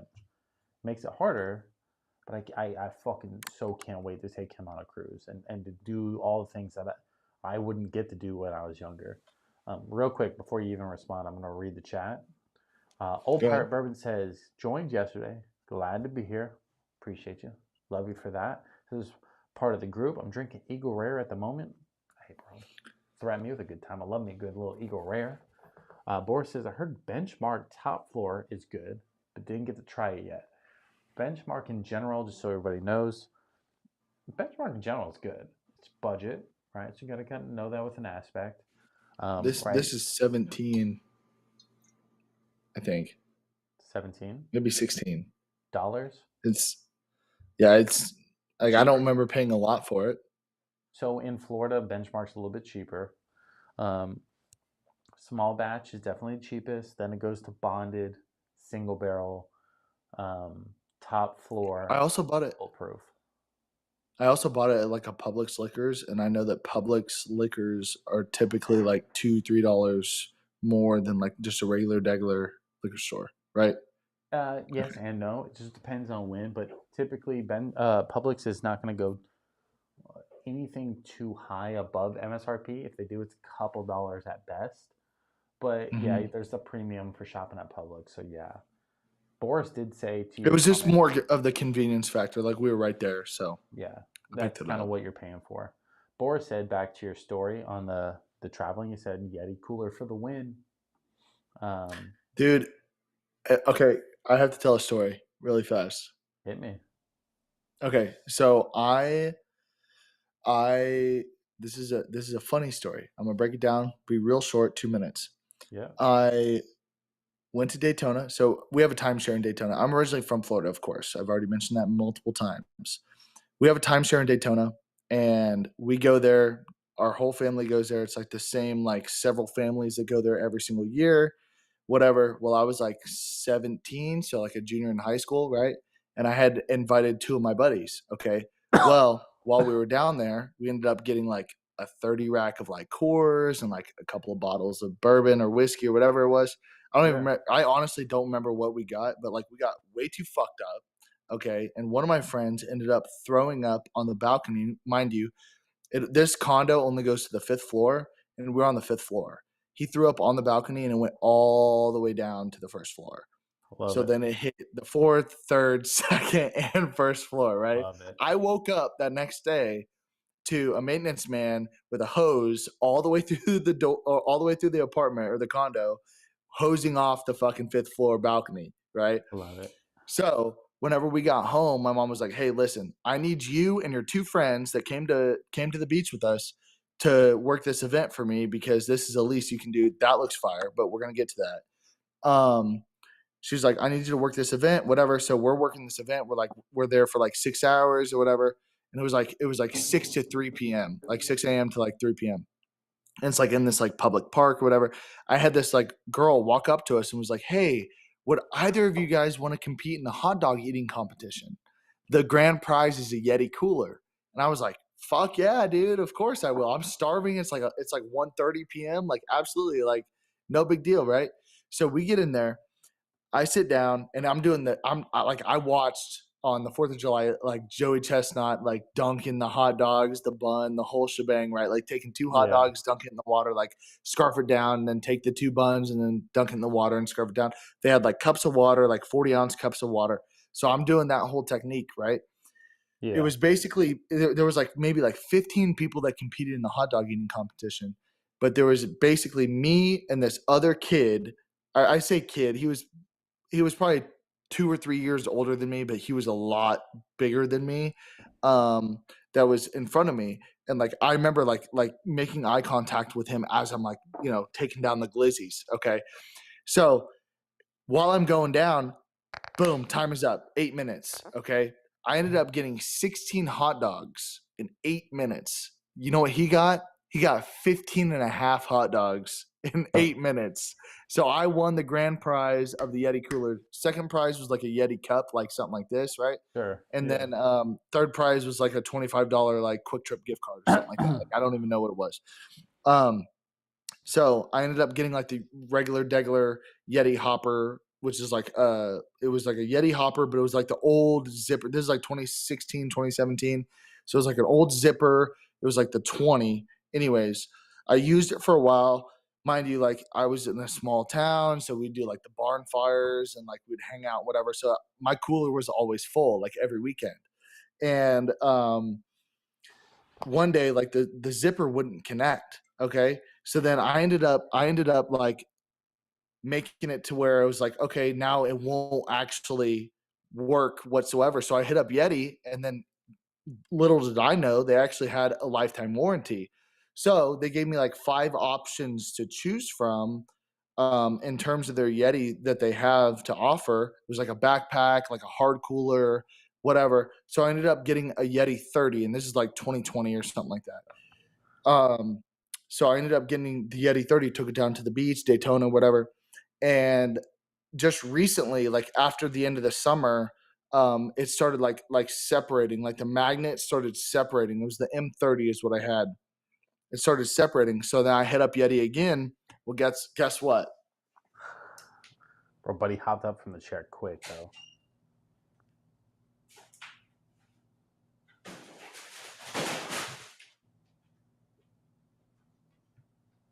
Your boy got a brand new Yeti cooler for the third time. It still has the tag on it. Look at this. Yeti M30 hopper, but the magnet is much better on this one.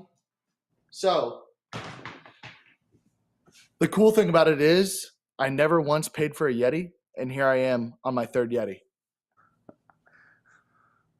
It's so funny So though. that's all I had. But I had to at least tell that story because I thought it was a pretty cool story.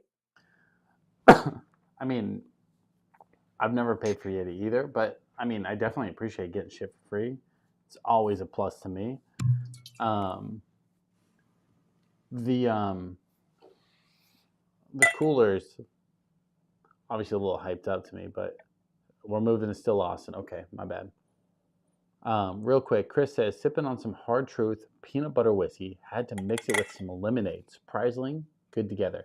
Chris, if for some reason you still made it through here and you haven't hit the toilet yet from throwing up, that's a fucking weird combo. So Peanut this butter is a whiskey. synthetic Yeah, cork. it's weird to me. A lot of people really love them, so like I'm just like a hater apparently. But it's fucking weird to me. I don't know. I just don't care for them. But yeah, Chris, if you're still in the chat, bro, that's a weird combo. Lemonade and peanut butter, not me.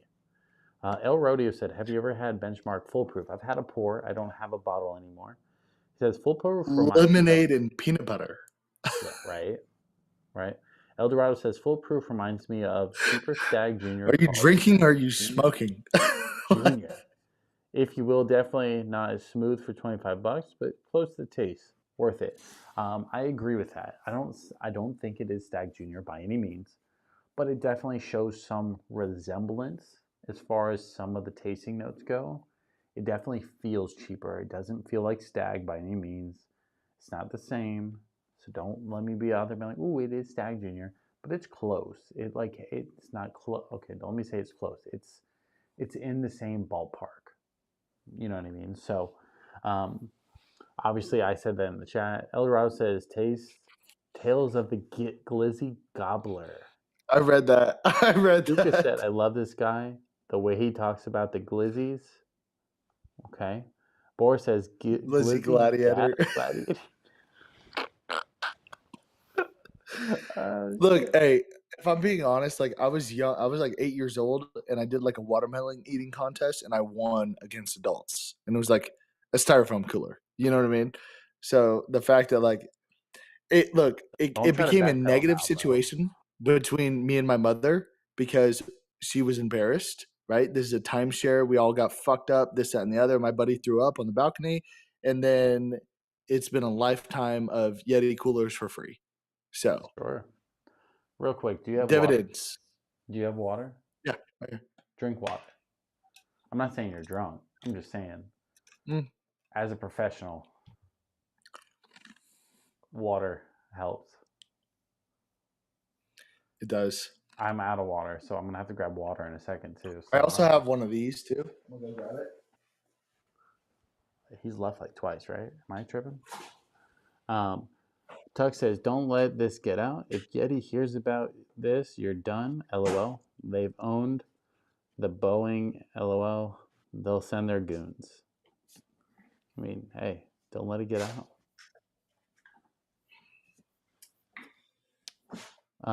Tux, I can buy a new Yeti. You can Like buy a I'm new just Yeti saying, set. this was a situation that took Oh, place whenever I was 16 years old. High Top in the chat says, "Is that Trav?" Yep, that's Trav.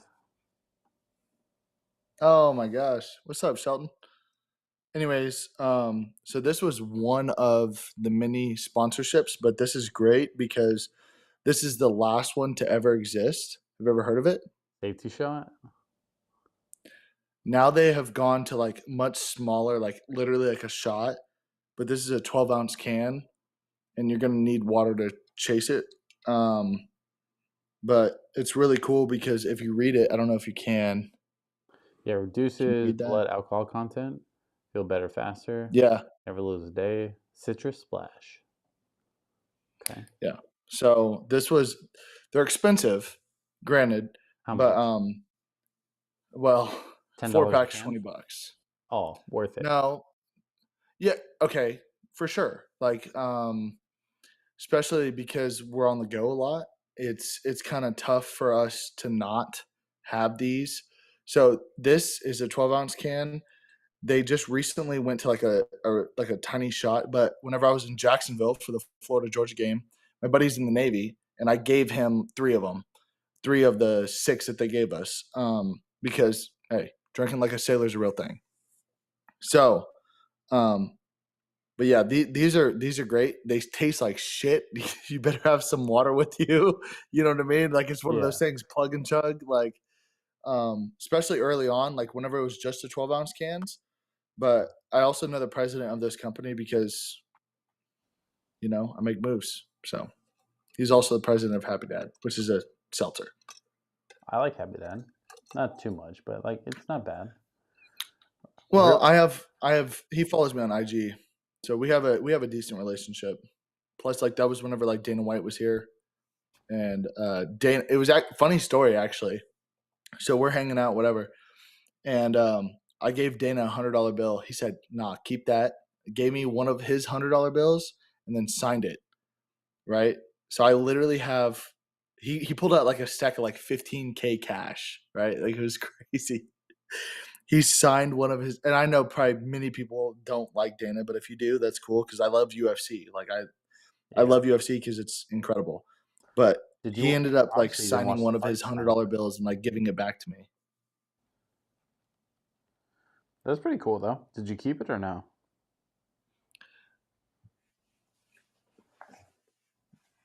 He just left? Okay. It's weird.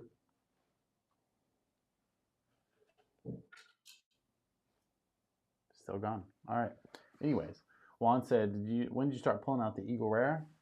The moment you left, bro, I started breaking out the good stuff.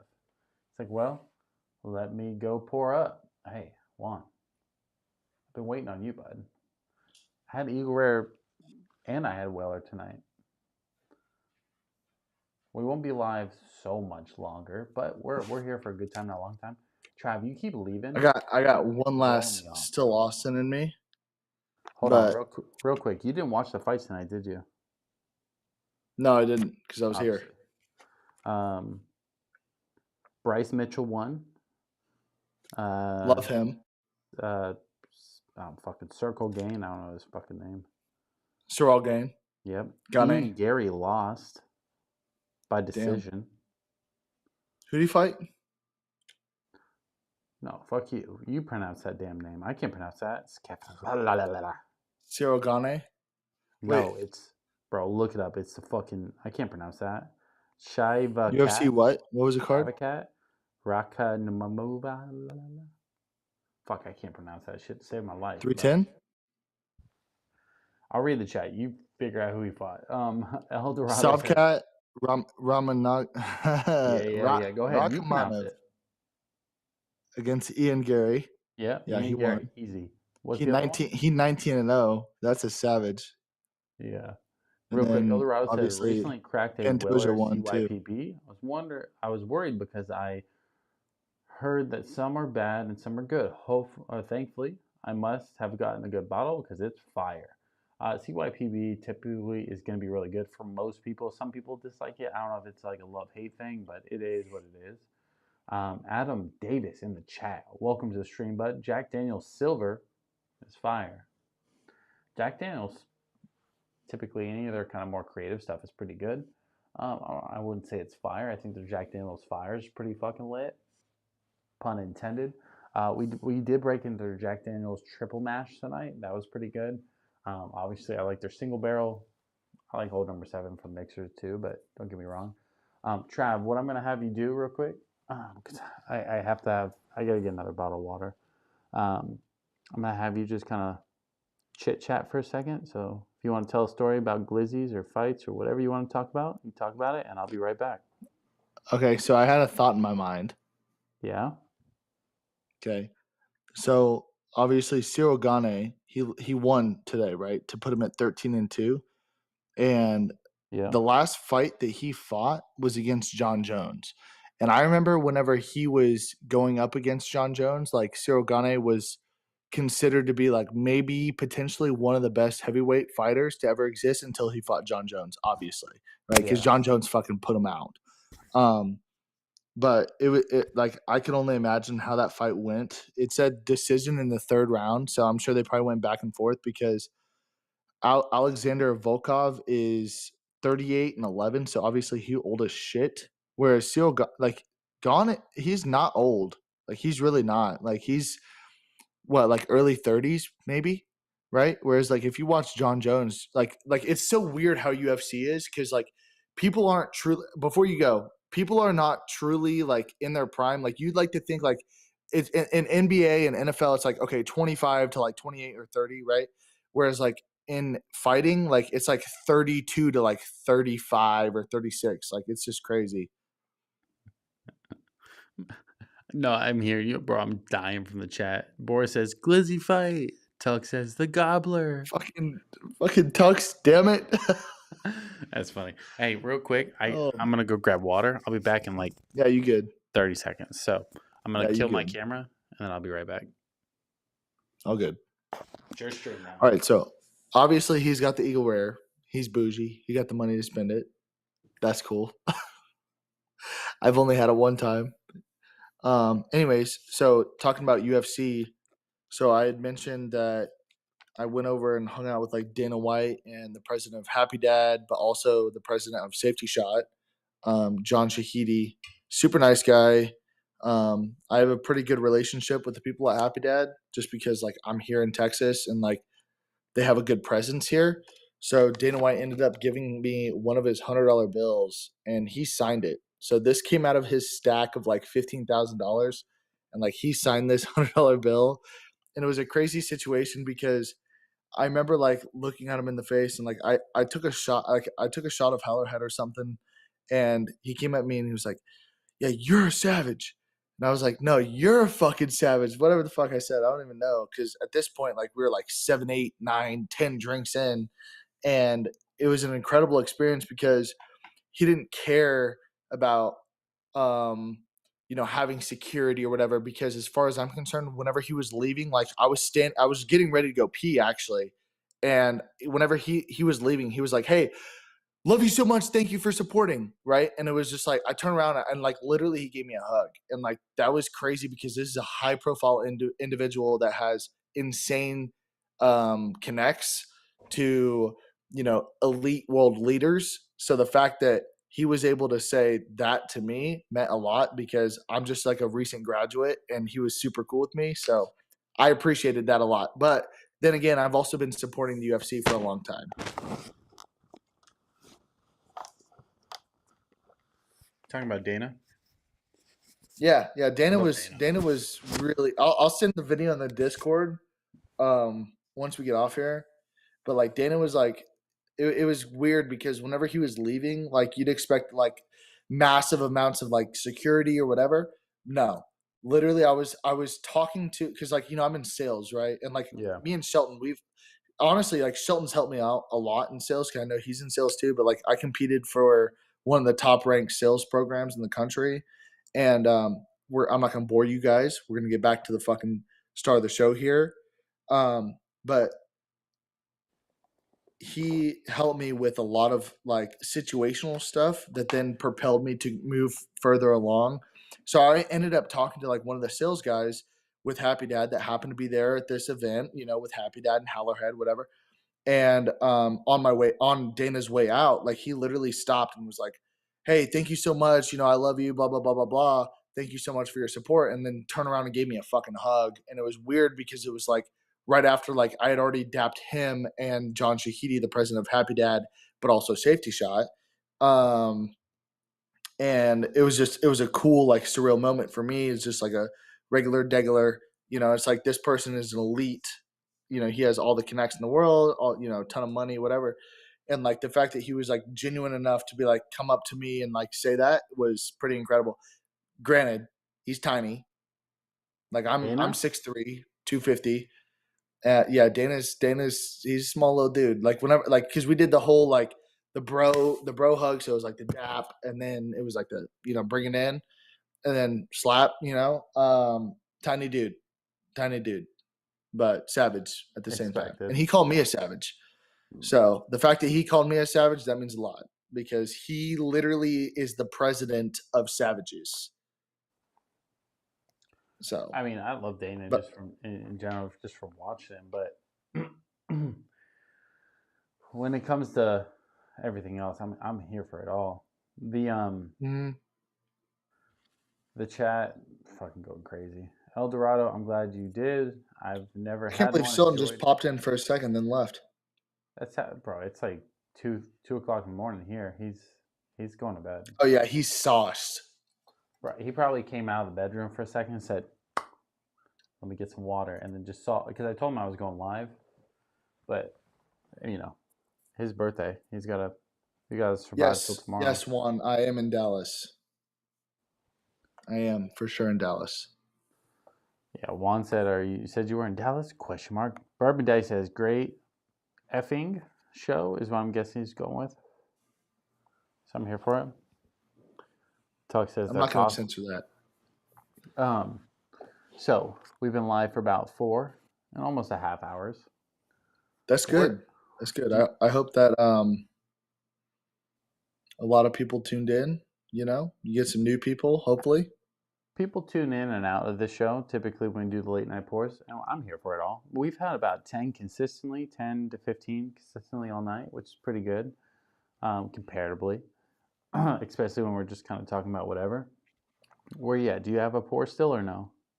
Yeah, this is the still Austin, of course.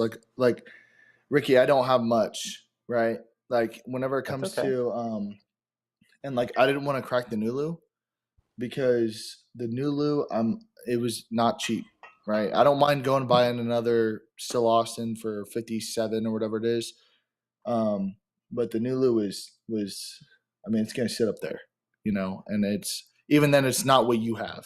And like whenever I found that out, because it was like 3 different kinds. It was like the French whatever barrel, and then you told me I was like, oh, I should have got that one because I had enough money to get it. I should have got that one, but then I got the toasted barrel, and then they had like another one that was like a cheaper version. It was like 77. It was like 77, 82, and like 87, right, or like 90 or something like that.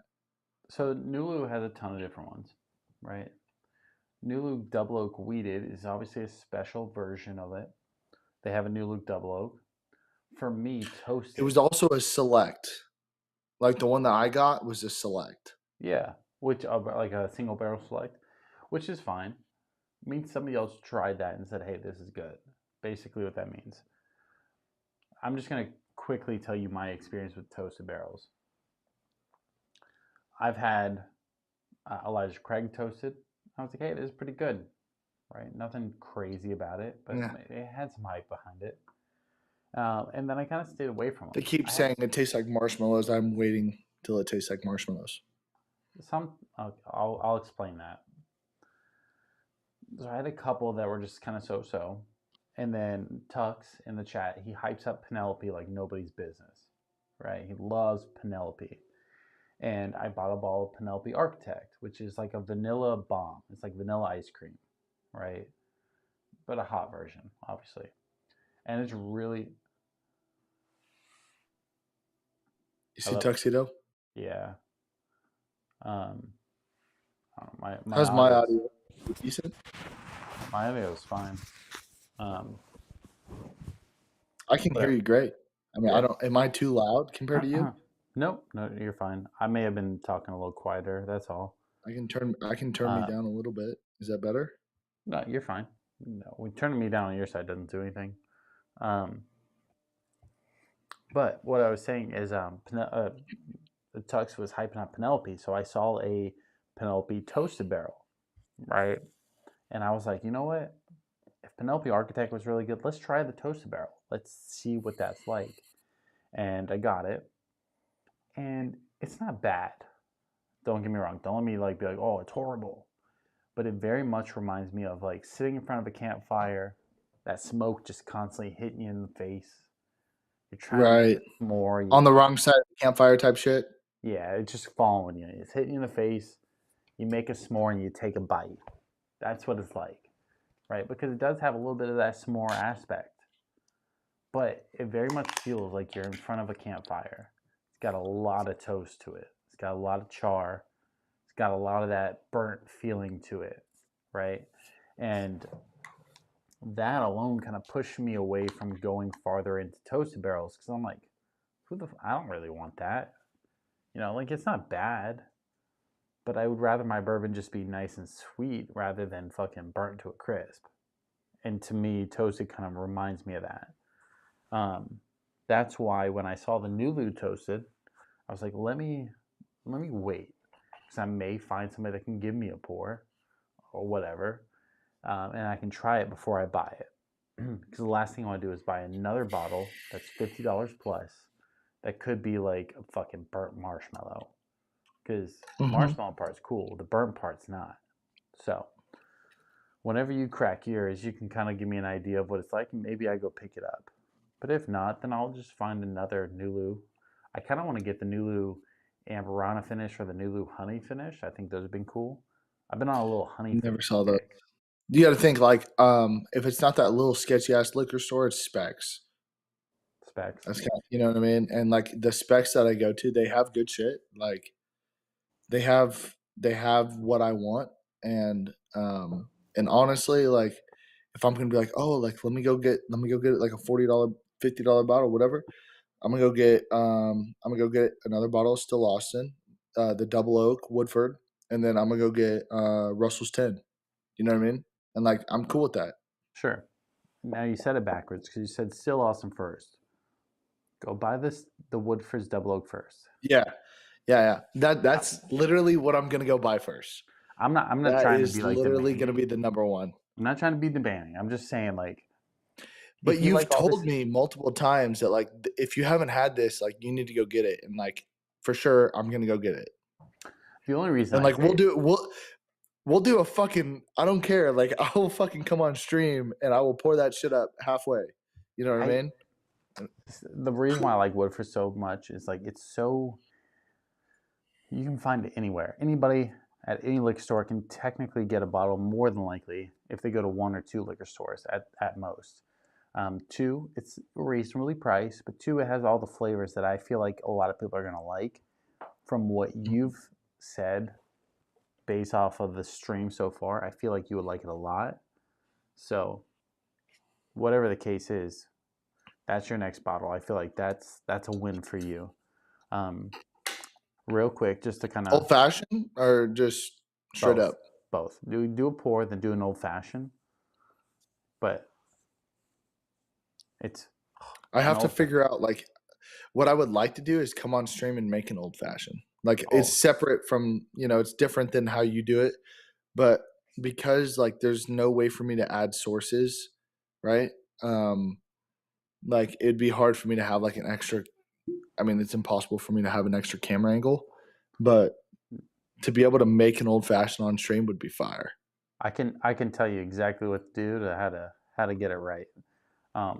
Whether it's telling you the bitters or the simple syrup, but like Tell me, because like I'll tell you what I have, and then tell me what I need to get.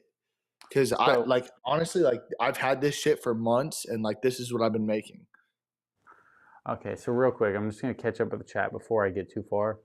Um, Bourbon Daddy said F a great effing show. Juan says I can help you pick up an Eagle Rare. I get pretty lucky with them. Just shoot me a message on Discord. He's talking to you, Trav.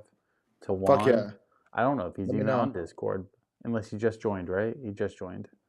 Tux definitely gave it to him. That's Yep. cool. Alrighty says, I think you missed my last comment. You stepped away, but could I get a recommendation for a Jack Daniels? Um, so for Jack Daniels, um, if I had to pick one, price wise and everything else, I'm gonna say Jack Daniels Triple Mash. That's what I had earlier. Just to quickly pull it over.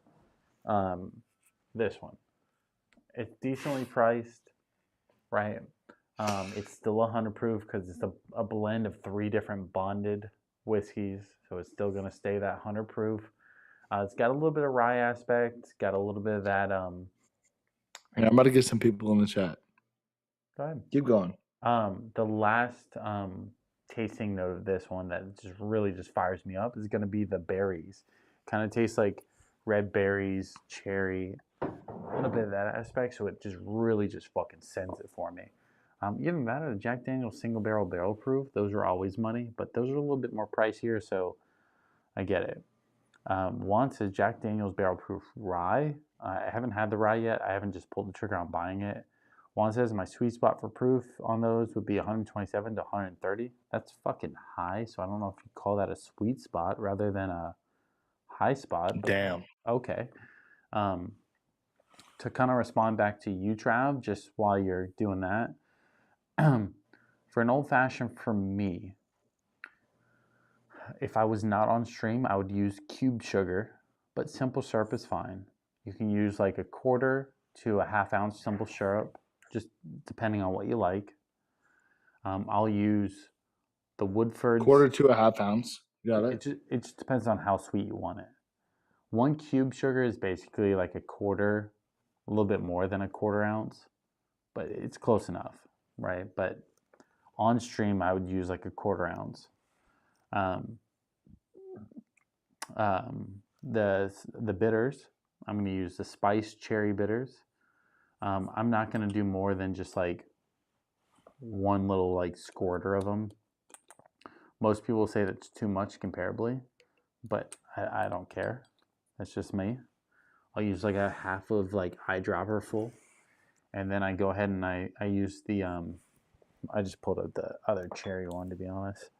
I'll use another half eyedropper of the orange bitters, right? And then I kind of muddle that together or mix it, depending on cube sugar or liquid. And then I'm going to pour 2.5 to 3 ounces of bourbon in it, preferably Woodford's Double Oak, but whatever you want to use. But I'm about to make an old fashioned What's up? Are you? on stream. All right, fuck Yeah. that. Hold on.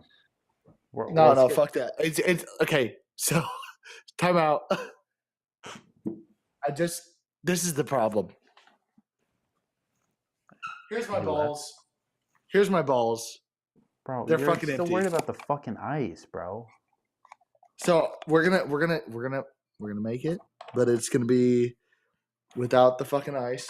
Hold on, Trav. Can you see me when I switch camera angles? Yeah, I can see you. Yeah. We don't do normal ice here. Wait. We don't do normal ice. What do you Is want me to say? normal the normal old fashioned or the normal like poor people fridge ice that you God damn. and I both have? Hold on. If you entertain the chat for like 60 seconds, I'll come back and I'll make an old fashioned with you.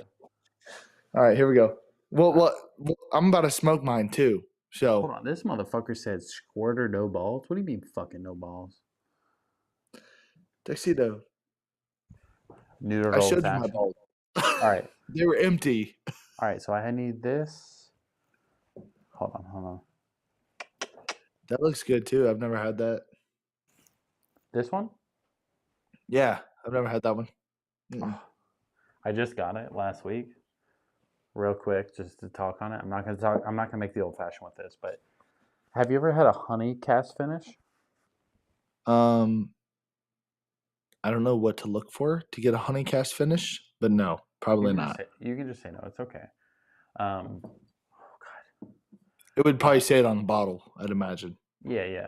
So basically, this one is going to be the brand is Short Barrel. The name is Bee's Knees Part 5. It's a single barrel, right? But it's a double toasted single barrel of their straight bourbon whiskey that is finished in a honey cast finish, which basically means they make the bourbon, they toast it again in a second barrel. Then once that's done, they put it in a honey cast finish, which basically means a barrel that was having honey aged in it.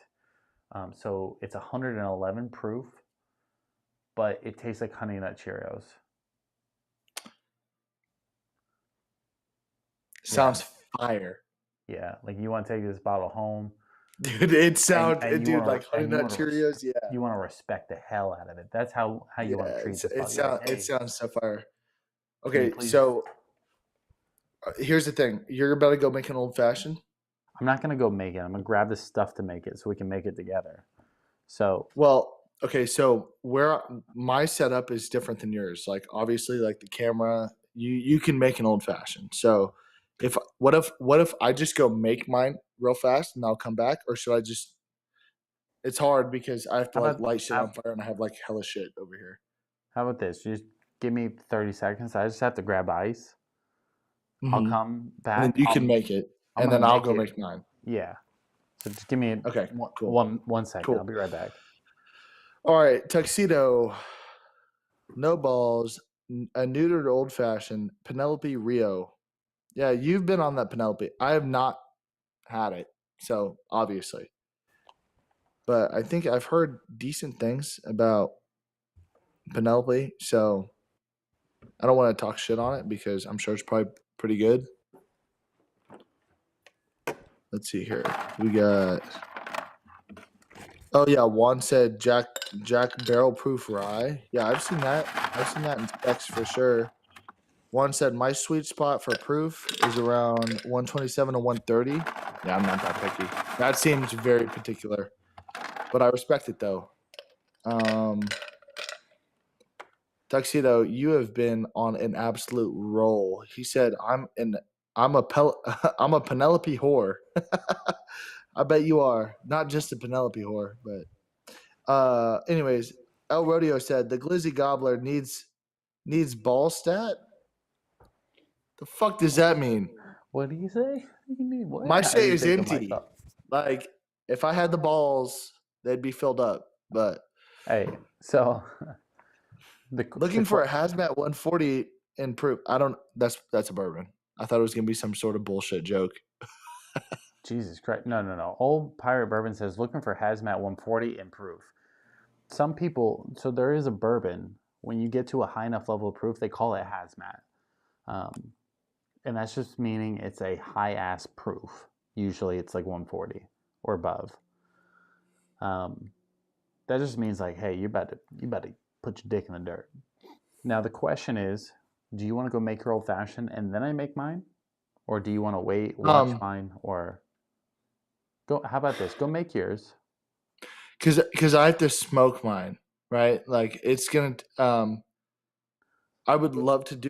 You know what? Here. You know what? Watch this. Let me just move my chair, and I literally can do it right here. If all I have to do is just scoot my chair over, Yeah, we're because getting. I have. You're gonna shit your pants right here. I don't know if I'm gonna shit my pants, but hopefully I don't. No, but I'm just you'll talking see. shit, bro. Oh, here we go, boys. That's how we get into the switch is set up on the fly. Juan says those Jack Daniels are pretty hot. That proof range are the ones that I enjoy the most. I mean, Jack Daniels single barrel proof, those ranges are drastic. The reason why I even got mine was 133 proof. All right, so 133.3 proof. I have to tell you, Ricky. I make my own simple syrup, so don't think that what I'm about to put on the table is what it is, because Yeah, no, I we use it know. to fill it up. Okay. He's like, I make my own simple syrup. I get it. You're part of the fucking I Nazi do. chat. No, I do. I go equal parts sugar water. Yep. No, I understand how it's made. I literally make it. So I filled it up. It's not what you think it is. So, But are you mocking me right now? I don't even understand. is that what you have? No, are you making fun of me or no? No. Like I literally go equal part. Hey, No, like I literally make a pot, like a pot on the stove. I'll tell you the And story then when you come back. We're good. okay. He doesn't know that y'all fucking roast me for that. Juan says the only hazmat I've ever tried is the Coy Hill. I'd love a Coy Hill that was hazmat, but he's like, it hurt me, but it was great.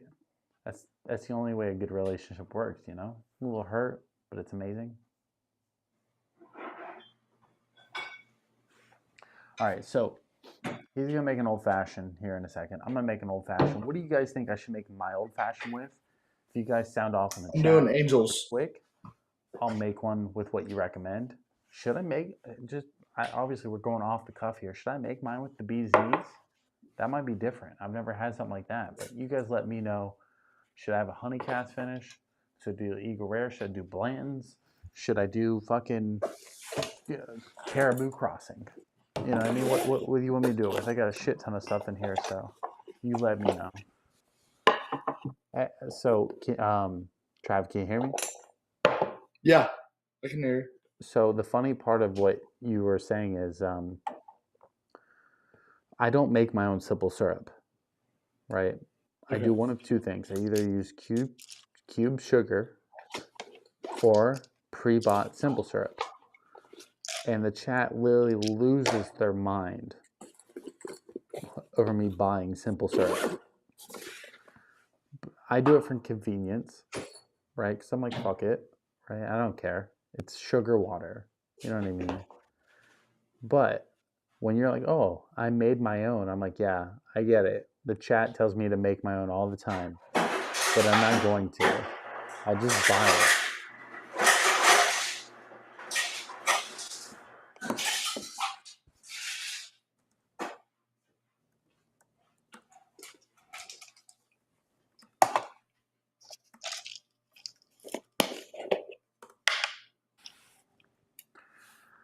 I asked the chat, I said, what should I make my old fashioned with?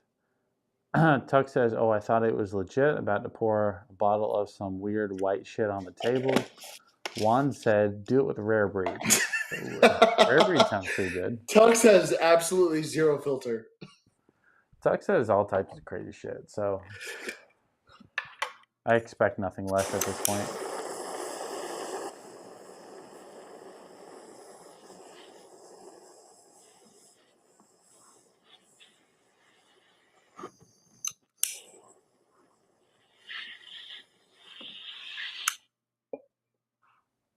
This is how I do it.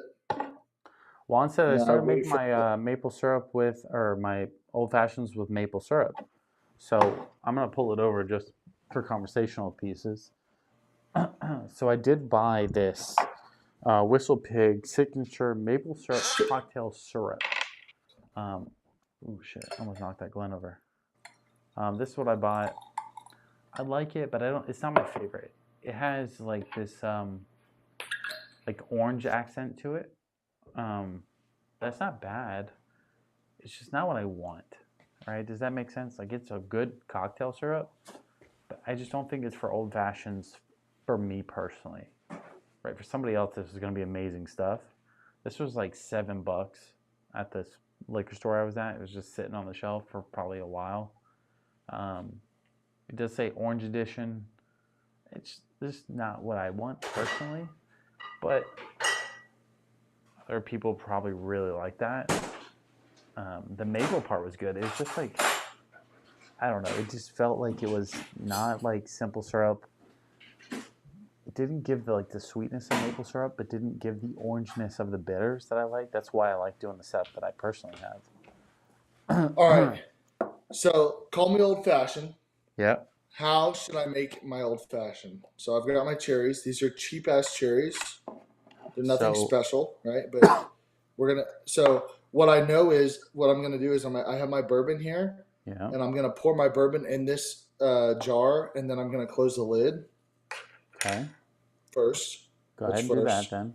I don't know that part, but I'm here for it. Just like that, and then That's fucking weird. Probably sacrilege as fuck, but I do it just to get it all infused. Hey, real quick, what's the glass you're pouring this in? It's my Put that right over the glass that I'm about to smoke. Okay, yeah. You don't have to do the bourbon. I'm about to smoke the glass. Just do the glass that you like. What you just did is the most important part. The bourbon part doesn't do anything. Okay. But that putting the glass over it. That's this right here. Yeah, that's the money part. Now, real quick, can you see the screen? Can you even hear me? Yeah. Can you hear me? Yeah. No, of course. I got my AirPods in. Can you see the camera still? Yes. Like, do you have one of these? I don't, actually. So, some people use them, some people don't. This is typically what you would make an old fashioned in. And then you'd have it all made up, and then you quickly would just pour it into that smoked glass. So, for you, I would leave that glass a little bit longer than average just because you're about to make it in that glass. But that's totally up to you. So should I make it in this? Bourbon's already in there, so no. I mean, I don't know. That's up to you. I mean, you're kind of getting a little bit creative on that side, but I'm here for it.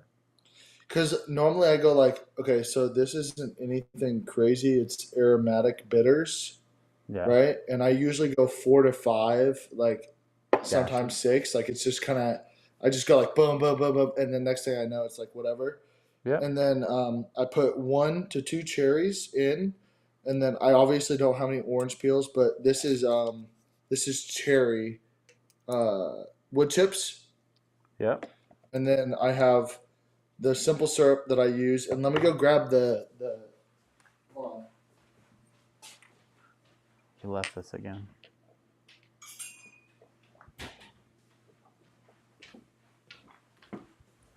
So for the simple syrup, what I like to do, because this is, I think, what, 2 ounces, I think? And this is 1, I don't know. Tell me, what is this? Usually it's 1.5, and then, wait. It's usually 1.5 right there, probably 1 on the other side, if I had to guess. Okay, so should I go like, I normally go like 75%. Do like 75 to half of a 1 ounce. Should I go on the big side? The small side. Small side, yeah, because I don't like sweet. Yeah, do half.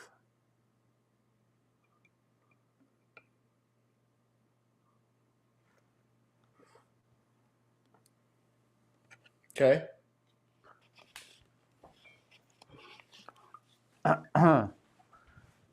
And then I would so you did bitters, you did sugars. Well, the glass is right here. So I have Yep. my bitters. I Yep. have the sugar to go. Yeah, so you have My everything ready. bourbon's right here. All I right, have so the go ahead and. cherries and I have the spoon. All right, cool. So let's go ahead and just pull the trigger. Let's go ahead and flip the glass. Let's add the Okay. sugar, then the bitters. And like I'm not very picky on the bitters. Like it's Yeah. like kind of whatever. I know. I mean, you're fresh into it, so I'm just here for it. So let's flip the glass, add the sugar, then the bitters. Then the bitters, and then throw the bourbon in or throw the cherry in. Throw the bourbon. The cherry goes Bourbon. in So last, so like the literally, last little piece. okay, and then the ice. So throw the bourbon, then the ice, then the cherries. Okay, here we go. Yep. Everyone's watching. I'm gonna flip that. We're gonna go sugar. Yep. Okay. We're gonna go bitters. That's good. Yep. We're gonna go bourbon. Then we're gonna go cherries. Do one cherry and do a little spoon, like a half spoon of the cherry juice.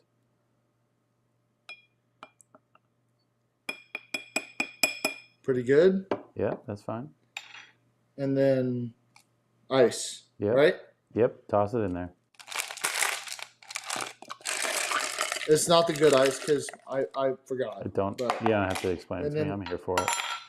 and then I'm gonna hit this because Yep. I'm here for the it. sugar is all at the bottom.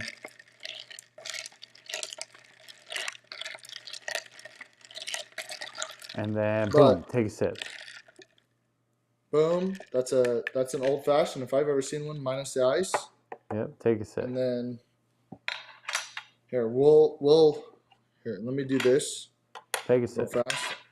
Hold on, one second. Before I get myself in a predicament that I don't want to be in. Just move that out of the way here. Just take this sip. We'll bring this guy back over here.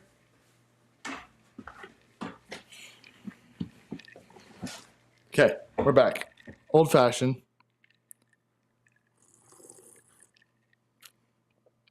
Angel's Envy. Oh, you used Angels. Yeah, that's really good.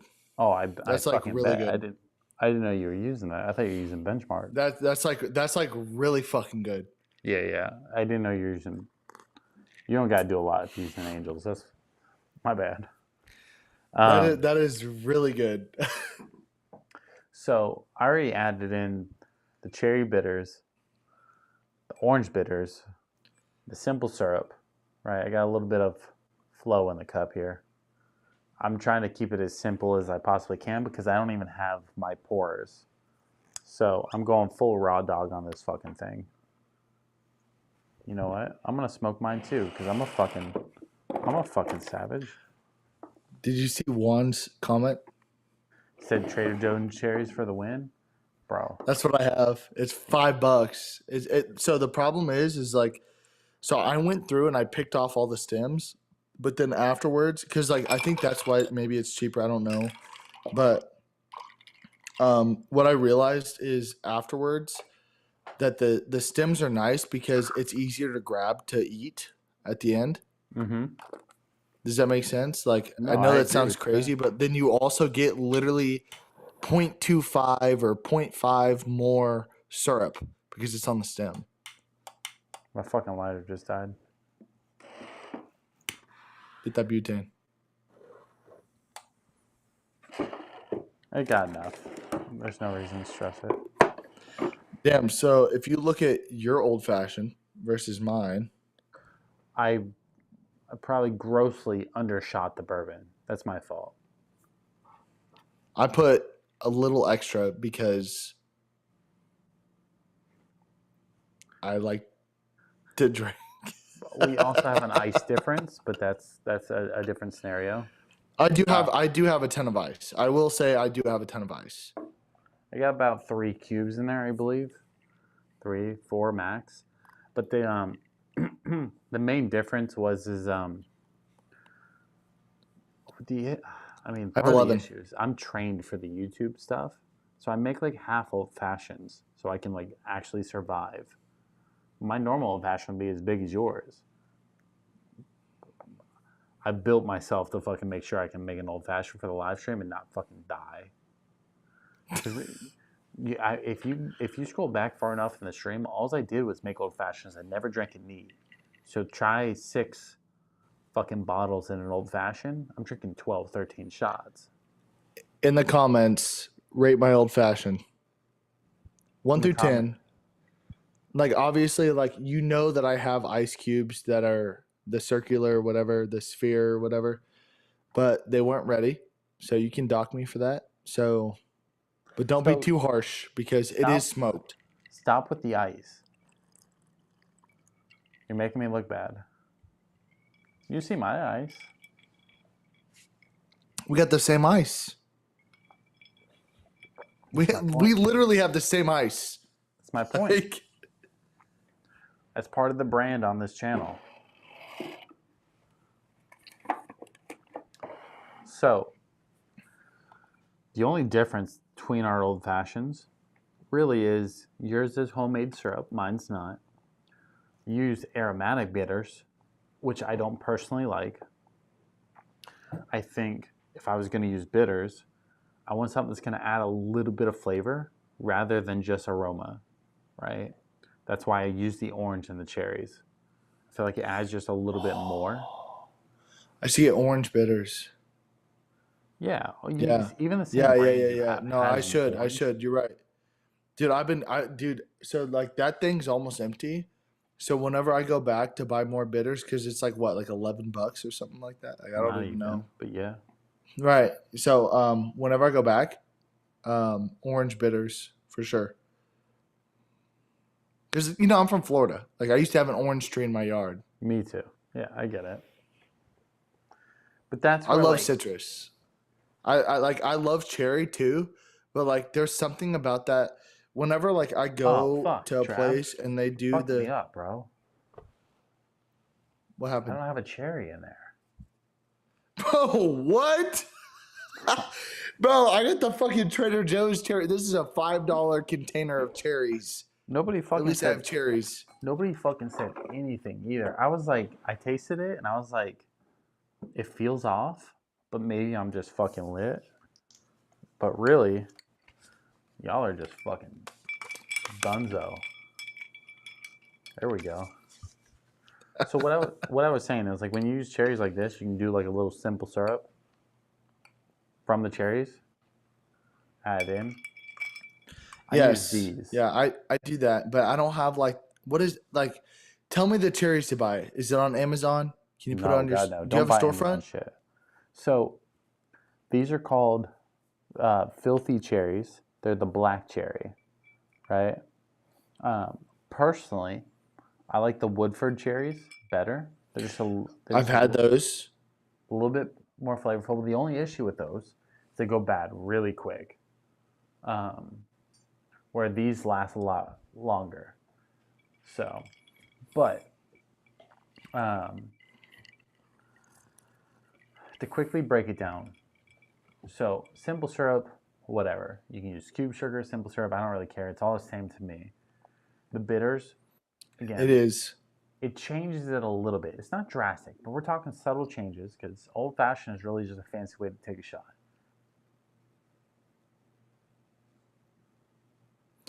Fuck, I lost you. I lost the audio. Fuck, I lost the audio. Let me see. Can I hear it over here? I'm literally not on the screen. Nate, if you fucking leave before this fucking finishes, I'll be so disappointed.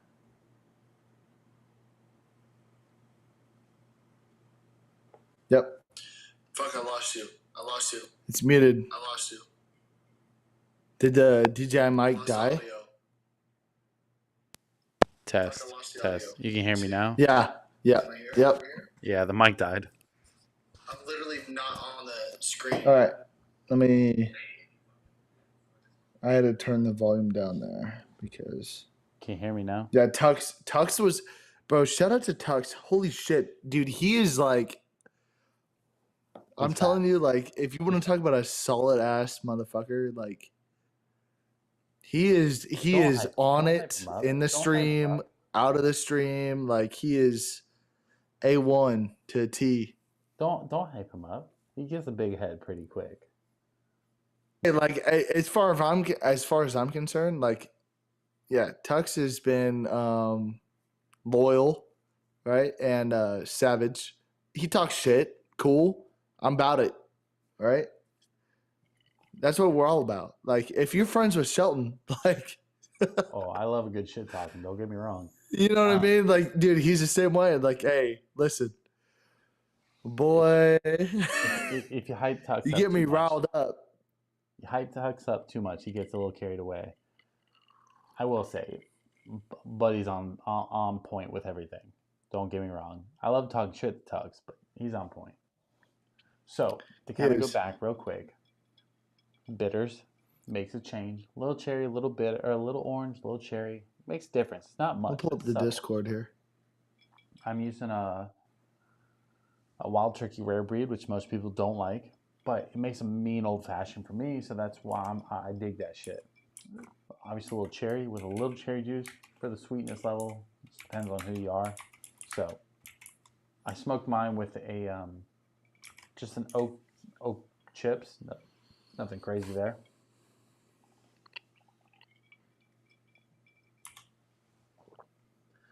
Tuck says, "Me, I'm the humblest mother of them all." See, big head. D1 says, "On point with it." Hey, what's up? We're here with it. You guys, if you haven't already, like, subscribe, drop a little like on the stream. It helps us grow to others. If you haven't already, subscribe. We're on the road to 2,000. Hopefully by the end of the year. Dude, honestly, yeah, like if you guys could do us a favor here, like this is not my channel and I'm grateful to be here. Go ahead and smash the like button, subscribe, and turn on the notification bell because you never know whenever he might post a new video or go live.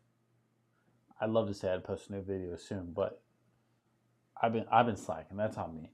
But I do go live quite often. Juan said I You started adding you, you splash of should triple you sec. should you should post a you I don't know, like it's hard probably in the whiskey community, but because like you have to rely on like drops and shit. I don't know, like learn me. Like I don't know what it is that Me? requires you to, or like give me your insight, and then I'll give you my marketing professional sales young mind, and So, Trav, because we're like 5 hours deep, I'm gonna give you the lowdown. give me, dude. I'm 202 subs. I'm lit. So, one, the company Shelton works for, I used to be number one in sales. Just so you know. I applied to that company. Did you?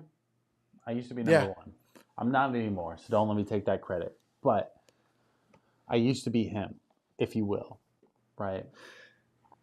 Um, I applied. you don't I want to work there. applied. Don't work there. Um, Hmm.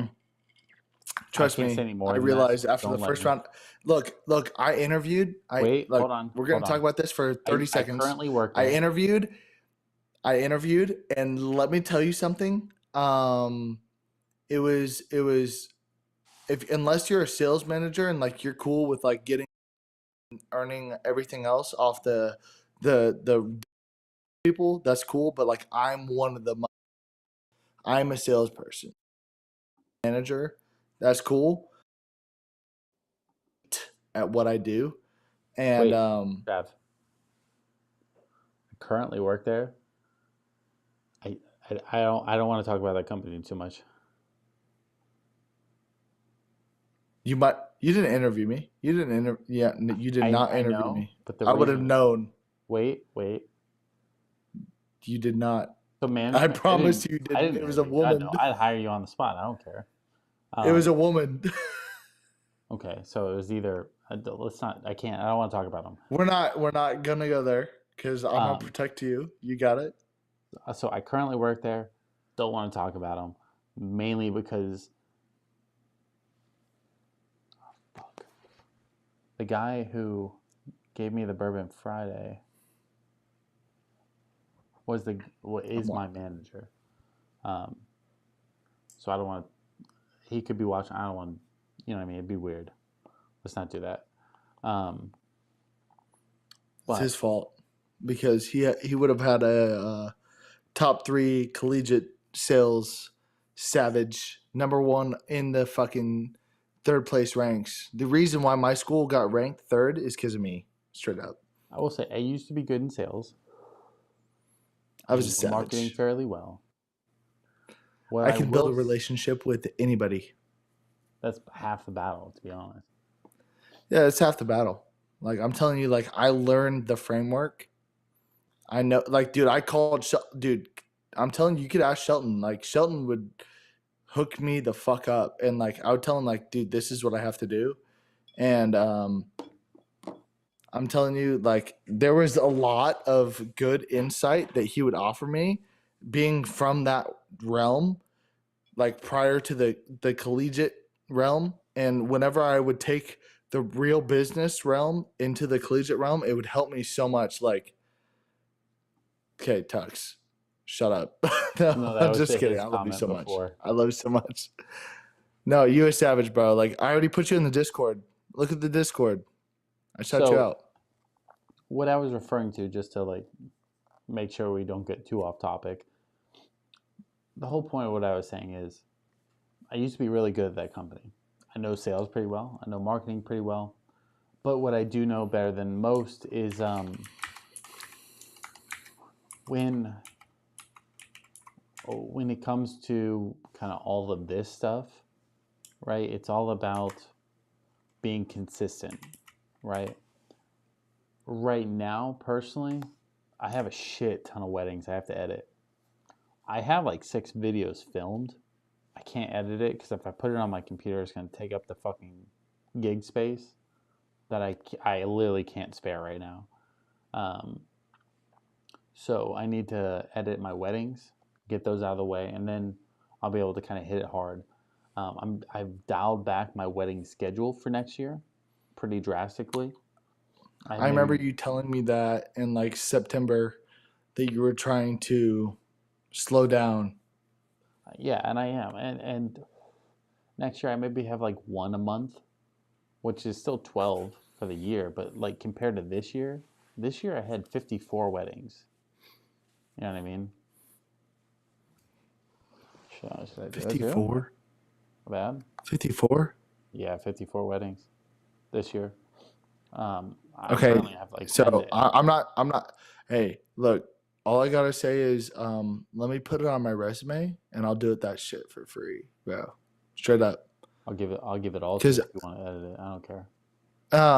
because where I'm at and where I'm going, like, I think all I have to do is build a portfolio. So we'd have to figure out the logistics of, obviously, like, it's your camera content, but if I could have, because dude, like, okay, so I have 2 mouses. Okay, I have 2 Yeah. mice, Yep. plural.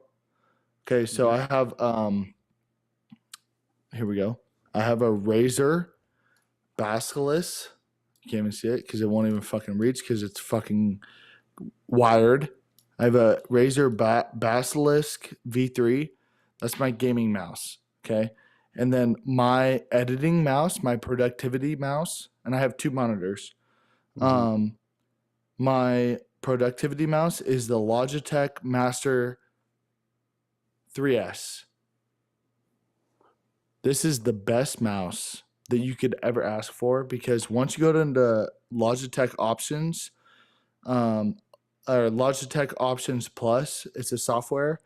You can bind controls to different editing software. So, like Premiere Pro, for instance. And, dude, you want to talk about, like, dude, I cut my time more than half.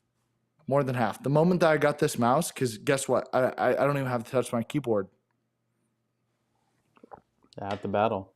Do you want me to It's pull over incredible. to the live stream? One of the only video I'm okay with showing. 60 seconds. Do you want to watch it? Yeah. And I'll show you like I'll show you my I can't show you because It's all right. we're on live. But if it was on my platform, I could. Let me do this actually. I love the warmth, right? And that's what weddings are about, is the warmth, right? It's like that warmy, like retro warm. Let me know if you can And hear if you it. have it, Hold on. but I don't need to hear it. But I just need I to mean, see you the need to video. hear it to only make sense. Oh my god, I fucked it up, huh? Hold on. What are you using? Vimeo. Like put me on, like, because as someone that is new, like you have been doing this for a long time, like help a brother out here. Hold on. Let me see. He said, "Hold on, My Tux, get on his ass." my internet is fucking logic. But no, for real, like I'm I mean, I don't know if you saw, like, if you saw Shelton's intro video from 3 years ago, like you should understand, like, bro, I am so much further along than what I was. What the fuck is happening? Please show me. I have to see it. You're tripping me out. The Hold on. chat wants to know. Look, the chat. I'm reading the chat. Hurry up, Tux. Hold Tux is on. on Can you your hear it? ass. Nod your head yes if you can hear it. No. But the video files are fire though.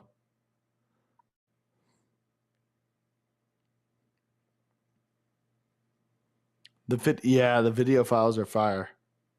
I can't hear it, but I can imagine it with the sound. No, you don't, dude. Like I honestly, like, I'm looking at it and, like, I don't have to fucking hear anything to know, like, how fire this shit is. It's very cinematic, right? It's dramatic. It means a lot. Like, yes, you're giving the slow, like the 60 frames to 120 I frames, can't hear you. and then you're also doing the 30 frames. He's crying, like, bro.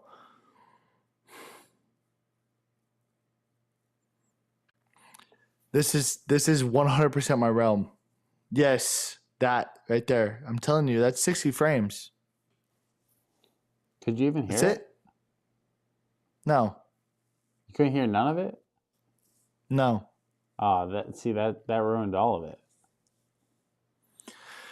But see, like, I can imagine, like, you have the sound on each frame, right? So that one was more of a highlight, and I used this music that they wanted. It was it's called "Awaken" by somebody. It's more like, kind of, I don't know how to explain it. That's why, like, it only goes with that video. I wish we had heard it. It's the only way to make sense. I'll send you the link later so you can kind of, like, enjoy it and be like, oh wow, okay, that did make sense. But god damn, Tuck says, hurry up, call me old fashioned. Where's the damn quality control? My bad, guys. Well, I will say, this guy is extremely talented. So cut him some slack. Tux. Fuck. Debatable. Maybe I'm a piece of shit. Who fucking knows? Oh shit. Well, here's the thing: is like, I don't know how old you are. I don't want to fucking ask, but I'm 24, right? And I'm willing to understand. I like I feel like we can operate on similar wavelengths in that realm. You know what I mean? Like, especially whenever it comes to cameras and post production. Like, I don't. What do you use for post production? Multiple things. Premiere Pro, DaVinci for coloring. So pictures, Premiere or DaVinci, and then editing, photo edit or video editing, you're using Premiere. So photos, I start in Lightroom, export, import the entire project. Dude, you are not. Dude, we are the fucking same person. But then I use Imagine AI, and I use my AI platform to use photo editing. Gets me 90% of the way there. How much is Imagine AI? A lot. Because I've seen ads for it. A lot. How much? A lot. But like, how much? A lot. No, I'm serious. Like how much? This year I've probably spent like $4,000 on it. Imagine AI, I've heard is the creme de la creme whenever it comes to photo editing. It is very good. I've sent maybe 50,000 photos to them, so they know my stuff pretty well. The only issue is I'm so nitpicky that it doesn't matter if they give me 100% the way there. I'm still gonna touch every photo. So like it's always gonna be 90% to me. But I Could I send you one of my photo shoots and then you nitpick it? not tonight. No, but like if I give it to you personally, Yeah, I'll rip it apart if that's what you want. yeah, because let me just tell you, this one photo shoot that I will send you is literally shot on one particular lens on one particular frame, and it was, in my eyes, pretty fucking good for what it was. So this is the one thing about my style versus everybody else. My style is completely different than anybody else's in Florida. Don't know why. It just is. So the way I shoot is the way I edit that also is different from a lot of people. So it's hard for me to like get second shooters and associates and stuff like that. That's why things get kind of weird. But you could hire me as a PA for free. eventually, one day, For free. For free. I mean, Just to learn. Just to like literally just for the knowledge aspect. Tux wants it. if you wanted to come, you by all means, you feel free. Bro, it's $90, and then I can get my grandma's car. Like, you know what I mean? Like, or my aunt. Yeah, maybe the Vegas one you can come to. How about that? When is that? September. That's a while. Like by that time, like, bro, I'm gonna be above and beyond what I am right now. Because I am so like, dude, if you were to I'll pay see you for how I September if you approach, want to shoot. If you want to come shoot the video for September, I'll pay you for September. I'm a big renter. So it has to be in the invoice. I don't Because care how it is. because here's the thing, is like I could net zero just for the experience. Yeah, I don't. I mean, that's all your side. I don't really care too much. I know, but like it depends. So like if you wanted to do photo and video, like by that time September, like not only would I be part 107, I would also have FX3 ready, 50 mil or 30 or 16 by 35 G Master, and then So you're both trying to my 50 continue to mil. sell. I'm just trying to tell you an offer. That's all. Dude, That's all. I'm cheap I'm because not. I'm I still pay a learning. lot though. That's the difference. You're continuing to sell. Like I know. I'm just trying to school you real quick. When you get an offer, you either say, "Yeah, I'd like to do that. Well, let's talk numbers later," or "My camera fucking died again. Are you fucking serious?" Welcome to Call Me Old Fashioned. This is where Travis owns Ricky whenever it comes to business deals. Tux, let him know. Bro, where is the quality control? I can hear Tux now. So, real quick, just because I have to teach you as we go through. So, I said, "Do you want to do a wedding in September?" All you have to do is say, "Yeah, I want to do it. Let's talk numbers later." That's end. The sales end. You don't got to sell me on nothing. I don't give a shit about the rest. Because what I do for photo and video, I just need somebody to come hold a camera in reality. But what I personally need from that photo shoot, it's not even photos. I just need video. Because I'm doing photo and video by myself without a person. If somebody doesn't go. Or I And don't you already hire have 2 video cameras. I have all the gear in the world to do it, but I need somebody to come hold the camera in a sense because what this couple wants is going to be They want somebody to come hang out. Okay, let me backtrack. So when they booked, I thought it was a joke.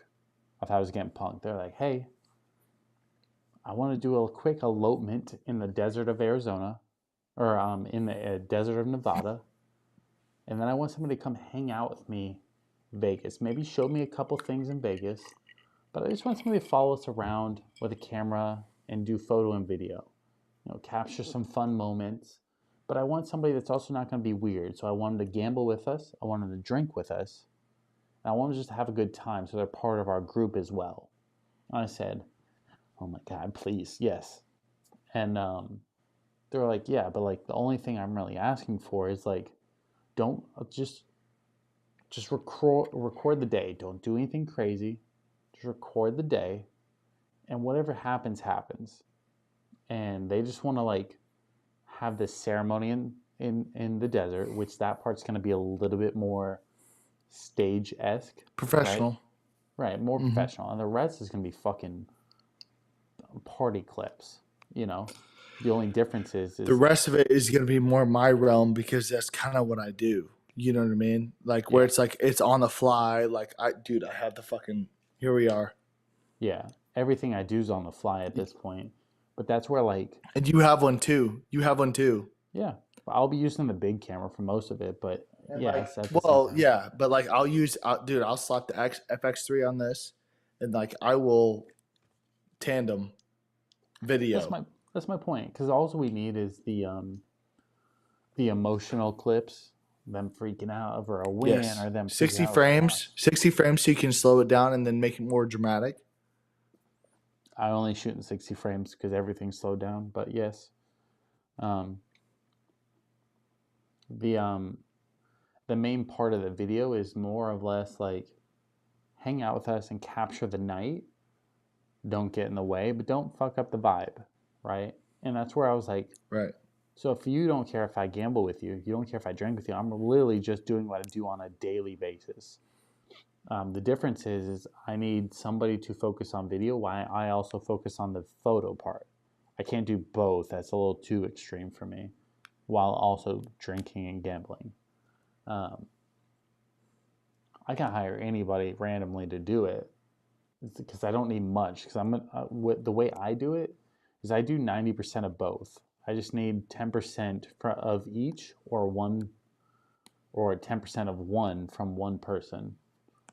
But technically, I need that person mainly for like the first So kiss. I specialize in Instagram Reels. So if they're looking for capturing the moment, if they want to be able to post on Instagram, maybe they're not even Instagram. Like they might have a few pictures on their Instagram, but they want to post an Instagram Reel. It will literally be the best Instagram Reel they have ever posted in their entire life. I'll give you an example. You know that video that I just showed you where the couple was like jumping up and down? Mm-hmm. Like that clip is what I need, but like times like 6. Okay. But there's no way to tell you when that moment's going to happen. So you kind Dude, of, listen. The thing is I have a 1 terabyte or I have a 1 terabyte SD, and I have 5 2 terabyte hard drives. So, like in terms of capturing the moment, like 4K, um, more than likely, like I'm willing to sacrifice storage space to be able to capture the moment. That way I can go ahead and edit that shit. And like I'm a quick turnaround motherfucker where it's like the moment I get done, like dude, I am drunk and I am editing. You know what I mean? so Like it's like, okay, we partied our asses off and then I'm throwing it up in Premiere instantly. so the only thing that I technically would need from the person I'm trying to hire, this is a serious offer. I'm not joking or anything like that. The only thing I need in reality is somebody to come, basically be my shadow for a minute, help with random stuff. When I shoot photo for the first kiss, I need somebody to hold the camera, literally just still hold the camera for the first kiss. I need somebody to help with holding the camera in a sense for some of the party stuff. But other than that, like the storage, the editing. Party stuff though is a little bit more sporadic, So right? You have what I mean by that, just to like clarify, they wanted somebody that was going to come hang out with them, basically, right? And I can hang out with somebody, but I can't hang out with somebody with a photo camera in my hand and a video camera here. I can't hang out like this, right? It's too invasive. It's too much. But if I pull up with an FX3 and I'm recording the whole motherfucking shit. So I can take photos real quick. I can take video real quick. I can't do both real quick with nobody noticing. You should do photo because whatever, like I look, I'm decent at photo, but I'm telling you, I am much better at video. But that's my point. That's what I'm proposing. And plus, like I have the Ronin too. Like I have no problem showing up to the club with a fucking full frame mirrorless with the gimbal. You know what I mean?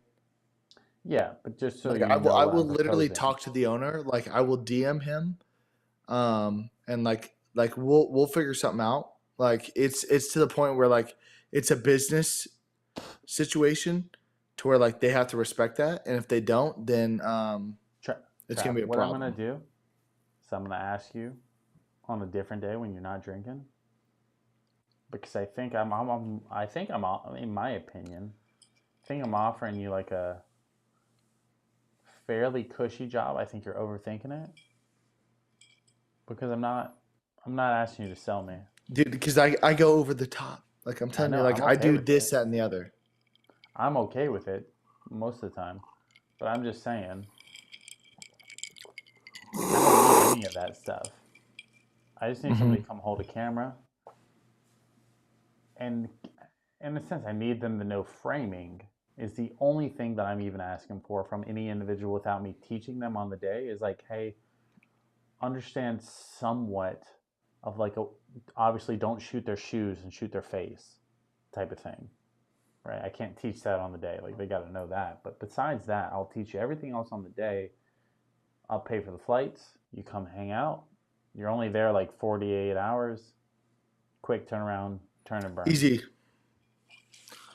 We'll talk about that later. I'm telling you, I do it for free. Like I don't even know what the terms and conditions are, but like in terms of you won't do it for helping my portfolio. Yeah, that's cool. That's perfect. But let's helping my portfolio. I don't need your portfolio. Let's do this. Let's just talk about it. Let's talk about it January. Mm-hmm. And if you're serious, I'm serious. Absolutely. We'll dial something up and then we'll have a good old time in Jan. And for sure. Like we'll still have a great time. Like well, that's half the battle. It's having a good time anyway. So we will literally. Tuxie's gonna be pissed. We might have to go live. Oh, we'll go live for sure. That's the other half of the battle. So real quick, Juan says last pour of the night, 4 Roses, OBS or OBSF. I don't have any 4 Roses, by the way, right now. Dean says fuck. I don't mind. I don't mind 4 Roses. I haven't had it in a long time. Out the chat. Anyway, I'm gonna pour up one last pour while we finish everything up. Okay. What are we feeling, boys? One last pour of the night. We're 5.5 hours into this stream. 5.5, only because I'm a bad influence. You are a bad influence. It's fucking 3:30 in the morning here, bro. Okay, so if we're gonna go last pour of the night, look, I want to show you how much I have left of this. That looks like a pour. That's not a pour, but okay. Hold on. Apparently, this battery just died too. Holy shit! What's happening with my battery, bro? Tux, do me a favor. Get on his fucking ass. I'll say, I've never had this many batteries die on a live stream before.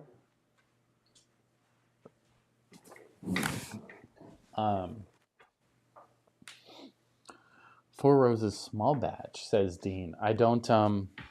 The only 4 Roses I currently have is going to be the 4 Roses, just like baseline, and I don't care to have that. That's not. That's the not fact that I was able to make it this far is pretty impressive without spilling all over my fucking setup. He said that's not a pour. That's a pour. Yeah, you're right. I'm wrong. You're gonna be fucking tore up tomorrow. You're gonna be like, oh my god, I was live on YouTube. Hey, and guess what? I have a fucking safety shot. But hey, I will say shout out to you for putting me on because it's empty. Now you have to buy another one. Yeah, I will. That is good shit. All right. But So I still have an old fashioned to drink. what about this? I'm gonna end it on a tuxedo type of note. How about that? Let's grab some Penelope Architect. Am I gonna have to? Yeah, there you go.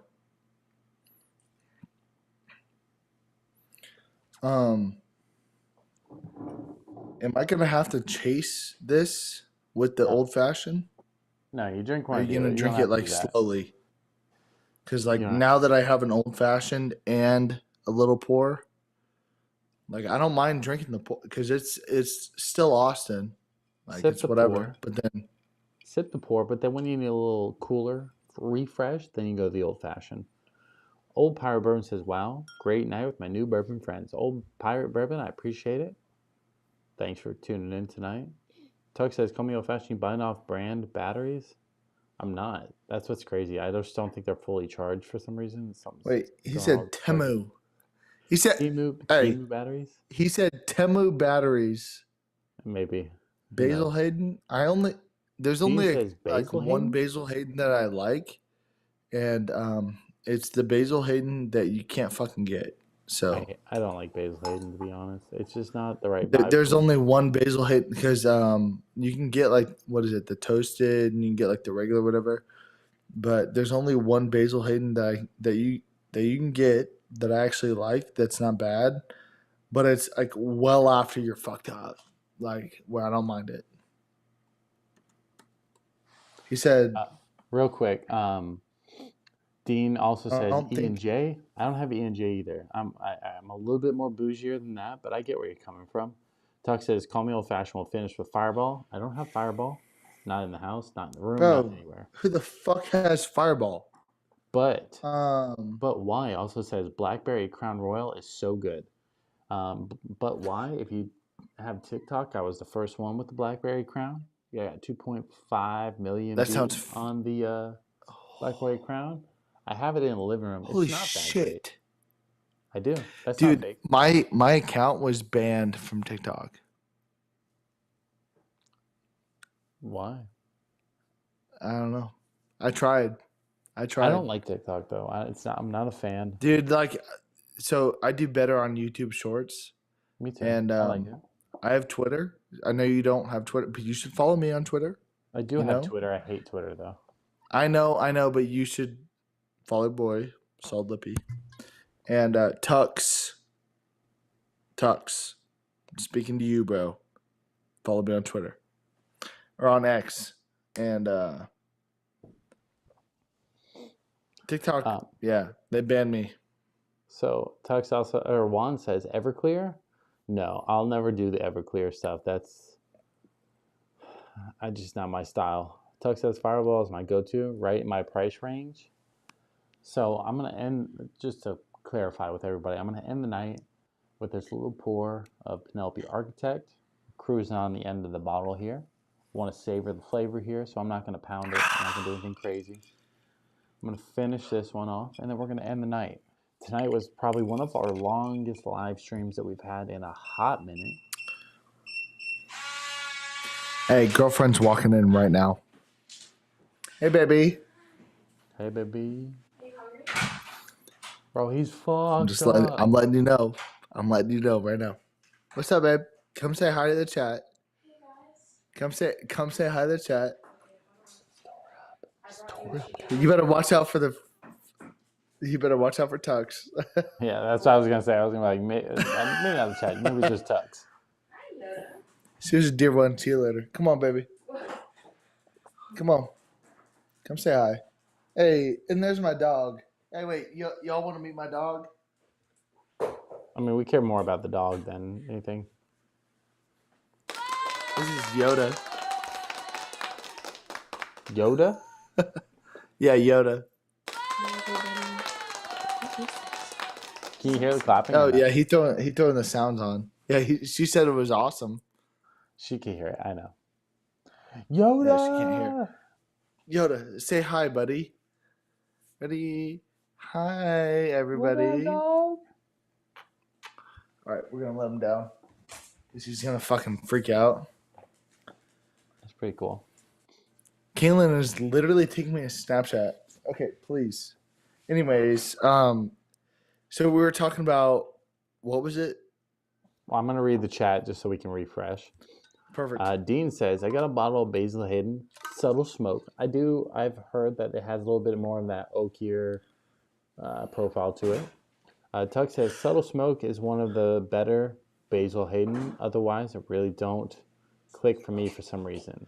And I thought Tux knows. mustache Tux was knows. good. Whenever it comes to old fashions and the pours and shit, like Tux obviously knows. But I will say, I've had some really good old fashions that have came from Basil Hayden. No, Please. But it wasn't no regular Basil Hayden. Basil Hayden sucks. That's just is what it is. Sorry, I don't want to like. It was like the most premier version of Basil Hayden. It could be great, but for me, No. I won't buy Basil Hayden. It's just me. Yeah. Show the chat how big that. Oh my gosh. Okay. Show the chat. She wants me to show y'all. Shove her away. Tell us. Show us. See What we got? Damn. What we got? One. What do we get? Is that chicken strips? That's a chicken strip. You better fucking get down from those. I'm gonna smack that shit down. Facts. Can you put that on the counter, please? I love you. You better go fucking buy a ring and propose tonight. Somebody bring you chicken strips? You better be thankful. Hey, Ricky, I'm gonna need somebody to come film that shit, cuz hey, it come tenfold right here. Yeah, you better go. I'm gonna need somebody to come do that shit, baby. I so much appreciate you bringing me a chicken strip. Thank you so much, baby, for bringing me a chicken strip. What else you got? That's it. I mean, that's as far as I got, bro. That's all it took for me. So thank you so much. I love you. Enjoy your shower.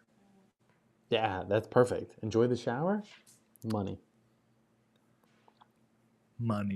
Hey, but 2025. Was that Yoda? Yeah, unfortunate. Bro, that tripped me out. I was like, what the fuck was that? Bro, Tuck said Poor boy. Trav is the Got fucking Glizzy ran over. Gobbler and the chicken stripper. Bro, how many nicknames can you get in one night, bro? I have to read that. Oh yeah, tuxedo. Of course. There's nobody else out there that would talk that type of shit. So, Trav, what I'm gonna go ahead and do for the benefit of both of us at this point, I'm gonna go ahead and end the stream. What Let me this is what we're gonna do. I'm gonna throw this shit back in memoriam of all the boys that couldn't be here tonight. Wait, don't throw it back yet. Let me play some music. I'm because this is the last of the cast strength, still Austin. So we have to play. Fuck, where's it at?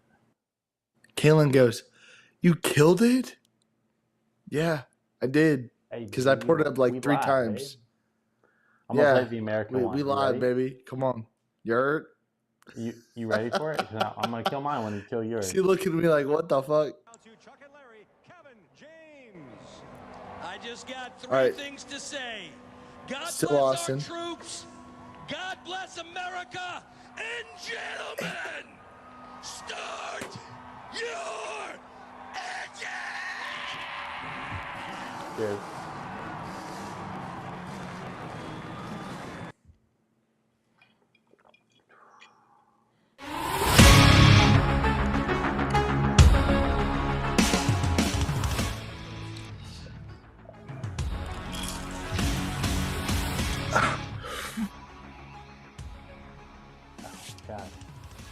Tux, that one was for you. The second one was for Ricky.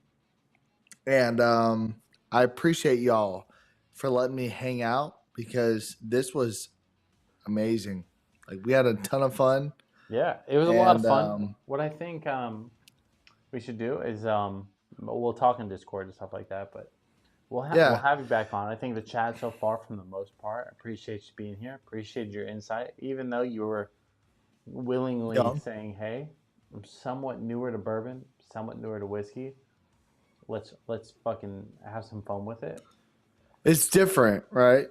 You know, it's a different aspect. I think it was a cool aspect though, because like, to be honest, like what happens a lot of times is like you'll get these guys on here that are like, oh, I know. They're all like professional. I know everything about this whiskey already. It's like, shut the fuck up. You don't know shit. Dude, I'm not anal like that. So I think that was a cool aspect. So what we'll do is we'll talk in Discord. We'll see when you can come back on. Obviously, when you're not busy. Ricky, I'm being dead ass, bro. I appreciate you. I appreciate you letting me on to hang out with the boys. And Tux, yeah, as far as I'm concerned, you're a bitch. Nah, I love you.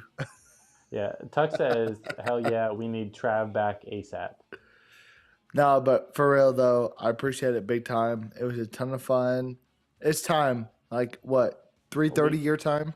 Oh, yeah. We pushed it way past. Come on. We went way past. We went way past the late night pour. I wasn't even supposed to be live tonight. We went 5.5 hours, almost 6 hours. Exactly. Oh, what the fuck? So, hey, that's good for you, though. Hey, if anybody's here, Tux, subscribe. Solid-Lippy. It's flight sim content. You're probably not interested in it. I'll shut her down. Throw the link in the description real quick. Yeah, look, I get it. Like, it's very niche, but look, we just passed 200 subscribers in 2 weeks, so I appreciate everybody. Tux, you a savage. I don't want to get you too fucking hyped up, but thank you so much, everybody. Ricky, you a savage. I thank you, and I will fucking head out right now. Peace. Buddy left quick. So, ladies and gentlemen, we're down to one camera. My cameras are acting crazy as fuck tonight, so I'd love to say that they work perfectly, but they're not. I don't know what to tell you. We're 5, almost 6 hours deep. I imagine shit's gonna go weird. So, again, I appreciate everybody stopping by. Appreciate everybody watching the stream. Appreciate everybody showing Trav some love as well. I'll drop his link in the Discord along with in the description as soon as I get that when we're off stream. So if you're watching this later, check that out. Check him out. Have some fun. Tell him we sent you. But if you haven't already, like, subscribe, do all that jazz. Of course, as always, ladies and gentlemen, I will see you on the other side. Peace. Now I gotta figure out the outro music and all that jazz. If you haven't already, of course, head over to the Discord and we will make sure we check you out.